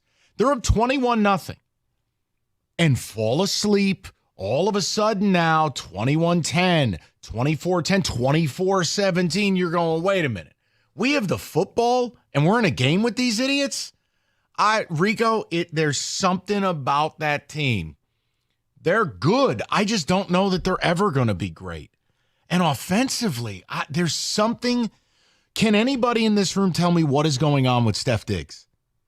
Wish I could. You know what I mean? You know what? It's almost like he belongs on the Eagles. It does. You just don't know what you're going to get from play to play. You don't. A lot of what they're doing now, they only throw him the ball at the line of scrimmage. It's just a very weird thing. They're good. Right. My point to you is they've always been good. Mike, you've talked about Peacock and the streaming service. And you know what? You say nobody's watching games. Well, 23 million people stream the game. Stream football. But once you have it, that means you could watch other things and you could watch other sports. All right, the point I'm making to you, if Indiana-Purdue was on ESPN with Dick Vitale and the whole bit like the old days, tonight, more people would watch than on Peacock. Okay, fair. Now, NFL football, buddy, you win. If the NFL bought the rights to that slap league where 2 guys get up there and give each other CTE by slapping their heads, like, people would watch it. All right, it's NFL. You win. Yeah, see, I don't want to hear about the numbers for Peacock. If you wanted to watch football, you had to get it. So the numbers are going to be high. It was a hostage situation. It's the NFL. But the rest of it, no disrespect. Oh, I'm not going to play to drop. But like, hey, Peacock exclusive, Michigan State, Iowa. Peacock exclusive, Indiana, Purdue. No, I'll call you a liar. Okay. Which quarterback has more to prove on a playoff run with his team? Oh, boy. Lamar Jackson or Brock Purdy? Lamar. Only because Lamar is viewed as a superstar, has superstar ability, and is asked to do an awful lot. He's going to be a 2-time MVP who's been horrendous in the playoffs. Purdy, anyone with a brain who's not just doing cheap media narrative, knows he's a good player, he's a really good game manager, and he fits their system. But no one with a brain thought Brock Purdy was an MVP. So I'll say Lamar. This pains me to say this, but Lamar should not be wherever the NFL honors is to accept it personally, the MVP. He should be in the Super Bowl. Okay. He has so much to prove. Yeah, I'm with David here. Like, let me ask you a question. Yeah. Who would you find it acceptable for the Ravens to lose to? The Chiefs can't score 20 points against anybody with a pulse. The Bills are messed up. And with Chiefs, you would have them at home. Right. C.J. Stroud's a rookie. Who are they supposed to lose to where you go, boy, tough break for Lamar. 2 great teams on the field. You're right. I guess maybe the Bills, and that's if good Josh shows up, not turnover Josh. All right, 2 real quick ones.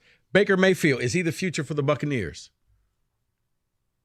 They're over the cap, so they're going to need something cheap, so yeah. Yeah, I think it's a lot like Daniel Jones. You know, a guy goes out, wins a division, wins a playoff game. You pay that player.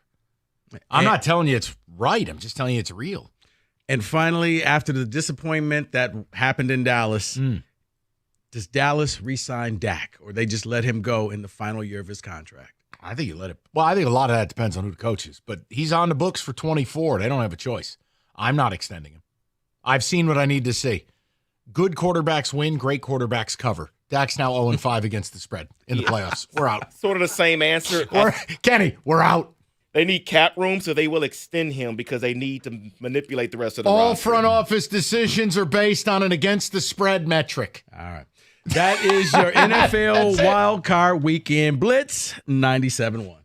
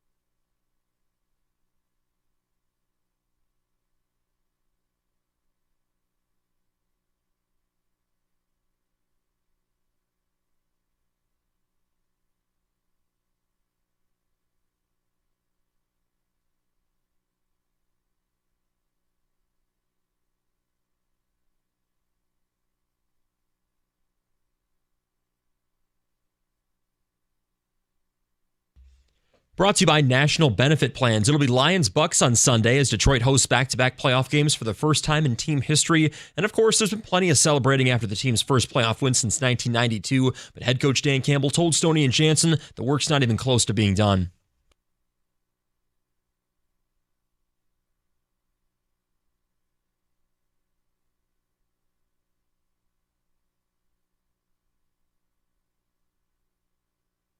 The Lions are 6.5-point favorites over Tampa Bay, who they beat 20-6 back in October. Kickoff in the divisional round, 3 o'clock Sunday at Ford Field. And meantime, 2 Lions are finalists for Rookie of the Year. Tight end Sam Laporta and running back Jahmyr Gibbs are among those 8 finalists. Texans QB C.J. Stroud, he's the heavy favorite. One day after Jim Harbaugh interviewed with the Chargers, Yahoo Sports' Dan Wetzel reports that the Michigan head coach wants immunity from being fired in a new contract with the university. Of course, this comes as multiple NCAA investigations into the program continue. And there's injury trouble for the Wings. Patrick Kane will miss at least 2 games with a lower body injury. The Wings have won 5 of 6. They play the Panthers tomorrow night in South Florida. Also, that game Sunday against the Lightning in downtown Detroit been pushed up to 7 o'clock for that Lions game. At the Corewell Health Sports Desk, I'm Luke Sloan. For more, go to 97.1 The Ticket or Odyssey.com.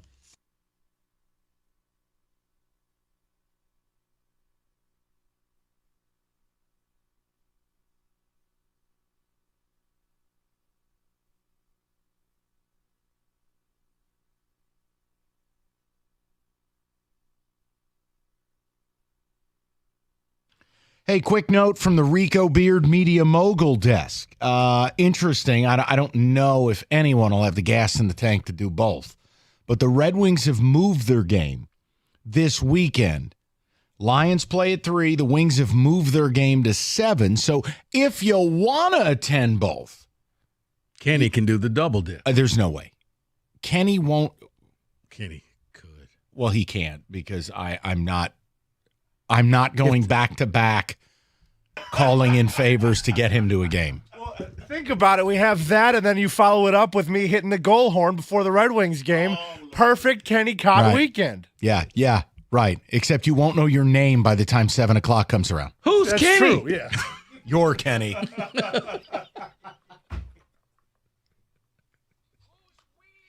You're we. All right, David, ticket text. I want to get to the callers. It's Lions Day, and it's simple. We're saving Goff stuff. We're saving some of the other topical stuff because you got to unpack the emotion of it first and where it ranks as far as a game you've attended. And really, if you've been a Detroit sports fan your whole life, where does the win rank? And I know some of you will shudder. You go, you can't say a playoff win's better than a title. You know what, guys? I'd hate to break this to you. There's football, and then there's everything else. And when the Lions have been a punchline for their existence, and they finally deliver upon a piece of the dream, and they do it at home in what was a magical environment, in a 24-23 thriller, yeah, I have no problem if someone calls up and goes, look, this means more to me than the 04 Pistons title. I mean, it's a subjective thing, but it's an emotional thing. This team has bludgeoned their fan base for 60 years. Yeah. David, go ahead. Oh, I love seeing texts like this. I went to the 92 playoff game against the Cowboys. I was 19. I was sure we would get back. I graduated from college, got married, raised 2 kids who are now in their mid-20s. Didn't think I would ever see another playoff win. We are not on house money. We need to win now. Take it from me. We may never get back. No, I mean, David, I'm not even going to acknowledge that last remark, but like it's gonna get harder. So you can't just sit here and say, well, this good enough for now, but come next year's not. Look, the out for you is the Bucs can't run the football. They just don't do it. Now they got a pair of 1,000-yard receivers. And that's great. But if you're dropping Baker Mayfield back 50 times, well, that's going to open up the opportunity for something else. But the flip side, and this is the one thing that would concern me, and it's why I like the Bucs in the game last night. Philly's been awful against the blitz this year. And I know you go, well, how's that possible? Jalen Hurts is mobile. Not on one leg, he's not. Well, the O-line's great. It's actually not this year. It was a train wreck at the line of scrimmage. Todd Bowles was dialing up. Dude, the safety was like. So my point have would some be, pride, man. Just hold on to the ball. There's no receiver 5 inches from you. But my point would be, all right, now if Tampa blitzes and chaos ensues and there's some turnovers, well, yeah, all bets are off. But there's absolutely a window here. But do I think the Tampa defense is going to do some things the Rams couldn't? The whole key to the deal is the Rams pressured Goff 5 total times. Lions O-line was splendid. They really were. That's a tough ask against a team. Look, Todd Bowles, I may not have a lot of love for him as a head coach. He's an elite defensive coordinator, a brilliant defensive mind. Yeah, I mean, I just treat every opponent the same, man. I have a lot. So you don't take anything away from their game earlier this year? It's hard when it's 3 months ago. Different team. It's just a different team. But that's bad. Lions were killing folks back then. Yeah, and they won a 20-6 game, and they did their job. And J-Mo had the big catch. It was that coming out party where you're like, oh, hey, look.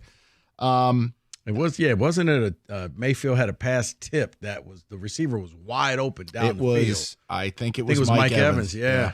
You're right. He was on like a seam route and like a fingertip, or it was an 80-yard TD. Yeah, I just feel the way the Lions play, when you can't really stop people and they're constantly going to get to the red zone, you get a little concerned.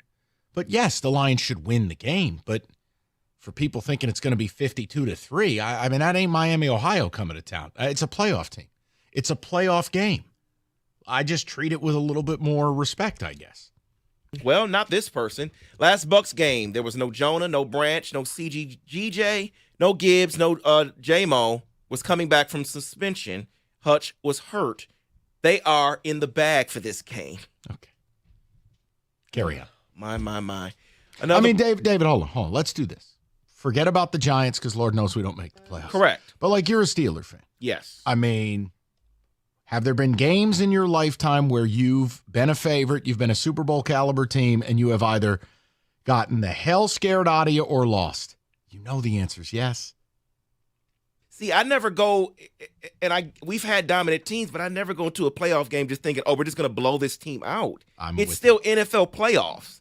There's still good teams on the other side of you, okay? So I never go that confident. I might believe in my team, but it still may be a one-possession game. Right. And that doesn't say anything bad about your team. Yeah, it's going to be an interesting week, because now we're in euphoria stage. But I wonder by Friday if nerves will set in. I don't know. Yeah, I'm telling you, I've never felt good about any playoff game ever. Because you, as a fan, you see every way that you could possibly. Because you know on the other side is your season being over. Huh. That's fair. Can't turn the ball over. You can't do this. You got to be able to run. You got to. Oh my goodness! Why didn't we go for it? Why did we go for it? You're allowed to believe in your squad and be confident. You're allowed to be confident, but don't start talking about, we're in the bag for this game. What are you talking about? It's been amazing all day on this station. You'd think they're playing local kids. I'm like, all right, man. I think we got a great shot against the Bucs. I'm not going to come on here and that's say, okay. You know what? We're going to blow them out. See, I think once Green Bay beat Dallas, it took the scare out, because I think a lot of Lions fans thought that it was going to end this week in Dallas. You're going to go back. The refs are going to screw you somehow. I wanted to play Dallas again. And if you lose to Dallas at Dallas, you shrug your shoulders and say, well, it was a good season. Now that Green Bay took care of business, it's wait, we got a path that we could either have 2 games here or 3 games here, or we could end up in Santa Clara. Oh, let's go for it. Hell yeah. Everything changed, and I think that's why fans now feel, there's nobody who could. Dallas could beat us, but these other teams, they can't beat us.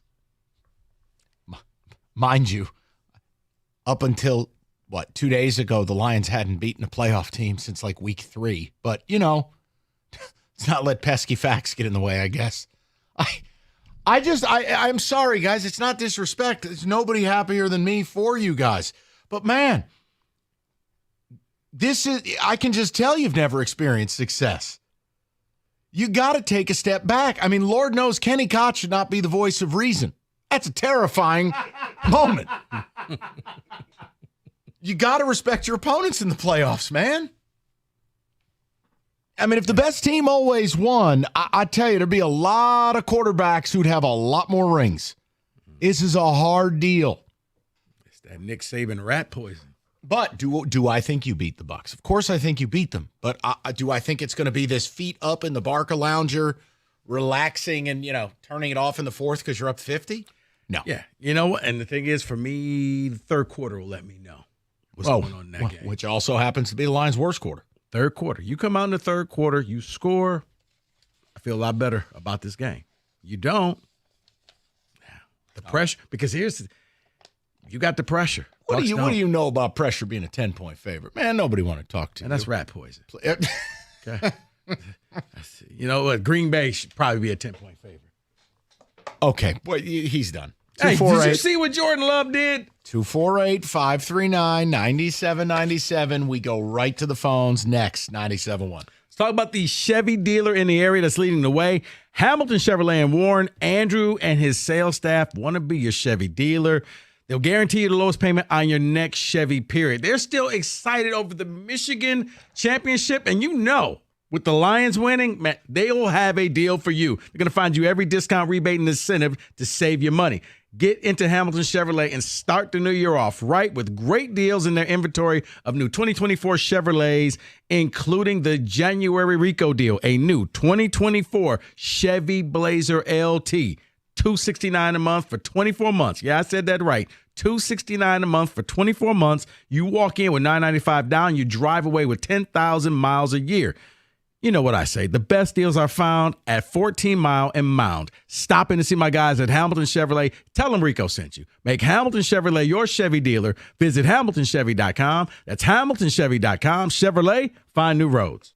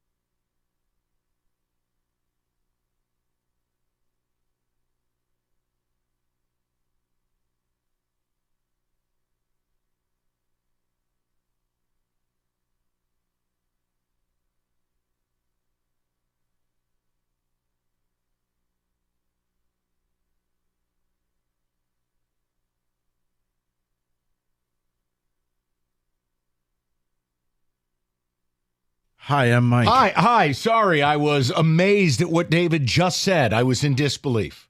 Okay, then. When your furnace goes out, you need reliable service. You need Mastercraft Heating, Cooling, Plumbing, and Electrical.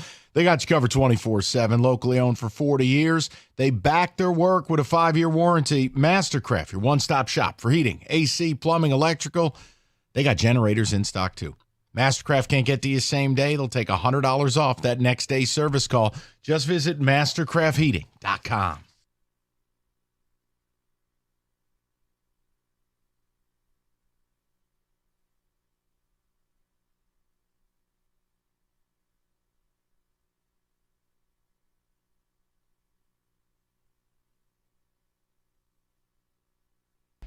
All right, straight to the people. We go to Tony, 97.1. What's up, Tone? How are you, buddy? Hey, guys. How are you doing? Good, T. What's going on, bud?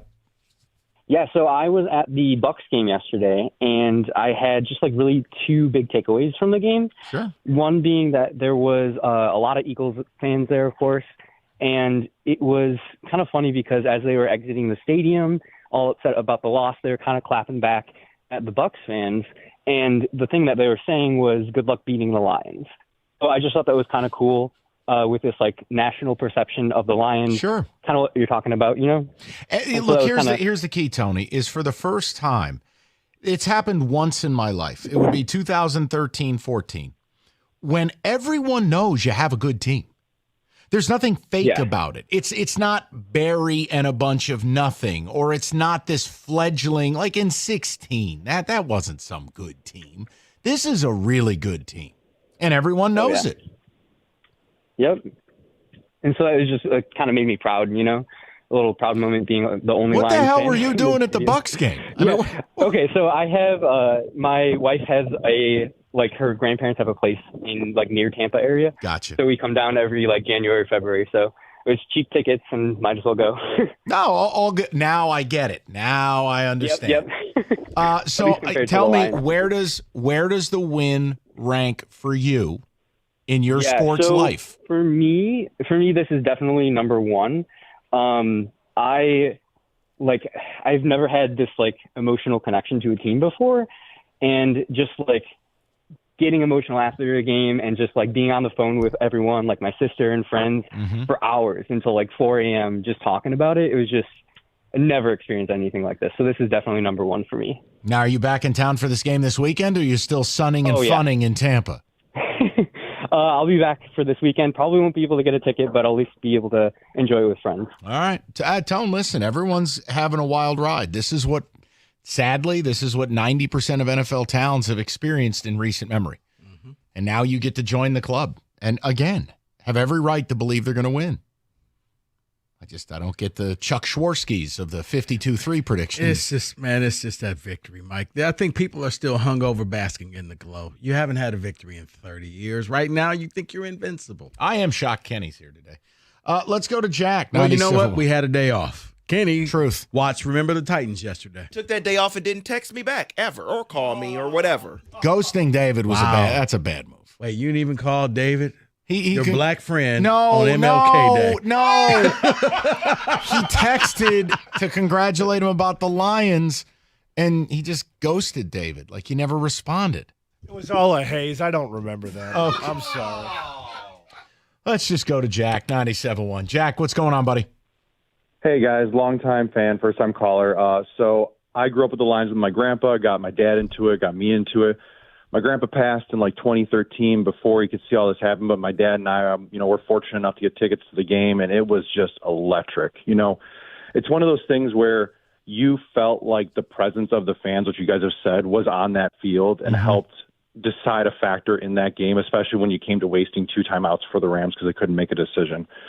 For me, it definitely ranks up there for, sports events I've been to, just because, I'm a Lions fan. They're my favorite team. For my dad, he actually went to like the 2002 Red Wings Stanley Cup game that the Wings won against Carolina. So that's his favorite, but he said the feelings were definitely the same and the crowd felt the same.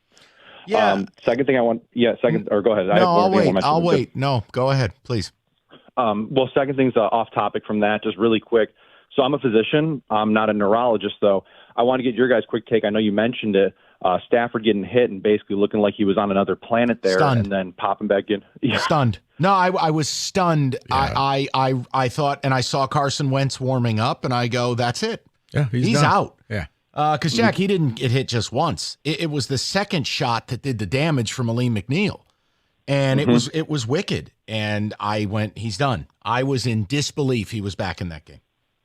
It kind of shocks me because, I look at that, and to me, watching that, I don't know how any neurologist would feel good about clearing him. I know Stafford's a tough SOB. He has that shoulder play from years ago that has always played where he popped back in, threw a touchdown. Against the Browns, Yeah. Jack, it's called the playoffs, and that physician knows I probably get some type of bonus check. Right, but to Jack's point, it's an independent neurologist. They've taken it away from the teams. It's stunning in today's day. But to take somebody out of a playoff game, this person would have to be just staggering around, I think. Because you don't want to be that guy. I mean, yes, it's independent, and you want to say I was looking out for their best interest, but, man, that's a tough call. Jack, I'm with you. I see it. With Tua getting hit back to back, and then we have Stafford looking like he did, But bottom line, though, field was electric. I'm definitely not one of the fans that's thinking we're going to blow out Tampa Bay 50-3. Baker's looking like he's playing the best football he's ever played. But, I'm definitely optimistic, I'll say, and I'm hopeful. 100%. And I agree with you. And look, clearly here's the PSA, Jack. I'm not a doctor. I just know I've watched enough football, and when I'm watching a guy on the ground, it looks like his eyeballs are in the back of his head. I'm like, oh boy. And then all of a sudden, Rico, it'll beep, beep, up, boop, up, boop, up, beep. And you go, he's back in the game. I go, how? What planet am I on? Right. Exactly. I'm with you, Jack. Thanks, guys. Appreciate it. Of course.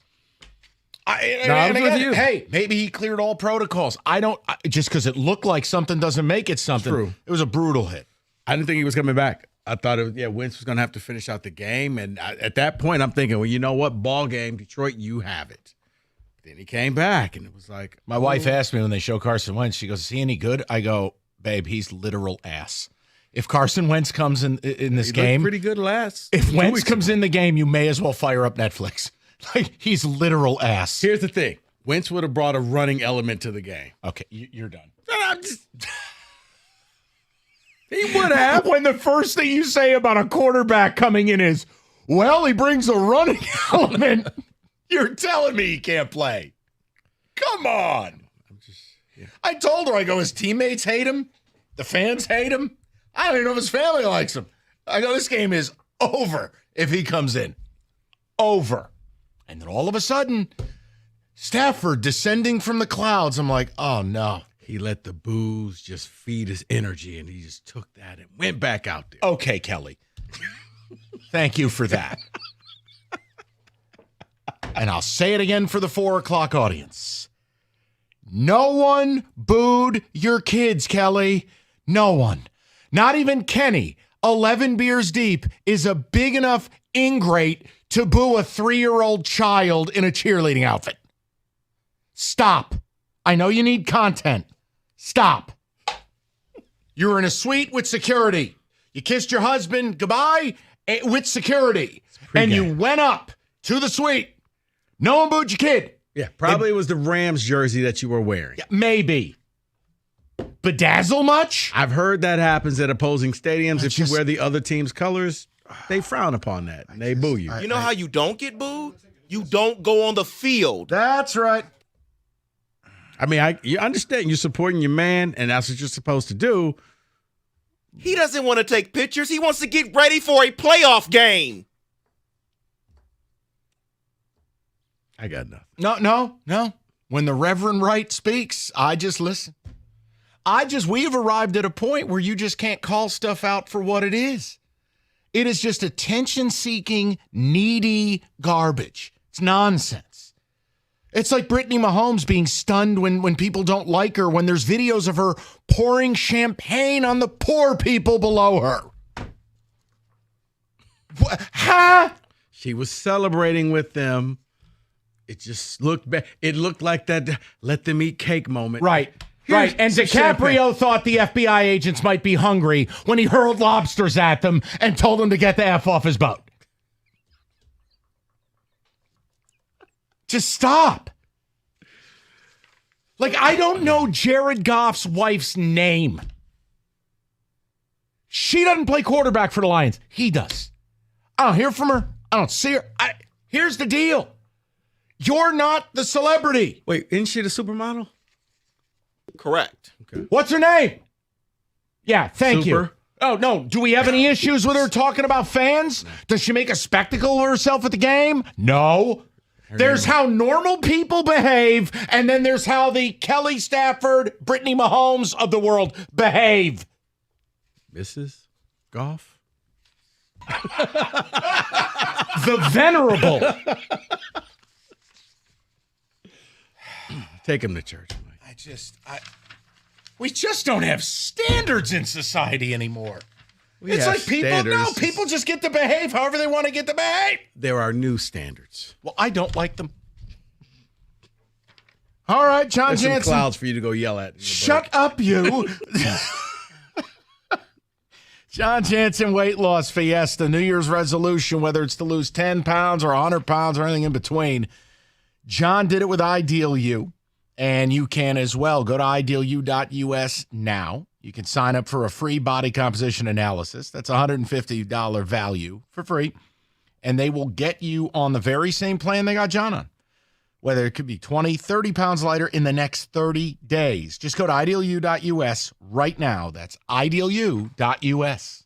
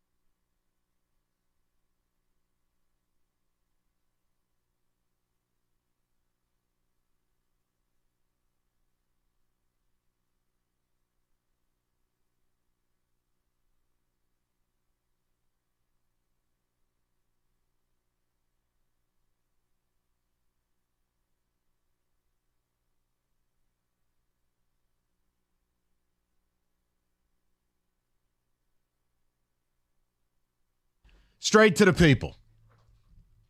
And if I never have to hear Kelly Stafford comment on the city of Detroit again or its fans or make a ridiculous accusation that fans booed a 3-year-old child, just stop. No, it's not. They're coming back next year. I'm sorry. I'm sorry if I derailed the good vibe. They're That coming really back annoyed me. next year.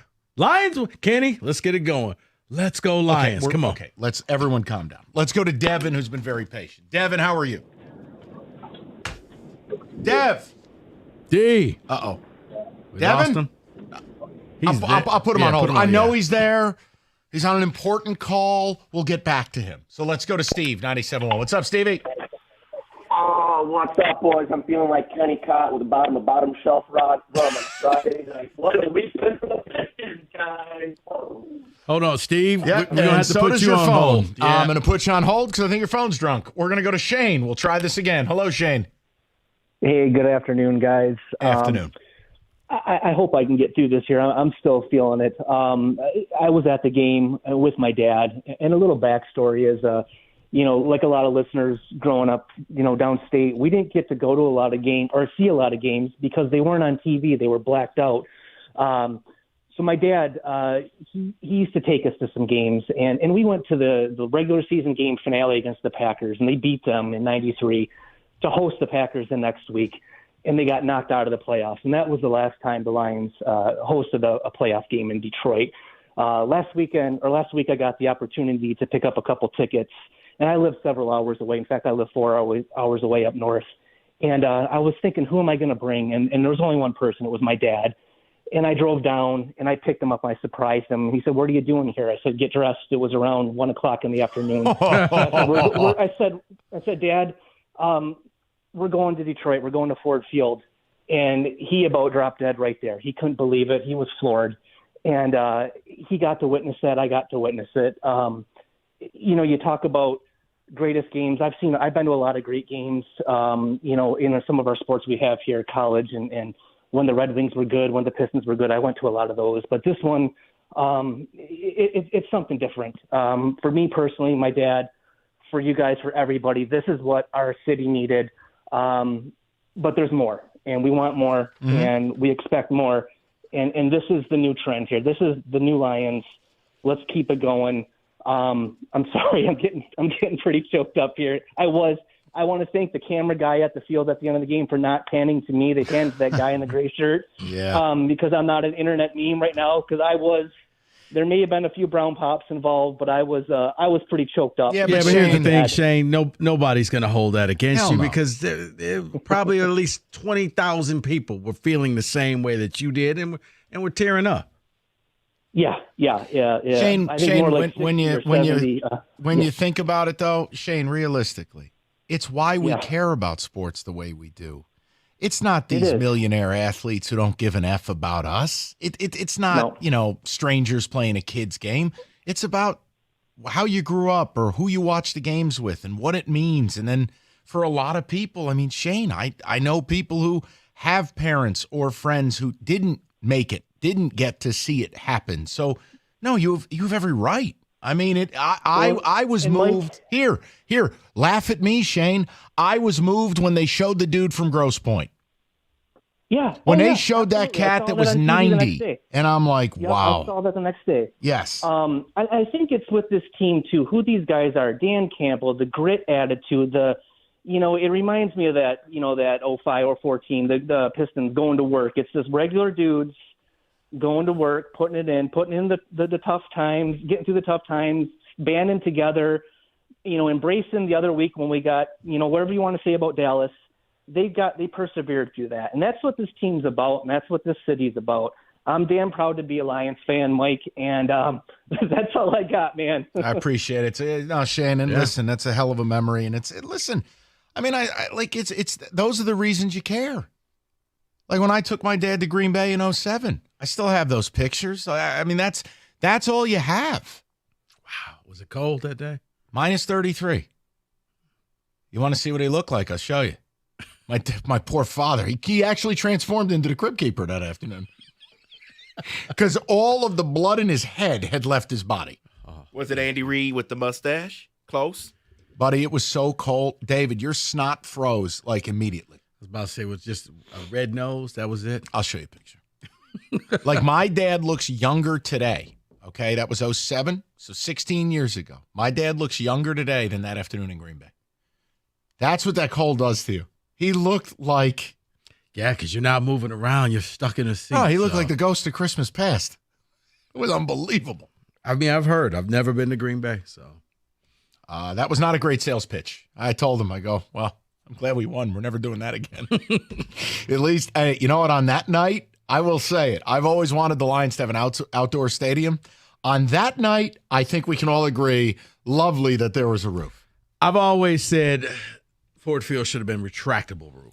Enjoy the fall days where it's 40, 50 degrees. And then lock it up. But, that game at 0, unless you were playing a Florida team. Like, if Tampa were here, open it up, make them uncomfortable. Other than that, no, keep it closed.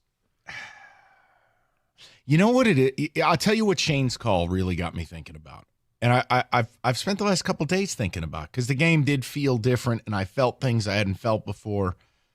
I think it's for the first time I can say with a straight face that as long as Dan Campbell has a hold on the locker room, and as long as this thing is all working together, you feel like it's actually not ridiculous to say that the Lions are going to win a Super Bowl at some point in the near future. Mike, think of the order of succession here for the first time. Yeah. You know who we don't talk about? Sheila. Wanna Correct. know why? She hired the right people. And got out of the way. And she interjects when she interjects, and people listen because she's not Jerry Jones. She's not a hovering owner.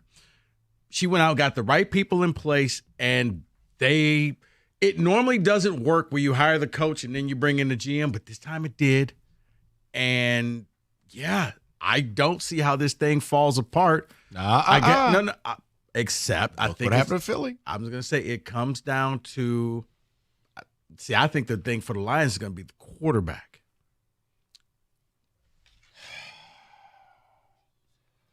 No. No, I mean, if you just say, you know what, we're going to go after the shiny new toy instead of backing the guy you already You have. heard it in the locker room. Oh, you did. When he was just like, you're effing good enough for Detroit. That told me right then and there. Goff's staying, people. Guy goes 22 of 27.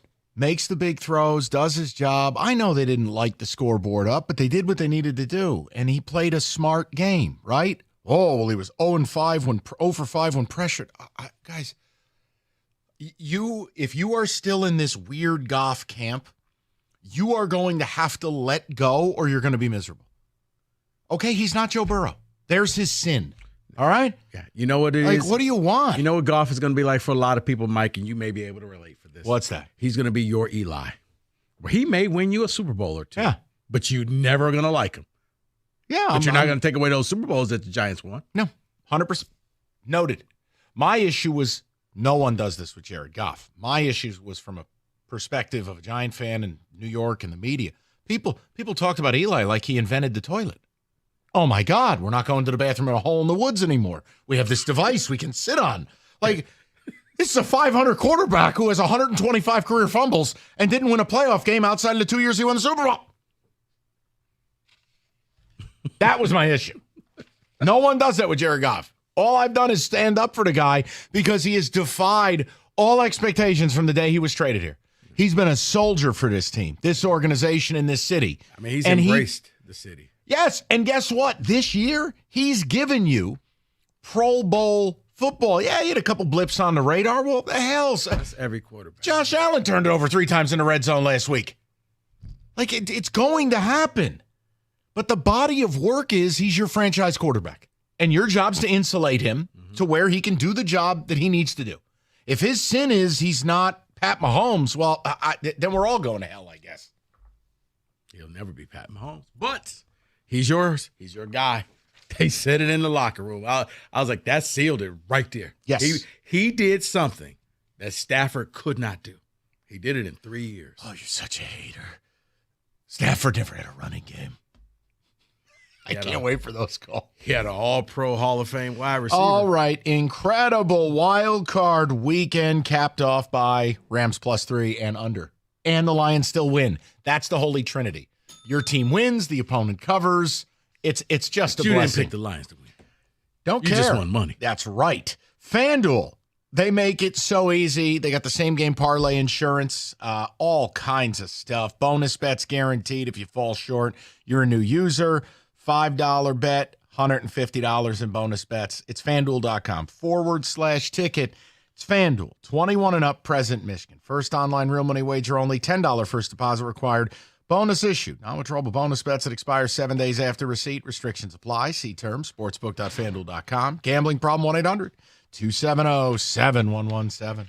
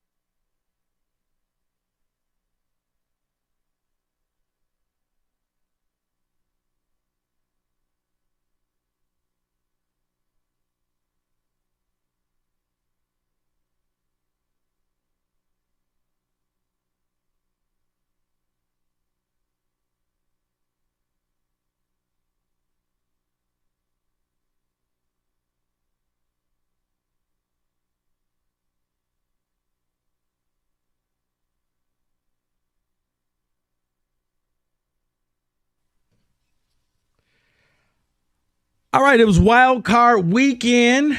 So let's kind of wrap this up in a bow. We've been talking Lions all day, but let's look at everything that happened this weekend. David, if you would.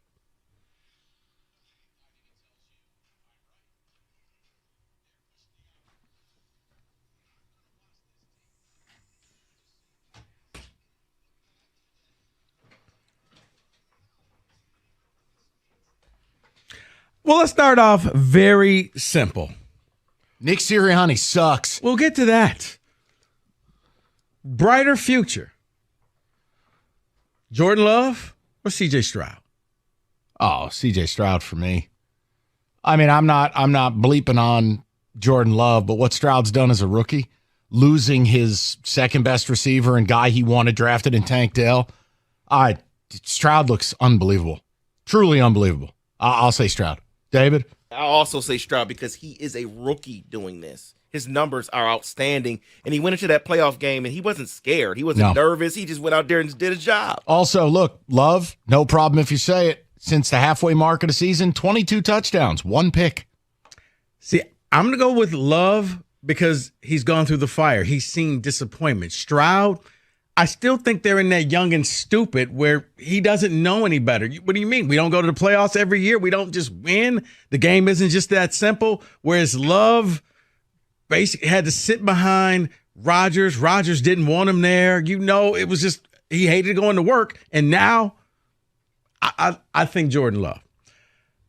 Biggest disappointment this weekend, Philly, Dallas, or Miami? Wow.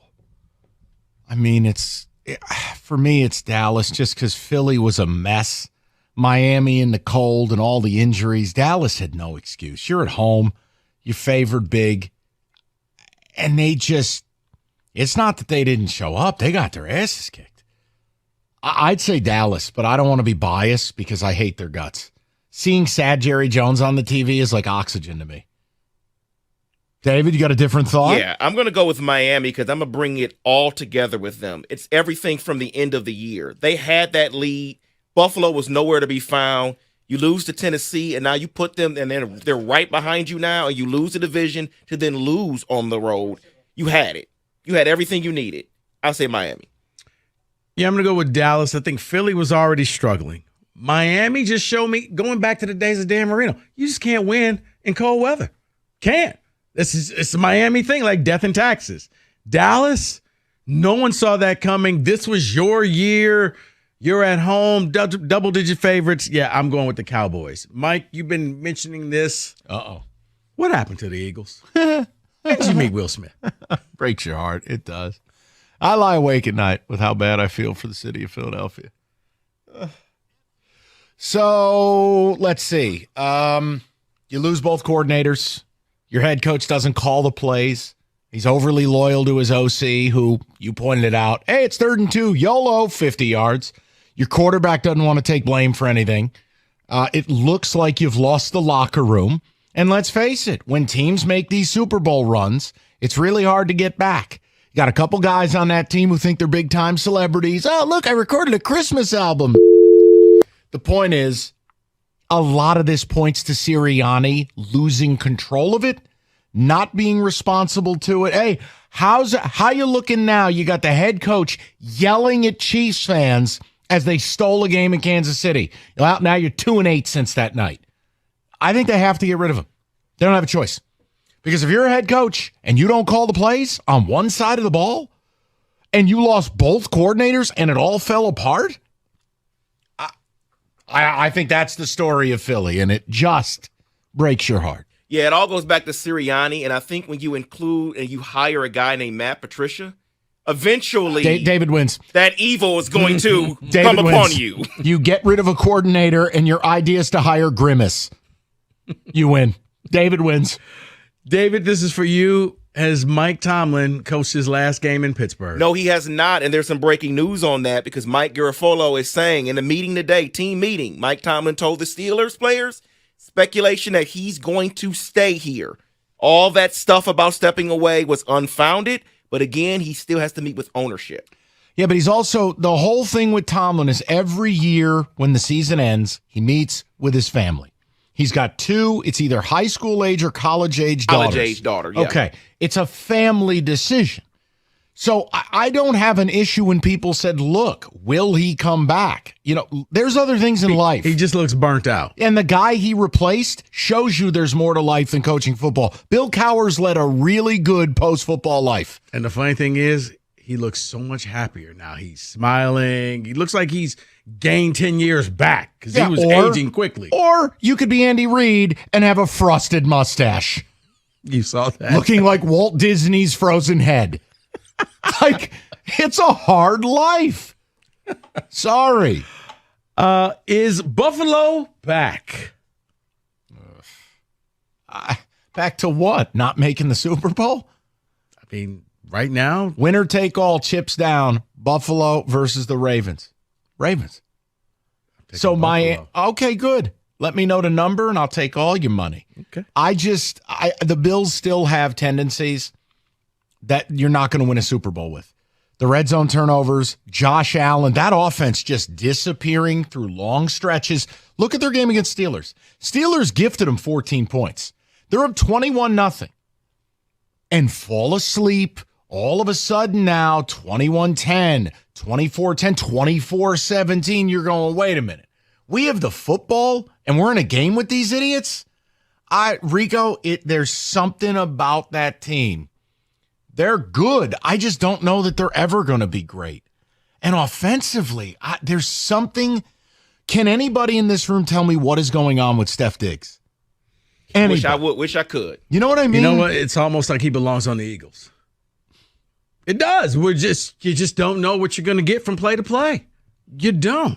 A lot of what they're doing now, they only throw him the ball at the line of scrimmage. It's just a very weird thing. They're good. Right. My point to you is they've always been good. Mike, you've talked about Peacock and the streaming service. And you know what? You say nobody's watching games. Well, 23 million people stream the game. Stream football. But once you have it, that means you could watch other things and you could watch other sports. All right, the point I'm making to you, if Indiana-Purdue was on ESPN with Dick Vitale and the whole bit like the old days, tonight, more people would watch than on Peacock. Okay, fair. Now, NFL football, buddy, you win. If the NFL bought the rights to that slap league where 2 guys get up there and give each other CTE by slapping their heads, like, people would watch it. All right, it's NFL. You win. Yeah, see, I don't want to hear about the numbers for Peacock. If you wanted to watch football, you had to get it. So the numbers are going to be high. It was a hostage situation. It's the NFL. But the rest of it, no disrespect. Oh, I'm not going to play to drop. But like, hey, Peacock exclusive, Michigan State, Iowa. Peacock exclusive, Indiana, Purdue. No, I'll call you a liar. Okay. Which quarterback has more to prove on a playoff run with his team? Oh, boy. Lamar Jackson or Brock Purdy? Lamar. Only because Lamar is viewed as a superstar, has superstar ability, and is asked to do an awful lot. He's going to be a 2-time MVP who's been horrendous in the playoffs.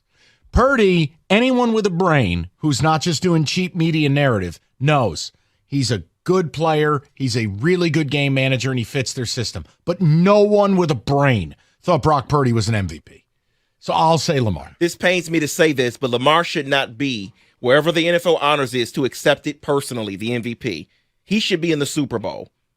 Okay. He has so much to prove. Yeah, I'm with David here. Like, let me ask you a question. Yeah.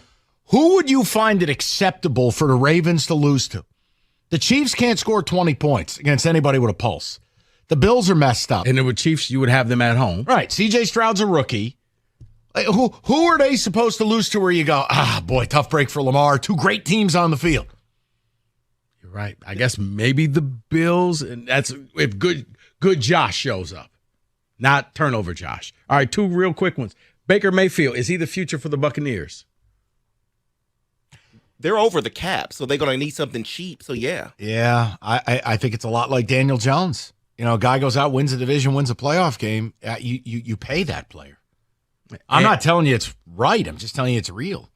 And finally, after the disappointment that happened in Dallas, Does Dallas re-sign Dak, or they just let him go in the final year of his contract? I think you let it. Well, I think a lot of that depends on who the coach is, but he's on the books for 24. They don't have a choice. I'm not extending him. I've seen what I need to see. Good quarterbacks win, great quarterbacks cover. Dak's now 0-5 against the spread in the playoffs. We're out. Sort of the same answer. Kenny, we're out. They need cap room, so they will extend him because they need to manipulate the rest of the All roster. front office decisions are based on an against the spread metric. All right. That is your NFL Wild Card Weekend Blitz 97.1. All right, it was Wild Card Weekend. So let's kind of wrap this up in a bow. We've been talking Lions all day, but let's look at everything that happened this weekend. David, if you would.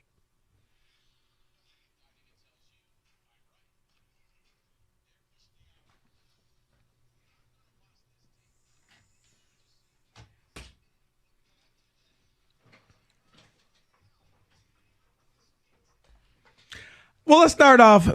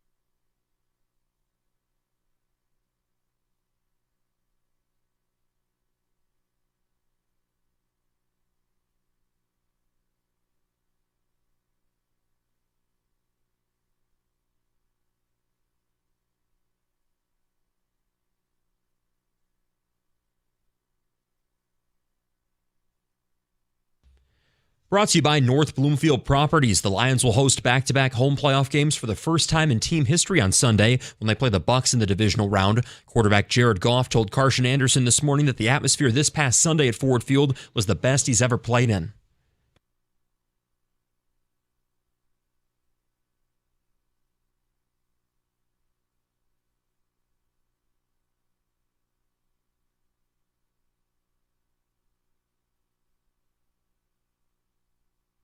The Lions, coming off their first playoff win since 1992, are 6.5-point favorites over Tampa Bay. Detroit's played them once already this season. That was a 20-6 win back in October. Kickoff 3 o'clock Sunday afternoon at Ford Field. And meantime, 2 Lions are finalists for Rookie of the Year. Tight end Sam Laporta and running back Jahmyr Gibbs. They've been named among the 8 finalists. Texans quarterback C.J. Stroud, he's the overwhelming favorite.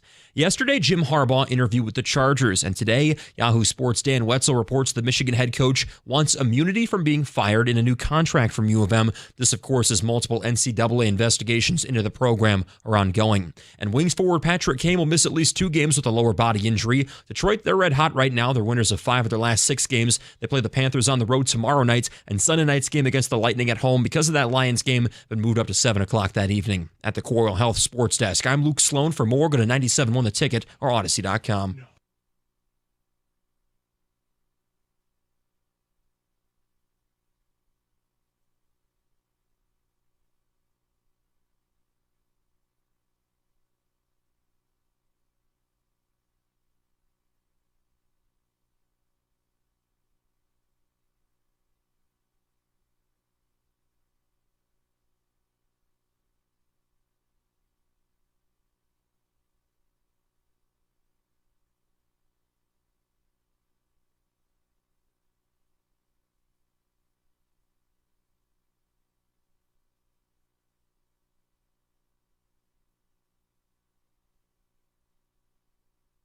Thanks, Doug. All right, let's get to business. 5 o'clock hour and kind of the show schedule this week. Yeah, there's other things going on, but it don't matter.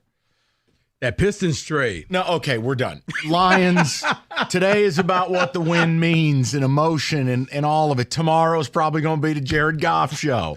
Thursday's going to be that there's no way in HELL hell the season can end this weekend and you'll be happy about it. And then Friday we preview the game. And we'll sprinkle some other things in, including how an innocent man needs immunity. We'll get to that at some point.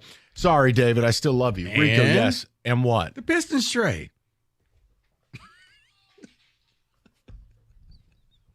Blockbuster.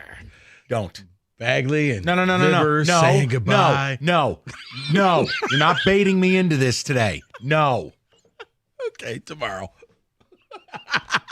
As Winnebago man once said, there's going to be no more by anybody. That includes me. All right, we'll talk tomorrow. Okay, 5 flies, 3 flies. All right. You can ask me tomorrow. Not today's about joy. No more. All right. David, the ticket text. Then we go straight to the people. What do we got? Lions win was amazing and ranked up there, but the best Detroit sports moment was Hulk Hogan beating Andre the Giant at WrestleMania at the Silverdome. Another person says, you wrestling people are something. That's all I can say. This was up there, but Michigan beating Ohio State in 2021 was a great moment for me as well. Sure it is. Listen, this is a totally subjective thing. It's like music. There's no right or wrong answer. I think if you are a long-suffering Lions fan, while other teams have won championships, there's nothing wrong with saying that this weekend meant more. Because it's the realization of something that felt completely impossible. Something that you felt like you were just going to watch loved ones get buried in 6 feet of dirt before it happened. Something that you thought you'd never see in your lifetime. You were prepared that you would never see this moment. And you were okay with it. You didn't like it, but you were okay with it.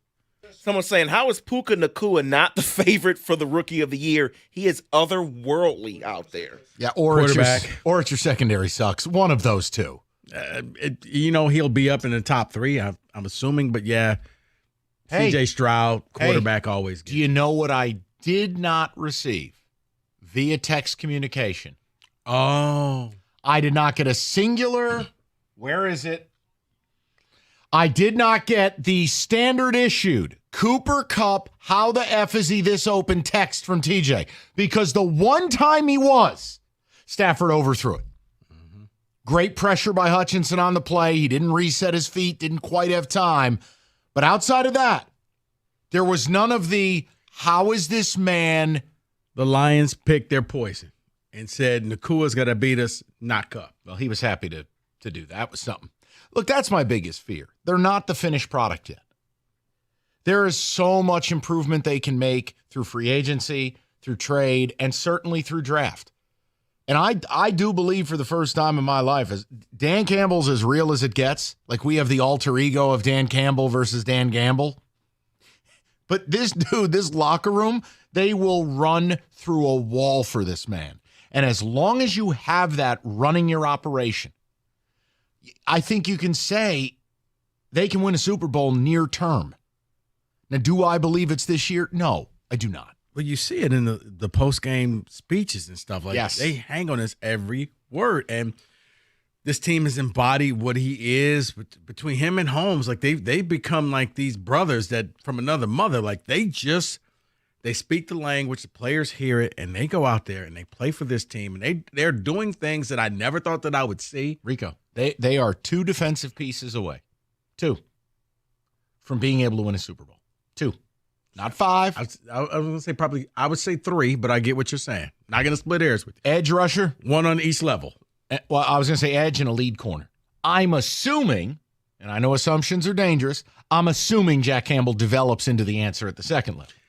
Here's the thing. If you're a Super Bowl, you don't have time for somebody to develop. I know, but you're kind of You guys just roll Fred Werner bots off of the assembly line like Lucille Ball with the bonbons. Not all of us can be the Niners. Why can't I just have a regular conversation? See, but that's something that the Lions fans have never seen. They've never seen a guy like Sam Laporta come in here being all-pro rookie. And it can happen, right? It can. It's things like that can happen. To me, a person on each level, somebody in the secondary, linebacker, and an edge rusher. Man, it's almost like if you didn't draft a dead guy in the 3rd round and took one of the edge players the Rams took. Or Yabi Adabi or whatever his name is. Yaya Diablo, whatever his name is for the Bucks. There's another 7.5, 8.5, 9.5 sacks. Correct. That's all right. We'll take Lieutenant Dan in the 3rd round. That Hendon Hooker pick will never make sense to me. But today's about joy. Thank you. No more. Let's go. This made a trade. Let's go to I hate you. Let's go to Paul, 97.1. Paulie, what's up, buddy?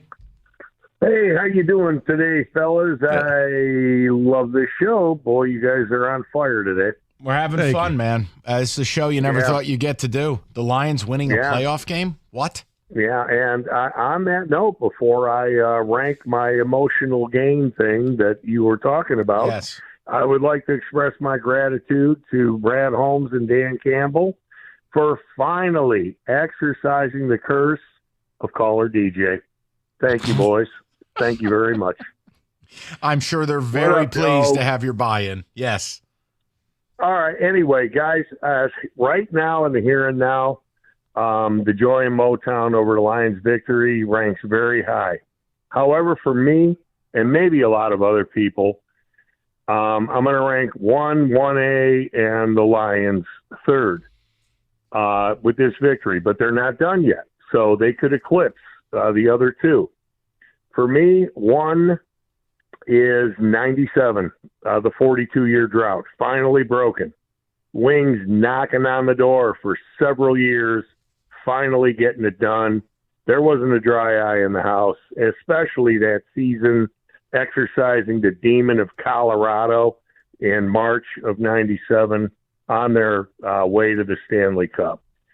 Second one, finally, the Detroit Pistons getting it done, and the golden era of basketball, in my opinion, getting rid of Boston finally, getting over the LA, barrier, and just winning that thing, and then doing it again the second year.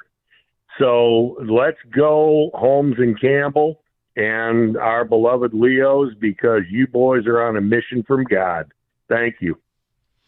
Yeah, I mean, Paulie, it's just something where it's very real. And look, you can sit here and go, well, I don't think we'll beat Team X or Team. Get in the game. Mm-hmm. You just get in a 60-minute football game. You'd be surprised what can happen. It's like the NCAA tournament. On surface, Richmond should never have beaten 2-seed Syracuse. And they did. Giddy Potts. That ring a bell? Like, guys. Yeah, Purdue. Right, last year. Get in the game. You had the player of the year. How about Purdue any year? Sorry. You know what? My bad. Hey, we're talking basketball. That means we're talking Pistons. No. We're not. No, tomorrow. No, tomorrow. Because I have huge thoughts on that. Ridiculous. You're not baiting me. No. I can keep trying. The David, fact I got that 40 they got an Michael Tellum's client. Mm-hmm. Well, but they did sweeten the deal with the 2 second-round picks.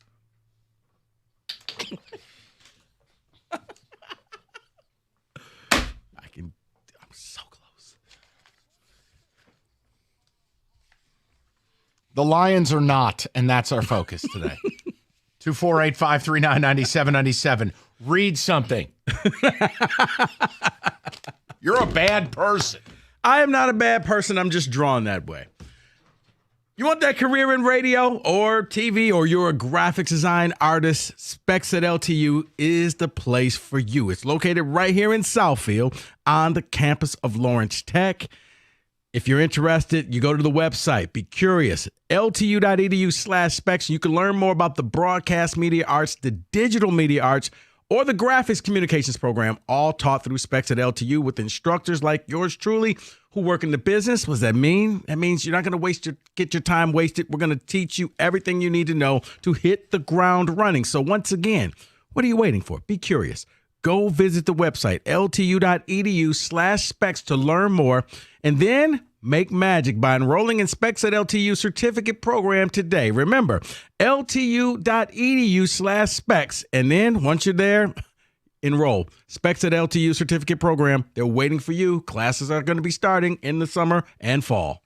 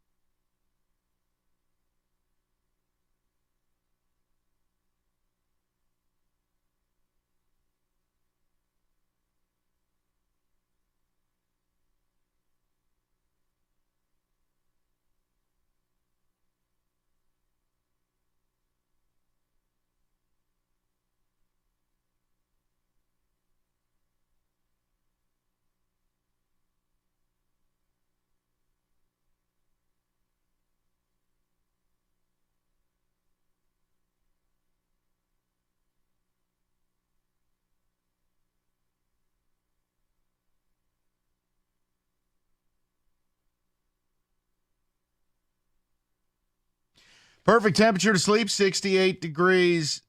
There's no debate to be had. Now, the most comfortable mattress, the eco-friendly. Best mattress made, it's the iComfort Eco by Serta. Supportive, designed to keep you cool, comfortable, feeling restored. Or Serta's Perfect Sleeper for pressure relieving, comfort, and support while maintaining a balanced sleep temperature. Serta mattresses, made in Michigan, have been for 110 years. Just go to Serta.com to find a retailer near you.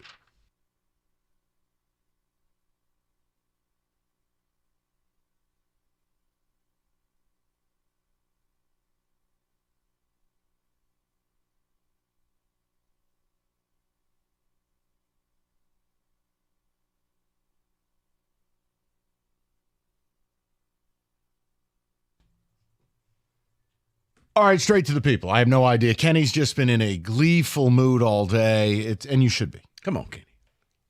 Kenny, best. Do it like you did in Ford Field. Let's go Lions. No. One time. I need a couple of pops in me before we get there. Kenny had the crowd. I mean, they were just dancing in his hand.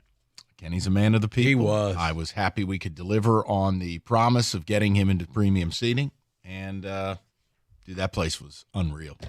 Look, like, Kenny here? Kenny's here. It is something where I could see in the next few years, this is a place people will fear. This is a place people will not want to come play. No, this is a place where it'll be a regular thing that ticket prices won't be $600, $700, $800. It would be like where you see other places where, it's about $200 because you're used Up to next, it's going to cost you your kidney to go to the game this weekend.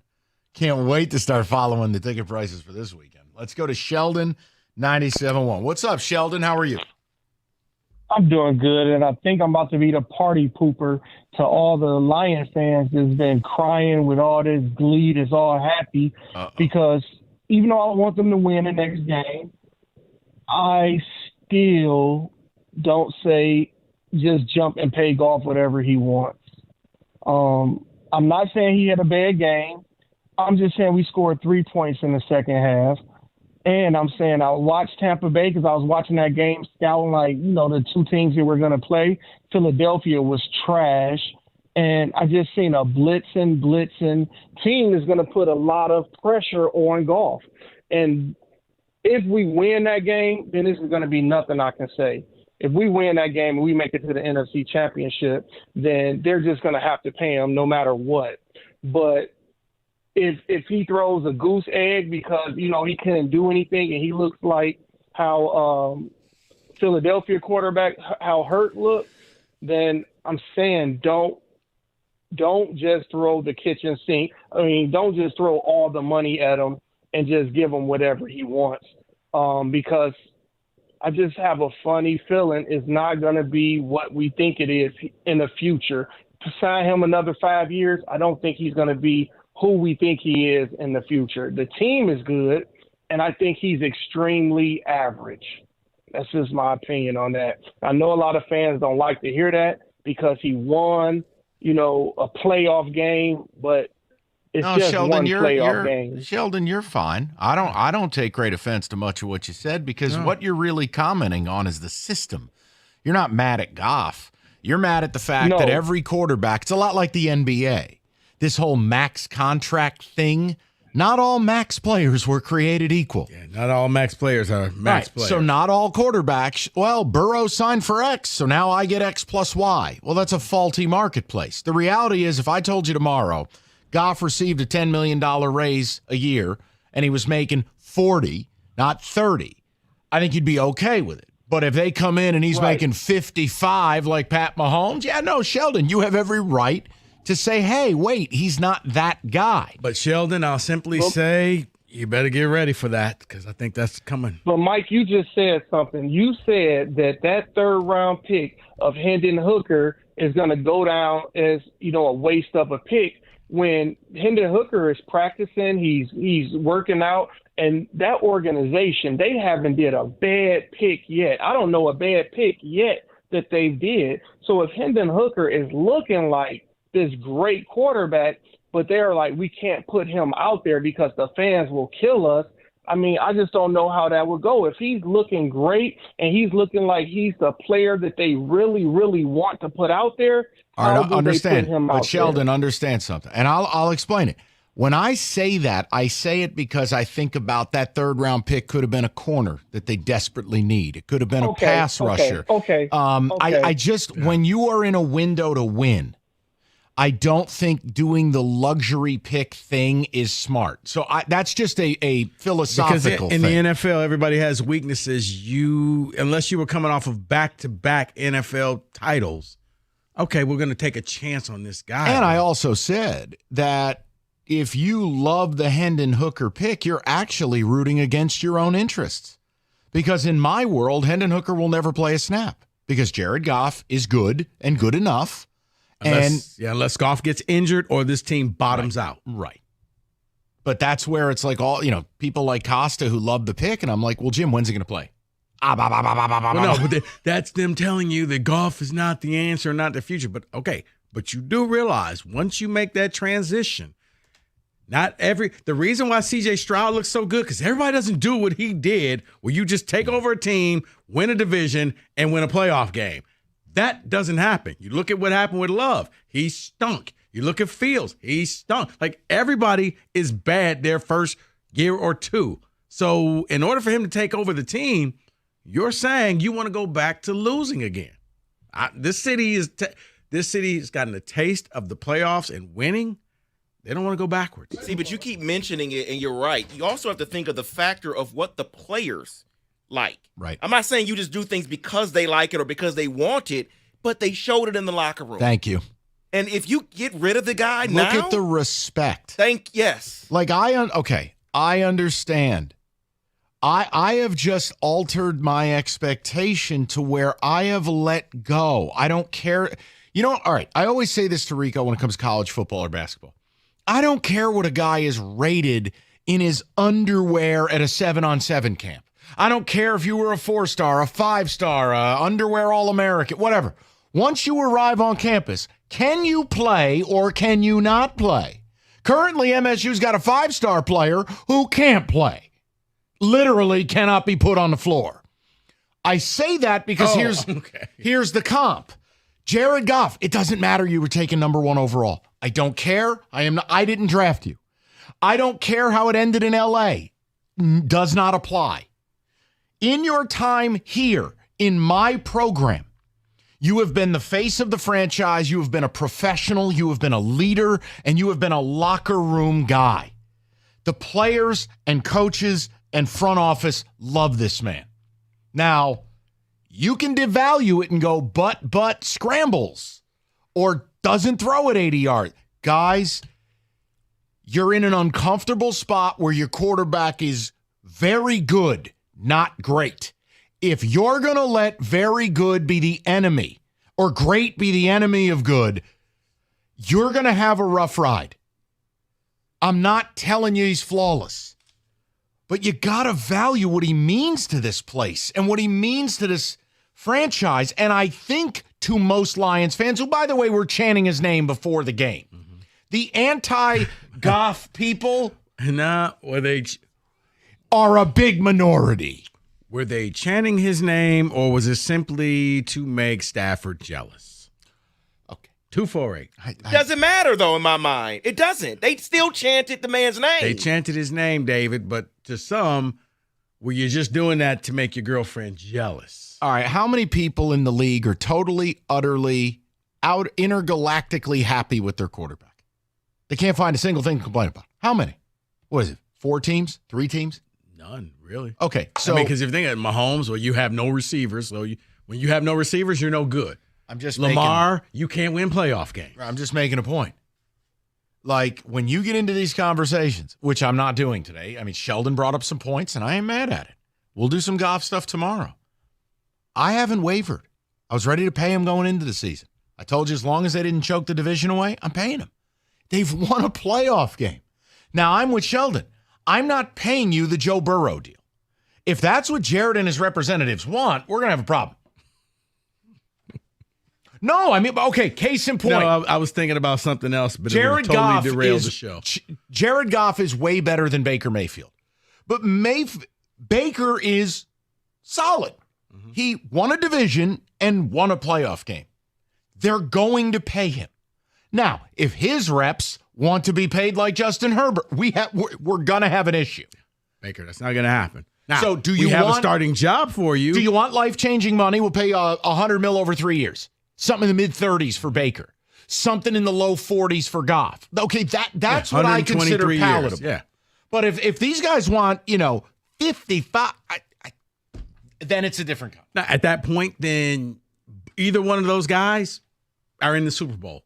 And now maybe you can have that conversation and say, hey, I took this team to the Super Bowl. I deserve that money. But right now, no. They're gambling. They're betting on themselves. We'll see how that works out. 248-539-9797. Here's Rico. Planet Fitness heard you saying that, you know what? I wanted to lose some weight. I wanted to get into better shape this year. Planet Fitness can help you because, surprise, the big fitness energy sale has been extended now through January 19th. It just takes 24 cents down, and then it's $10 a month, no commitment, and you can join your local Planet Fitness. And inside the Planet Fitness, you may see all new cardio equipment or all new strength training equipment. But I'll tell you this, all the gyms will be squeaky clean with tons of equipment there for you.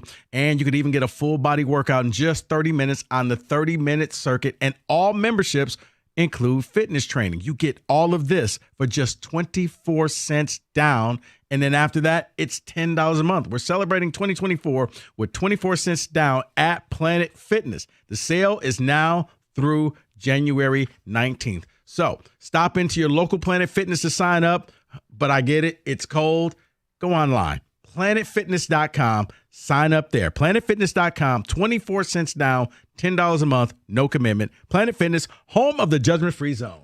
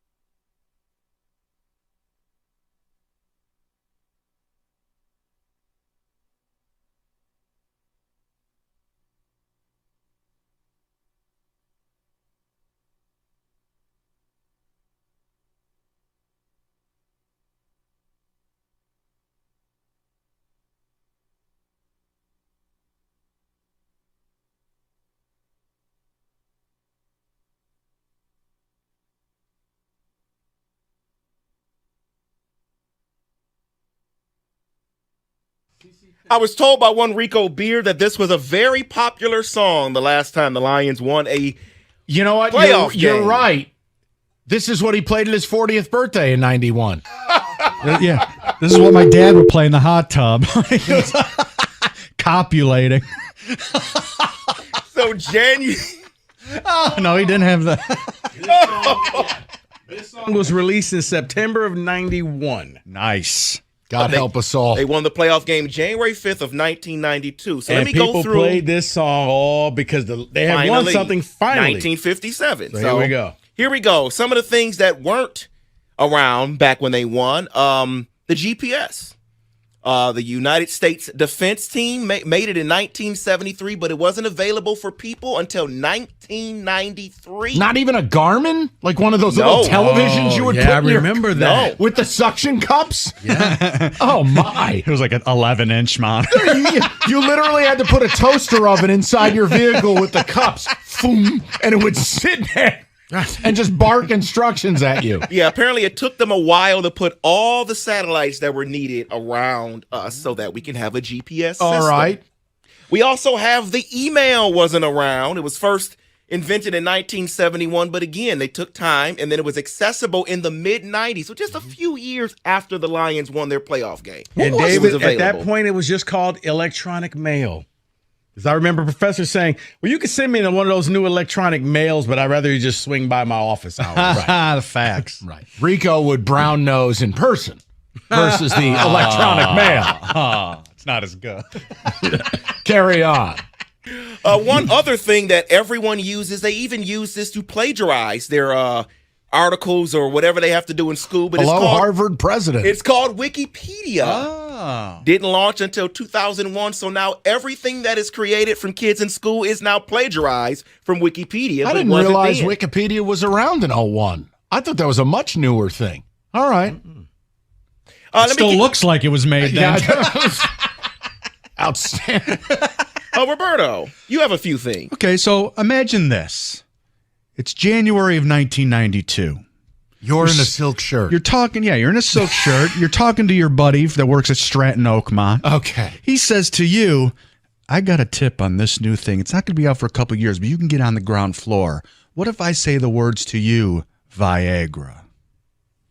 That wasn't around in the 90s? Not till 1998. Wow.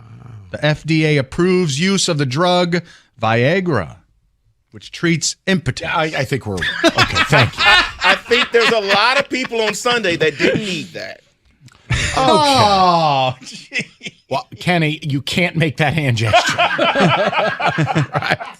I mean, goodness. Continue. I can't believe it wasn't around, but Kenny still exists. How did that happen? Oh, all right. Let's move Next, forward. Next. Come on. Keep it going. Let me get to a few things that did exist but are gone now. Oh, all right. Let's start with the Toys R Us. Rest in peace, Jeffrey the giraffe. Place that kids enjoyed. I loved it when I was a kid, but it is gone. Heaven. That was the peak of being 10 or 11 years old and getting, being poor, being allowed to tour Thank the video you. game Yes. aisle, which you couldn't afford anything. Just rows of Nintendo games. It might have been before everything was behind glass, too. Like you could just touch things. Yeah. Hey, here's where society's arrived at. Now they have hairspray under lock and key at pharmacies. Deodorant. Hey, can I get a razor? I need a retina scan. Can I get a manager? I need that cough syrup. No, you don't. And while you're at it, can you give me one of those Tide Pods, too? 'Cause I need to wash some clothes. I'm thirsty. Christ. Go ahead, David. All right, I'll give you another one Yes. here. Let's go back in time. Let's say it is 1992. And you say to your buddy, what's he going to think when you say, hey, let's head over to the dispensary? That is, it is fascinating. I don't have a problem with it at all. They think you're going to the club, right? But That's what the new God Club is called. The Can you imagine if you told somebody in 91, 92 when the Lions won a playoff game? Yeah, just, like Kenny. He was on 17 gummies down there. Can you imagine? Kenny would have been on felony charges in 91. Yeah, the dispensary. That's where I got my Z Cavarici jeans. Oh, shout out. Early 90s fashion. Hey, David, here's one for you. You also know that during 1992, you could have gone to go pick up a VCR from Service Merchandise. Yes. Swung by Blockbuster and picked up a VHS tape to go home and watch. Well, it's funny you say that because Blockbuster, of course, is on this list. And you also have places like the Media Play Store. Remember the Media Play Store? What about Tower Records? Ooh. Tower Records, yes. Roberto was a big BMG CD club guy. Oh, wasn't that the best? The Columbia House? It's like you're speaking a different language. I don't know half of these things. This is not fun. And well, Kenny, here's the other thing. If I needed to get in contact with Mike or David, I would just send them a page. Yeah. Columbia House. There was no cell phones that you could afford. No It was big as a brick. It was big as this. Or Kenny, here's the thing. If you had them, it was called the nights or weekend plan. You want to lose a friendship? Call somebody during the day. Are you ready for this? Just a Or you couple were of White notes. Boy Rick. Okay, then. All right. Price of things in 91, Yes. just to show you differentials Yes. here. Postage stamp was 25 cents. Bread, 73 cents a pound. Milk, Jeez. $1.29 a half gallon. How about a VCR could set you back $400? Pagers that cost $7 a month. A pager. Like, you know, the last vestiges of that era is the TV show The Wire, Yes. where they're all on pagers. I paid, $8 a month for mine. Here's the universal pager. Yeah. You hold it up to your face. Rick. Carry on. So here's another thing that existed back then, but that does not exist now. Nowadays, you can use your phone, your tablet, whatever device you have to read a book. It's called an ebook. But there was a place you would have to go to, sit in the corner, and read a book, and it was called Borders Bookstore. Yes. Borders Bookstore. Borders and Barnes and Noble. Mhm. Oh, You would go what's in there, that? and you would. It is the downfall of society that we don't have bookstores anymore. That's crazy. Man. You can't replace a hard copy. I mean, come on. All right, so let's flip mine over here a bit. Let's say you're my 17-year-old son. I shudder at that thought. And I say to my son, I say, hey, what's he going to think when I say, hey, how about you and I head over to Chi-Chi's? The ice cream thing. No, that was the Yeah. Mexican food. Yeah, but they had the ice cream, The They had the fried fried ice ice cream, cream, or whatever yeah. it was. And you're like, how are they frying it? It's ice cream. That was like a highfalutin meal in college. That was. We're going to go over to their Chi-Chi's. And get me some of that queso. Here's one for you. Yes. 92. You could go, Roberto, to the record store and get the albums of these new groups. Oh, Radiohead, that's right. Dr. Dre, Wow. The Chronic. Yeah. Mary J. Blige, Wow. the Wu-Tang Clan. 36 Wow. Chambers. Yeah. Yes. And Stone Temple Pilots. Wow. All came out. And by the way, you know what they called old school rap back then? It was rap. It was brand new. Yeah. Now, There was no old school. You were hearing Tupac is old school nowadays, Right. but now you can buy some no-name goofball mumble rapper who goes by Lil something because everyone's Lil. Little baby. Little or baby. Or little baby. Yeah, that's right. Yeah. Pac and Biggie. Still alive. Oh, yeah, wow. they don't exist anymore. You're right. So, again, let's say I got my son with me. We're going out on the town. I say, listen, Come on. before we go out, let's head over. I want to make a stop at Stephen Barry's. What do you say? Oh, my God. 17 T-shirts for 50 cents. That lasts for one Buy way. one hat, get 12. Here, buy a Michigan hat. We'll give you the other 9 schools in the Big Ten. I just remember No, everything was. take it. It's free. I just remember everything was ill-fitting and itchy. Listen, it was budget clothing for the budget conscious. Yeah. And if you were a sports fan, it was a great deal. Now, what do you think their margins were? Of course, the T-shirts had to be 10 cents. But I also, whenever I see Costa wearing his CMU stuff, I feel like he still shops there. Also, we've all heard the phrase, there's no crying in baseball. No, that know what wasn't movie that out was yet? from? Yeah. A League of Their Own? Was not out. Oh, my God.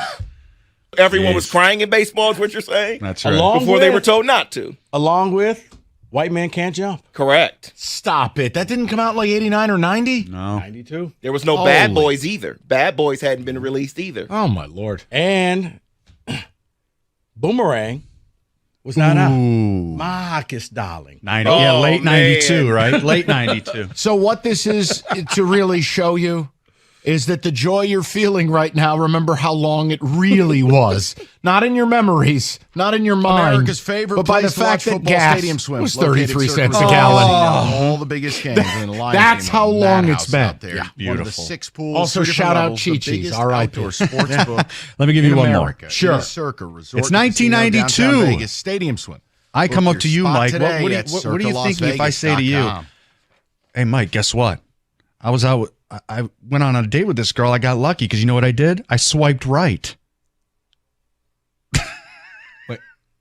There was no Tinder. Well, of course not. Yeah. That came out like 5 years ago. You may have missed the mark. 2012. It's 11 years old. I think you're just so happy to say Tinder. You know what, was- Roberto? Let's end it like this. You were going to the movies over and over that summer to try to get the glimpse of Sharon Stone in Basic Instinct. Oh, And listening to End of the Road. Right. That's, you know what, Roberto. Along with Boys to Men. That's right. Debut. Hey, why is that guy 6 inches from the movie screen? It's a big theater screen. What's that guy's problem? All right. And that is your Lions playoff time machine. I was told by one Rico Beard that this was a very popular song the last time the Lions won a You know what? playoff You're game. right. This is what he played at his 40th birthday in 91. Yeah. This is what my dad would play in the hot tub. He was copulating. So January. Oh, no, he didn't have that. This song was released in September of 91. Nice. God help us all. They won the playoff game January 5th of 1992. So And let me people go through. played this song all.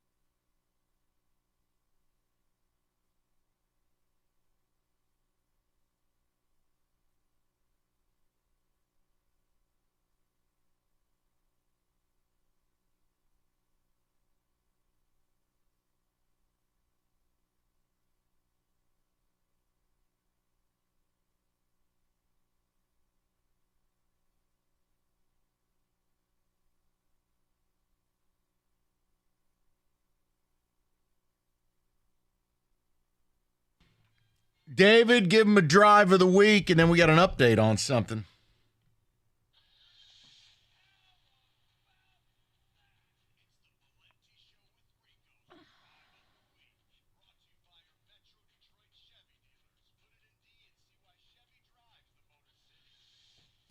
So I'm doing this for Detroit. Wasn't a lot of great football, but here is your drive of the week. 7-play, really was a 4-play drive.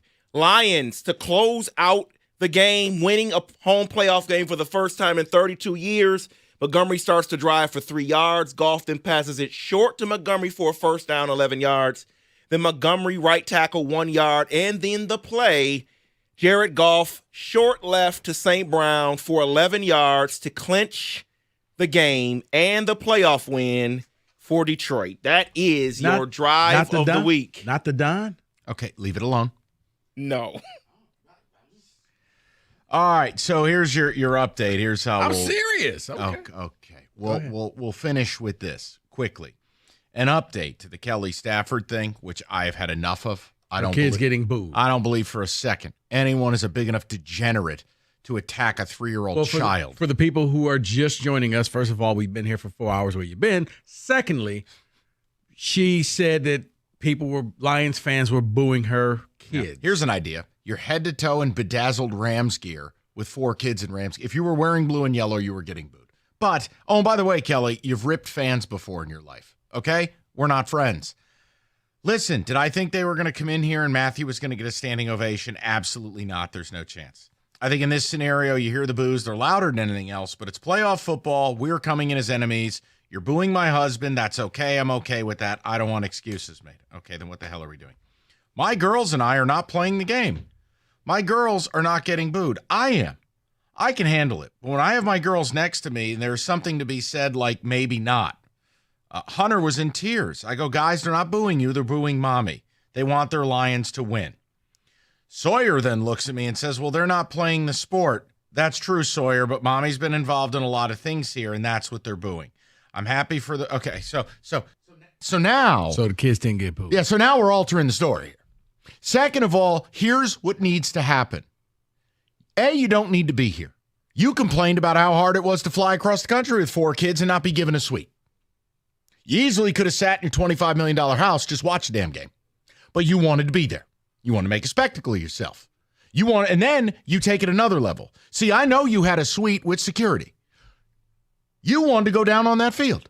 You wanted to be in the mix, the same way Brittany Mahomes does things. The minute you do that and you're on the road, sorry, people are going to boo you. They're just going to do it. They're not booing your kids. And for you to hurl that accusation at the people of Detroit, it's gross. And I'm sorry, I have every right to not believe her. Because I just don't believe anyone's disgusting enough to yell something horrific at a 3, 4, 5-year-old kid, okay? I don't think much of society, but I don't think we've arrived at that. So now we're changing the story. Now, oh, my girls weren't getting booed. I was. Well, that's not what you led with. Thank God we won the game. That's it, please. God almighty. Oh, she'll be back. She'll be back next season. I don't care. I'm sick of it. There's a thing with her and the fans in this town. I got news for you. Your husband made his money on the backs of these people. These people supported your husband for how long? And all you had to do was not shred these people. Yeah, but here's the thing. She's actually some, not all, a few Lions fans and her are the Spider-Man meme where, you know what? Tell me I'm pretty. Tell me I'm great. Tell me how much you mean to me. They're the Spider-Man meme. Well, Kelly, here's the deal. How about don't comment on fans anymore? Because now you're backpedaling and saying, no, they weren't booing the kids, they're booing me. All right, you know what? Heard enough out of you. Okay? You're done. Rieger. Oh, by the way, did you hear Kelly talk about Matthew's comments? He only had 5 minutes to figure out what he was going to say, so she didn't think the question was very fair. Okay. And he answered it properly. I didn't have a problem with it. I really didn't. And I think all of the conversation after waiting 30 years to win a playoff game of people being mad at Stafford's comment, it's like people calling up and being mad because I took the Rams +3. Get a life. Can we move on with our lives with the Stafford? Oh, I got all kinds of Stafford comments. I just bring your uncle to work day? Yeah. This is my father, Wojo Damas. Yes, Thomas. Yes. I'm glad you still remembered how to get to work. Wait, why am I an uncle now? You haven't been here for like 3 weeks. I was here yesterday. Were you? You guys weren't here. Not my fault. They put a 3-36 Did you really basketball expect team me out to of here. work yesterday, Wojo? Well, yeah, that's how it works here. Well, they got win number 4 yesterday. I'm with you. My point The point I was making is, Yes. it's this attention-seeking nonsense, and it's so ridiculous. It was ridiculous before the game. It's ridiculous after the game. But it makes you feel like You're you have talking to about react. the Staffords or the fans? Yes, but it makes you Yeah. feel like you have to react. Like, listen, the game was sensational, and it's better because you beat them, at least in my opinion. However, some of the comments make you just want to scream. Yeah, because I think they're like, I didn't like that she tried to paint the team in a bad way because I wasn't given a suite, and you know how hard it is to travel on a private jet. Cross-country flight with 4 kids. And then you try to make the people look bad, and they don't deserve it. All right, all they did was support your husband and make him $250 million for never winning a playoff game. How about you just be happy with that and leave these people alone? And how about the fact they're not booing you either, Kelly? See, I got them talking about it. They're not booing Kelly I've either. seen They're people booing the Rams. tweet saying I was standing right there, I was right by them, and they were just booing in general. They weren't booing the kids. Of course, they weren't yelling at the kids. As low and disgusting as society is, I don't think we've hit the point where we are openly hurling attacks at 3-year-old children. This isn't Philadelphia, for God's sake. Not even they boo kids, although they Guys, do. Give it one more year. Yeah. Then we'll boo kids. Let me ask you this. Oh, okay. All right. I'm Rico's fine. running on that presidential In platform. 2025, we boo the children. Let us throw batteries. Let us throw So can I batteries. ask you guys a quick question, though? What? So next year, because the Rams come to Ford Field. I don't care. I hope he retires. I need that. No, he's not going to retire. He said he wouldn't retire. No, wearing his he Carhartt has to. jacket. And he's got those new veneers, too, by the way. Anyway. He's got some choppers. He does. He does. When they come back. He's a cockroach in a nice way. In a nice way. He never goes away. Do we give the tribute video next year? Does he get it? No. You get the video. I think 5 you might get years it. after retirement when they put a hideous gold jacket on him. You get No, the video he then. He's not a Hall of Famer, though. No, like a Lions Hall thank of God, Fame. thank God. thing. Okay, good. But what if he goes into the Hall won't. of Fame? He doesn't have a single as a All-Pro. Lion or a Ram. He's no. not a Hall of Famer. If he gets another Super Bowl, He won't. Okay, I'm just saying. Bob, I don't know. Yeah, I don't know either. Yeah, we're going to talk about the Stafford family, the lineage, the father, 99% of what we did today was the game, but I'd be remiss if I didn't put that as No, one I of know the 7 it's things. it's very annoying. It is. Good grief. We're going to go down the list. And Rieger, go ahead and say what you want to say. What's the question? Well, I what the house money one? Yeah. Is that what we're talking It's about? not house money. You have an expectation to win this Why do game. people keep saying it? Because it's really starting to bother me. It's not A house lot money. of- I It's gotta the be honest. opportunity of the world. I got to be honest, a lot of things Lions fans have said today have bothered me. Yeah. Oh, like what? Well, they're playing first with of all, house a lot money. of them are acting like Chuck Schwarsky and the super fans. Dicka 52, God 3. Like they're just like the Bucks are going to show up like Kenny Cott, no pants, and a BAC at 2.16. And you're just going to, guys, you won You've had 2.16. You just won 24-23 in a thriller, an incredible No, game. that Bucks So are game you will taking not be Bucks in the easy. points? It will. I'm tinkering. If it gets to 7, I probably have to. Okay, I thought it is for 7, I'm someplace. taking the points, getting the Oh, points. look, I'm just making And that it. means you don't love the Lions. But see, there. Love my Lions. I'm the one who said they win the division, win a playoff game. And then I catch grief because I took the Rams +3. We all won. What's the problem? I thought. Yeah, hater you. Caputo didn't win. Caputo didn't win. He was very steadfast on the Rams winning the football game. and Costa ain't on a winning streak right now either. Nah. With the golf stuff. Hey, I went 6-0 this weekend. You leave me alone. Really? Yeah. Some of those were very easy though. Oh wait, what? So Costa said you They guys were- were I separate. had So he Green Bay. took what? He took the Lions. See, I didn't have -3? that one. To Green Bay, money line. Yeah. Whoa! What was that? Plus what? Beginning of the game, I think it was like plus like 450. The only game I Damn. didn't play Yeah. was the Chiefs and Dolphins, but I called it Pacheco Fest. I Oh, did yeah. Pacheco carries, yards, and touchdown. That was the easiest bet of the week. That or the Stillers getting smushed. Oh, I'm sorry. I also Free money. thought the Texans would just flat out win. Yeah. Yeah. Oh, Amen. go You know Texans. what? Texans and over. Oh, 97-1. Rico's got something to say? Yeah, we're out. Out. We'll talk to everybody Bye, tomorrow. guys. You guys are the tomorrow, best. it's the Goff Show. We're And doing it tomorrow. And Pistons trade. Oh yeah, Pistons made a trade. Oh, and the Fab Five is back. Wait, another one?